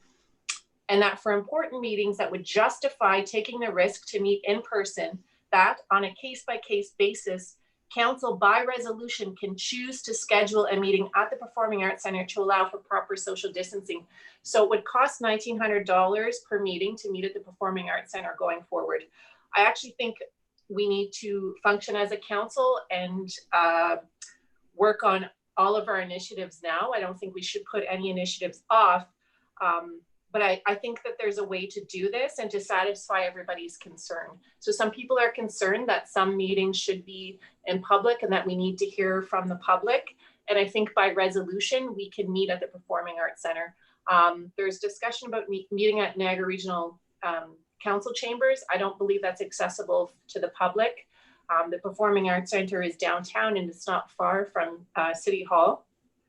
I'm personally not comfortable meeting in public. I'm struggling today on whether or not to send my children to school. And I struggled all day with this. I'm very upset about it. So the thought of just deciding in October we're all going to meet in person again is really not something I'm comfortable with.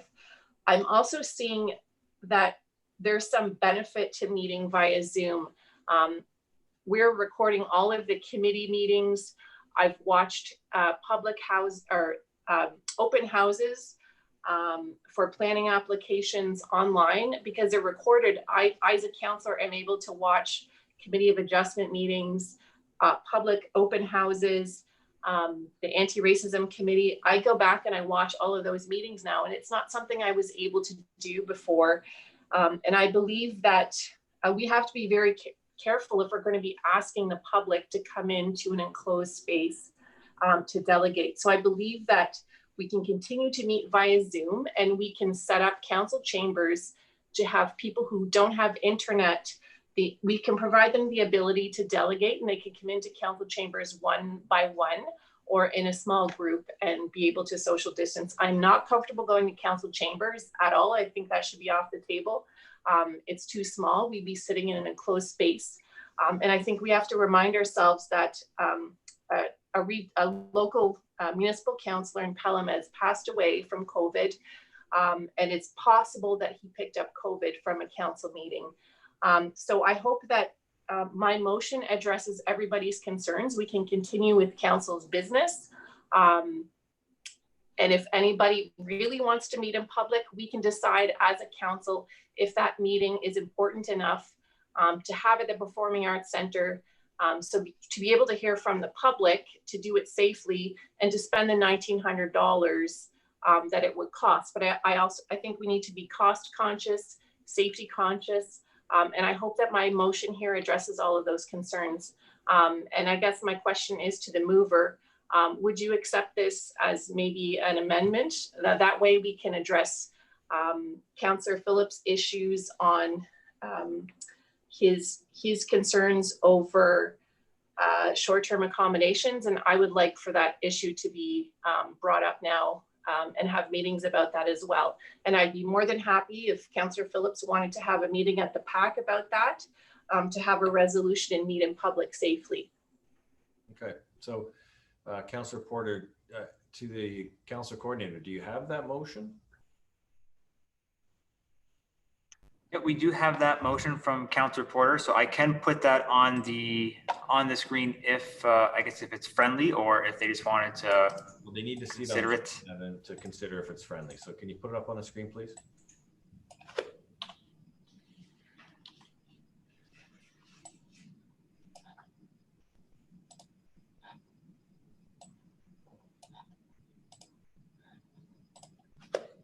Okay, so there's a couple of contrarian statements.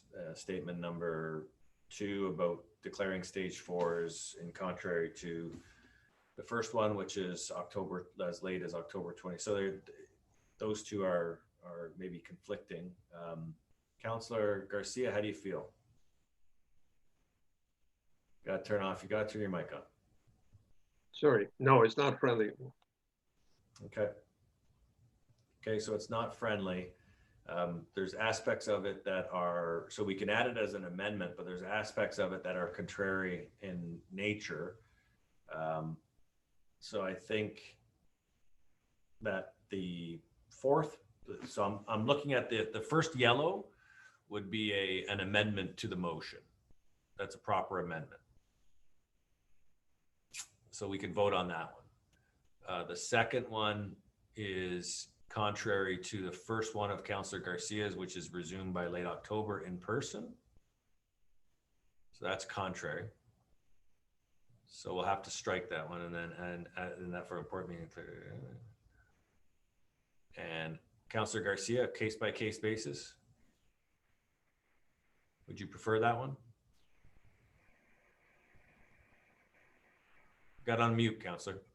Sorry, no, I would say that's not friendly either, Mr. Mayor, because I think that we should decide on a plan to have in-person meetings. I don't think we should just be deciding on a case-by-case basis, but I certainly support using the Performing Arts Center. I have no problem with that. I don't think 1900 is. Okay. Thank you. And for important meetings that would justify taking the risk that case. Okay. So council, we can, I need a motion to extend for 1/2 hour. That's all you're getting, 1/2 hour. Who wants to extend it? Councillor Townsend, Councillor Bento. All in favor of 1/2 hour extension? Raise your hands, because if not, we're calling the meeting right now. How do I got 1, 2, 3, 4, 5, 6. Okay, we got a majority, and then it's for 1/2 hour. Thank you.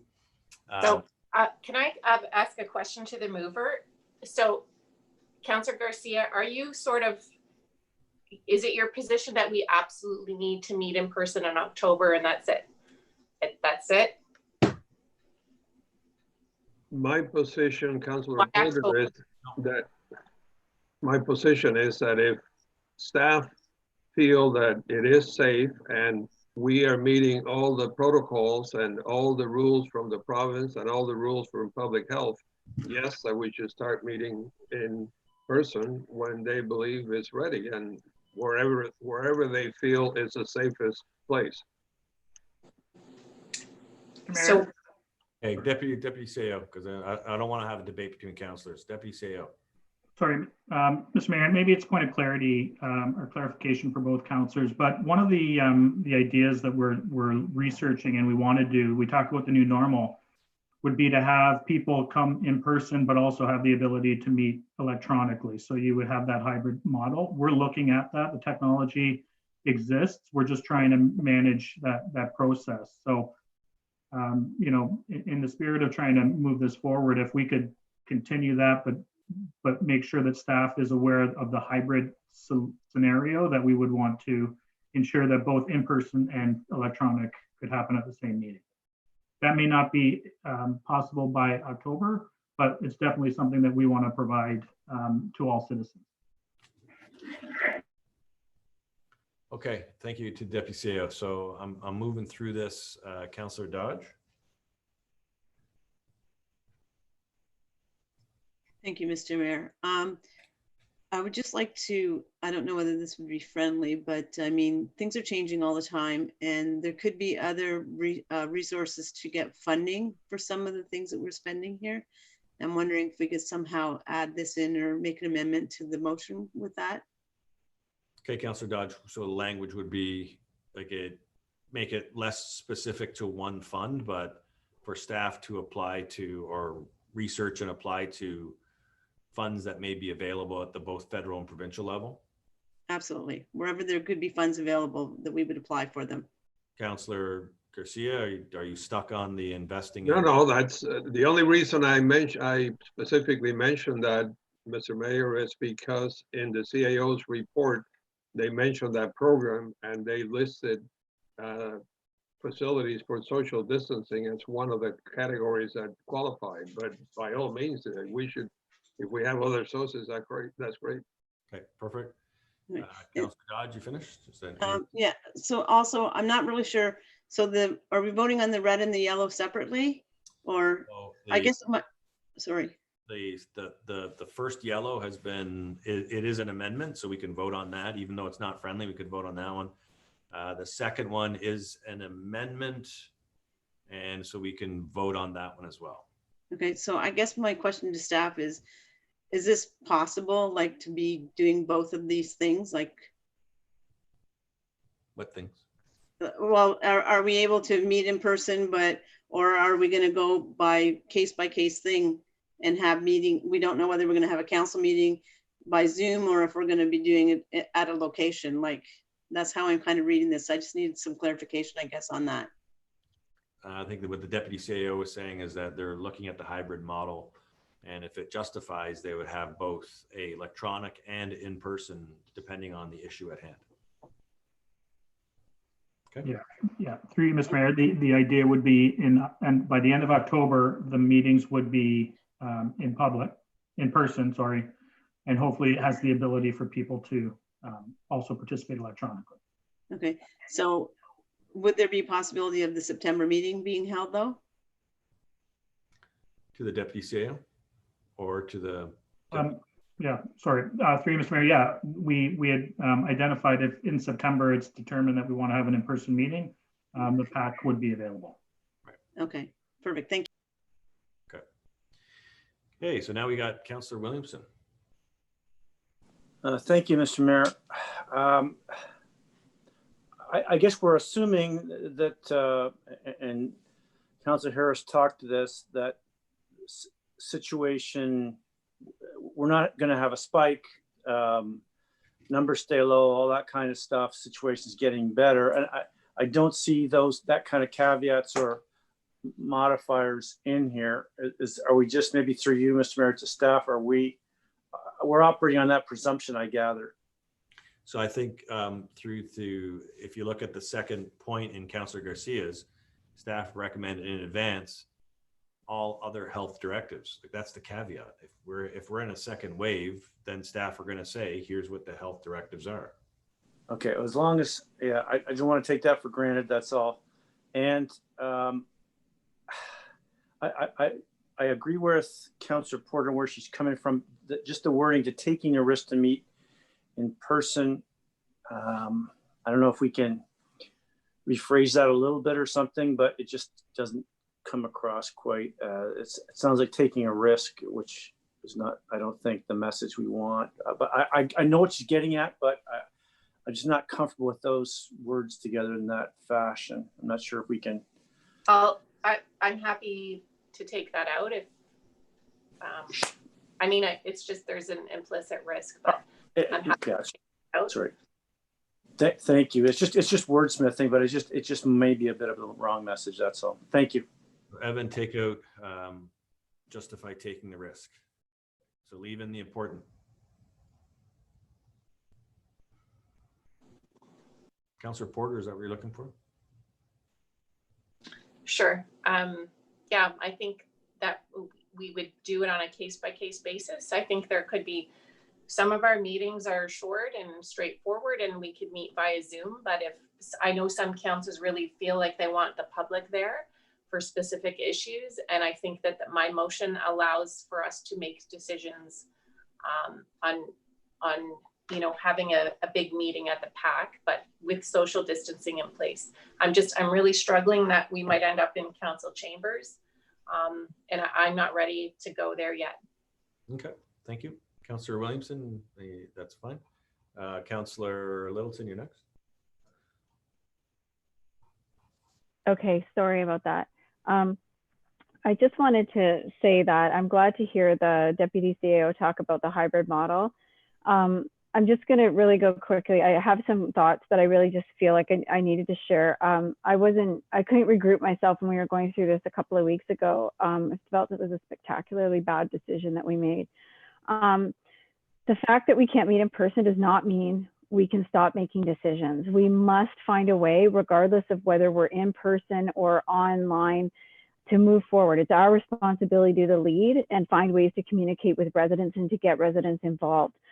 Public engagement, I think the idea that we need people standing in front of us talking to us we're missing a lot when we think that that's the only way that the public can be engaged. I think if you look at the numbers in this report, the fact of the matter is that before we had people coming on and watching council for 7 minutes on average. That was the high, 7 minutes.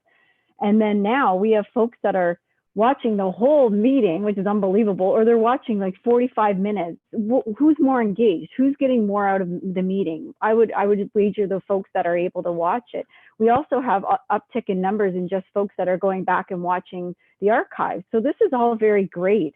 I get many phone calls, text messages, emails, Facebook Messenger, Instagram Messenger, Twitter messages, etc., from all different people.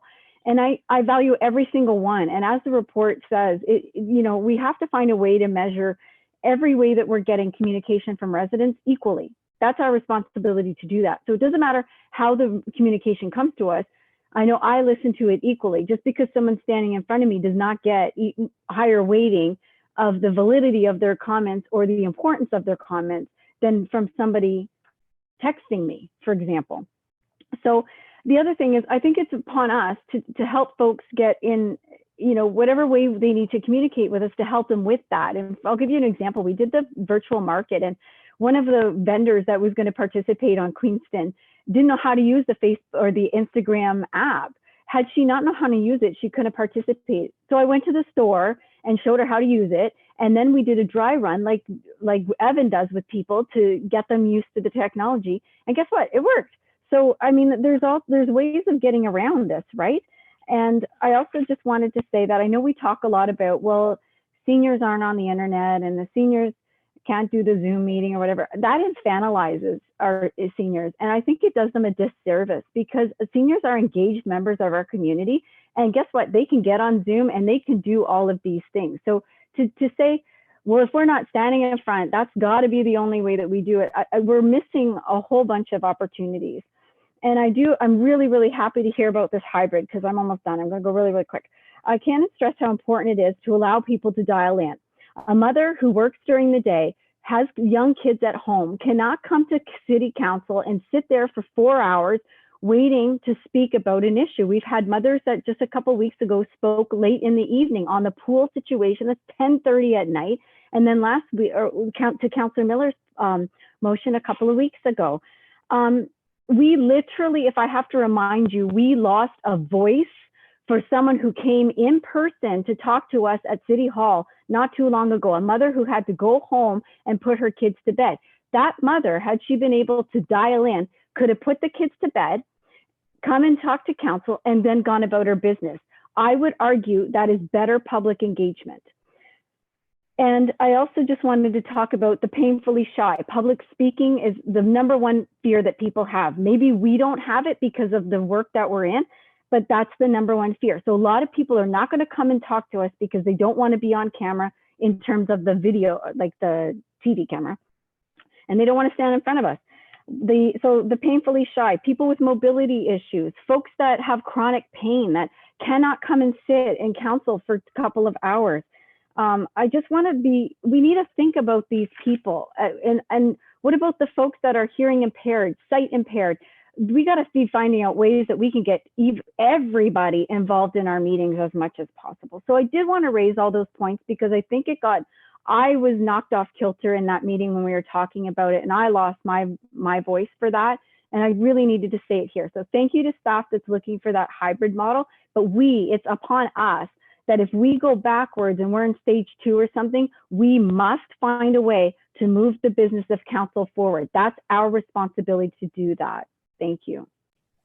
Thank you, Councillor Littleton, and Councillor Sorrento for the wrap up. Yeah, wrap it up. Thank you, Mr. Mayor. Just one question to any one of our staff. Should it be the will of council to support my esteemed colleagues, Councillor Porter's amendment? Will this delay your work in any way to make sure that we have the option of meeting in person in October? Deputy CAO. Answer would be no. I wouldn't see it. Thank you. Perfect. Thank you.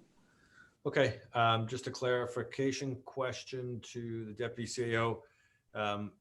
This does not mean the first bullet point of resume by late October. It does not commit us to late October. If meetings were to be had in September, it wouldn't be a reconsideration, correct?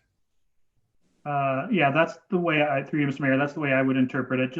This is what we've been doing for the last 6 months as staff, planning for all scenarios. It seems like a lot of time and energy, but that's what we have to do. So we're managing all of that. We need to have the flexibility to be able to do so. So just so council can be aware, staff, we're trying to do everything we can to get back to some sort of new normal.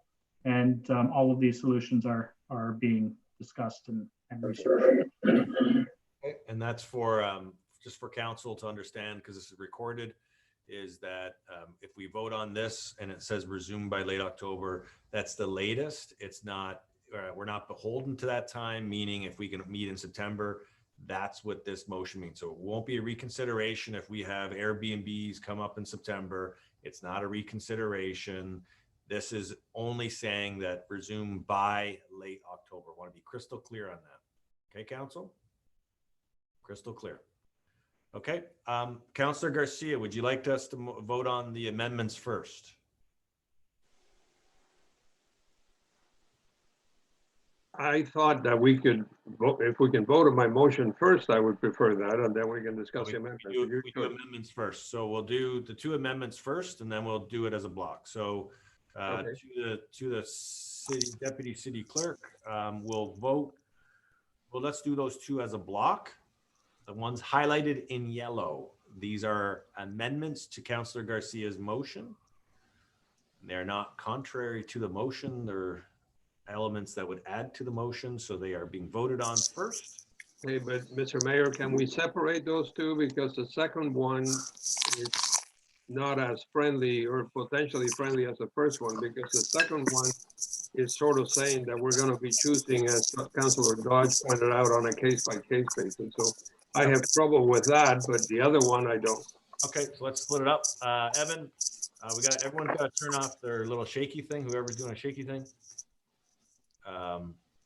And let's go with the very last yellow. Evan, highlight. So it's okay. So the yellow one is what we're voting on right now. Councillor Porter.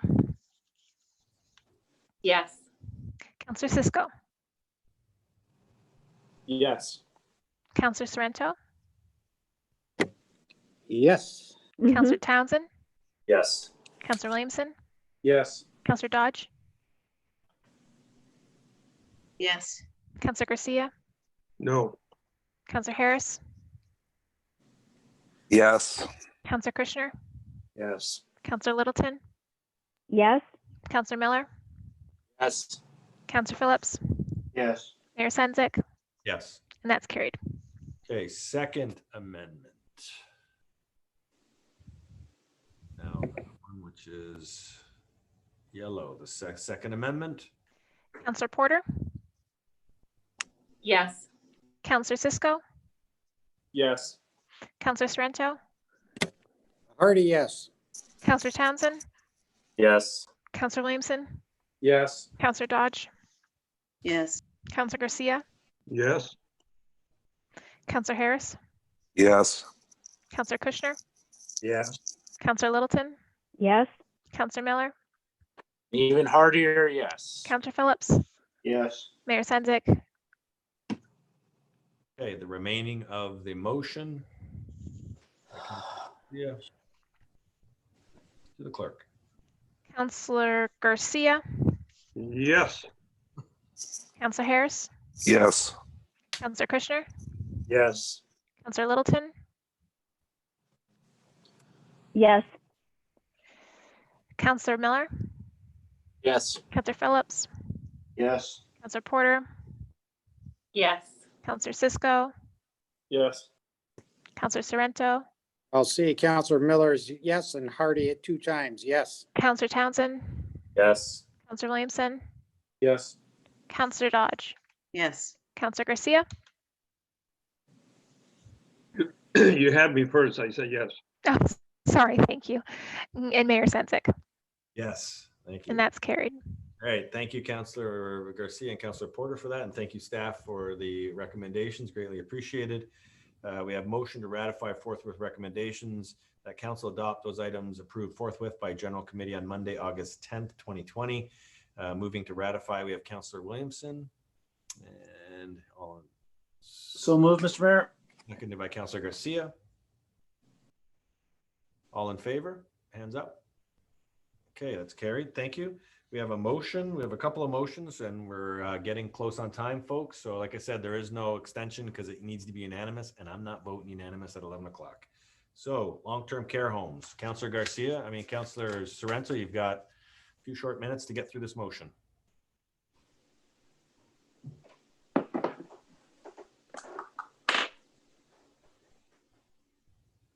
Mr. Mayor, go to the next motion, please. I've got to bring it up. Okay. Evan, if you can go to 11.3. This is again, Councillor Townsend. Thank you, Mr. Mayor. Through you, I'll start at the whereas section 83, Bill 184 states there's a refusal for certain arrears of rent. I'm asking that the City of St. Catharines, and therefore be resolved section, that the City of St. Catharines support the City of Toronto's legal challenge of the amendments made under Bill 184, section 83, and that it further be resolved that the resolution be provided to the Premier's office, the Honorable Steve Clark, Minister of Municipal Affairs and Housing, Niagara MPPs and MPs, and be it further resolved that a copy of this resolution be circulated to all Ontario municipalities requesting their support. The reason I'm bringing this motion forth, Mr. Mayor, is I do think that with the housing crisis and a global health pandemic, I personally don't believe that tenants should be stressed out about being evicted from their places. I understand that, and I do believe it is important for tenants and landlords to work together to find some type of resolution. But as we all know, everyone's situation is different during this time. We have businesses that are reopening and trying to recoup their losses. We have the majority of Canadians who are still not back to full-time work. And as I said, everyone's situation at home is different from one another. And I strongly do not believe that eviction should ever be the solution, especially during a global health pandemic. And I think that people of St. Catharines deserve to not be worried or stressed out about being evicted from their place. And I will reiterate, it is important for landlords and tenants to work together to find a resolution. But I do also believe that eviction should never be the solution following a global health pandemic. And I'm hoping council will be supportive of this, similar to what the City of Toronto has done in supporting a legal challenge of the amendments made under Section 83, which calls for evictions. Thank you. Councillor Townsend, so this is in support of the City of Toronto, so it's not asking us to do anything other than support the Toronto's position and then send some letters. And so if there's no questions on this, I'll call a question. Councillor Townsend, Yes. Councillor Williamson, Yes. Councillor Dodge. Conflict. Conflict. Oh, thank you. Councillor Garcia, did you declare a conflict as well? Yes, I did. Councillor Harris? I declared a conflict as well. Got to find my list. Councillor Kushner? Conflict. I believe Councillor Littleton declared a conflict as well. Councillor Miller? Definitely not a landlord, and yes. Councillor Phillips? Yes.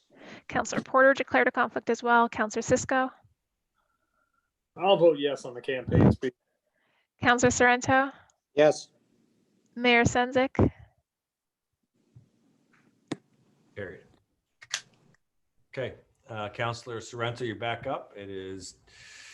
Gotta go. Yes, My ready to roll. Whereas many seniors residing in local long-term care facilities are residents of St. Catharines, and whereas the COVID-19 pandemic has demonstrated a need for additional support, and whereas subsequent outbreaks and a second wave of COVID-19 is a real possibility recurring in long-term care homes, therefore be it resolved that the City Council support the current provincial review of long-term care system that will hopefully identify further changes to protect and to serve the residents. Be it further resolved that City Council encourage the Ministry of Long-Term Care to provide a minimum of 4 hours of direct care per day per resident in a long-term care home. And be it further resolved that the City Council encourage the Ministry of Long-Term Care to support mandatory testing for all staff providing services to seniors in assisted living, life lease and retirement housing workplaces. And be it further resolved that the City Council supports the Ministry of Long-Term Care to build new long-term care beds. Be it further resolved that City Council appeal to the federal and provincial governments to provide funding as quickly as possible for additional staff, support workers, nurses, PPE costs associated with COVID-19 pandemic, and increased staffing to adequate levels in long-term care homes to sufficient capacity to provide care. And be it further resolved that this resolution be forwarded to all local area municipalities, all MPPs, MPs, the Honorable Patty Hadju, Minister of Health, the Honorable Christine Elliott, Minister of Health, and the Honorable Mary Lee Fullerton, Minister of Long-Term Care. Mr. Mayor, this is simply correspondence for paying attention to the care of our seniors, particularly in our cities. And many thanks to many people, to Councillor Townsend, to Coordinator McGinty, City Clerk Bonnie Nistico-Dunk, Deputy Clerk Commissioner Jugley up at the region, and Councillor Peter Nicholson. And to you, Mr. Mayor, thank you very much. Merely correspondence. Thank you. Seconded by Councillor Townsend. That's seconded by Councillor Townsend. Councillor Garcia, do you have a question? Yes, Mr. Mayor, just a quick question of the mover. If he knows the answer, I'm fully supportive of helping our seniors. I'm wondering about the 4-hour clause. How much is that compared to what they get now? Are we talking about they now get 1 hour, or they now get 3 hours and moving to 4? Is this a huge move, or? This was recommended, Mr. Mayor, to Councillor Garcia. This is recommended in a previous report, and my best educated guess right now is that each resident is receiving less than 1 hour of direct care daily. Thank you. So when you say it was recommended in a previous report, recommended by who? By our staff, you mean? Not our staff. I think it was regional staff that did the review. Okay, well, I'm willing to support that, but if they're getting about 1 hour now, what we're doing is quadrupling it. I think that would be a tall order to ask the province to do that, but anyway. That's my guess, my best guess, Councillor. Really, they're probably getting a lot less. Yeah. It could be closer to 20 minutes. Okay. Can I just provide some context? Is that number that you're looking at is in a response to when COVID forced the closing of the long-term cares to the outside public.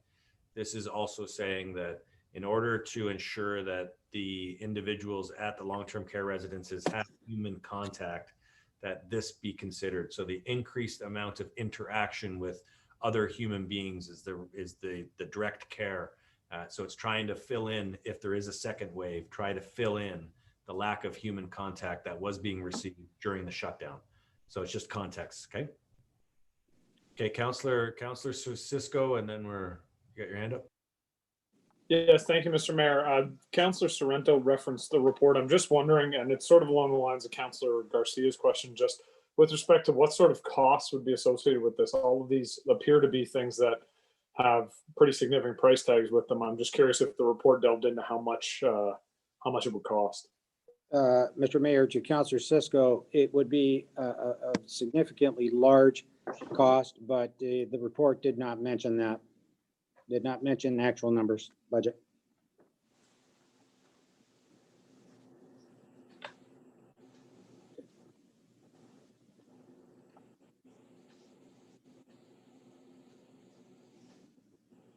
Councillor Porter, 4 minutes left. Okay, I'll try to say this in 10 seconds. We have a long-term care crisis, folks, and you saw what happened in all of those homes across the country. I think we can pass this motion and do it for seniors. I don't know what the hand wringing is about. We're just supporting the fact that we want to support seniors and have them have adequate care.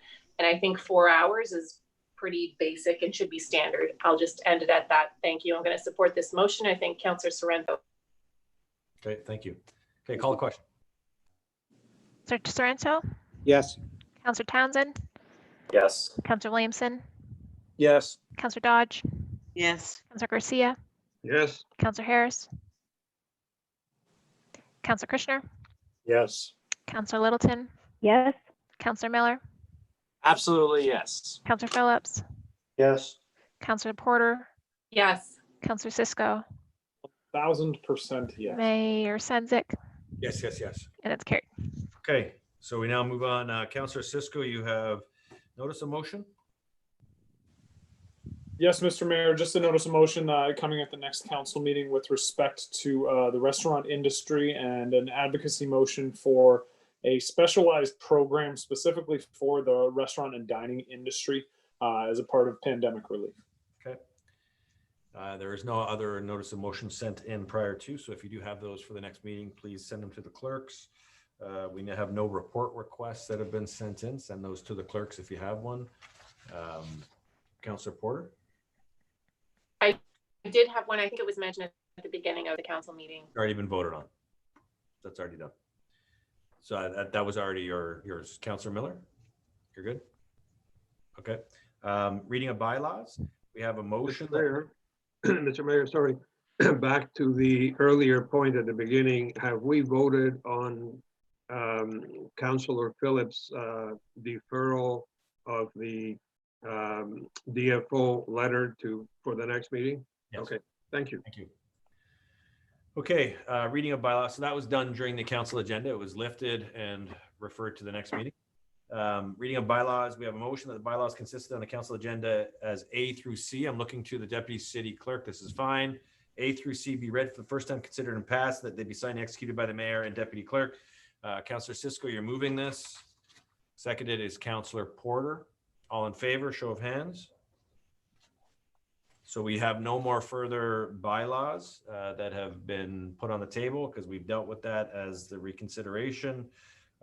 Moving to the next one is the agency boards and committees. Motion to receive and file the minutes of the advisory committees of councils presented. Councillor Kushner, you're moving that. Thumbs up. And Councillor Harris, you seconded it if you're still here. Councillor Garcia, you want to move it? Okay, you're seconding it. Thank you. Councillor Garcia, you've got 1 minute, not even. You got 30 seconds. All in favor? I would just second it. Oh, perfect. All in favor? Okay, that is carried. So for ABC updates, if there's anything pressing, I don't see anything. So we're gonna let this go.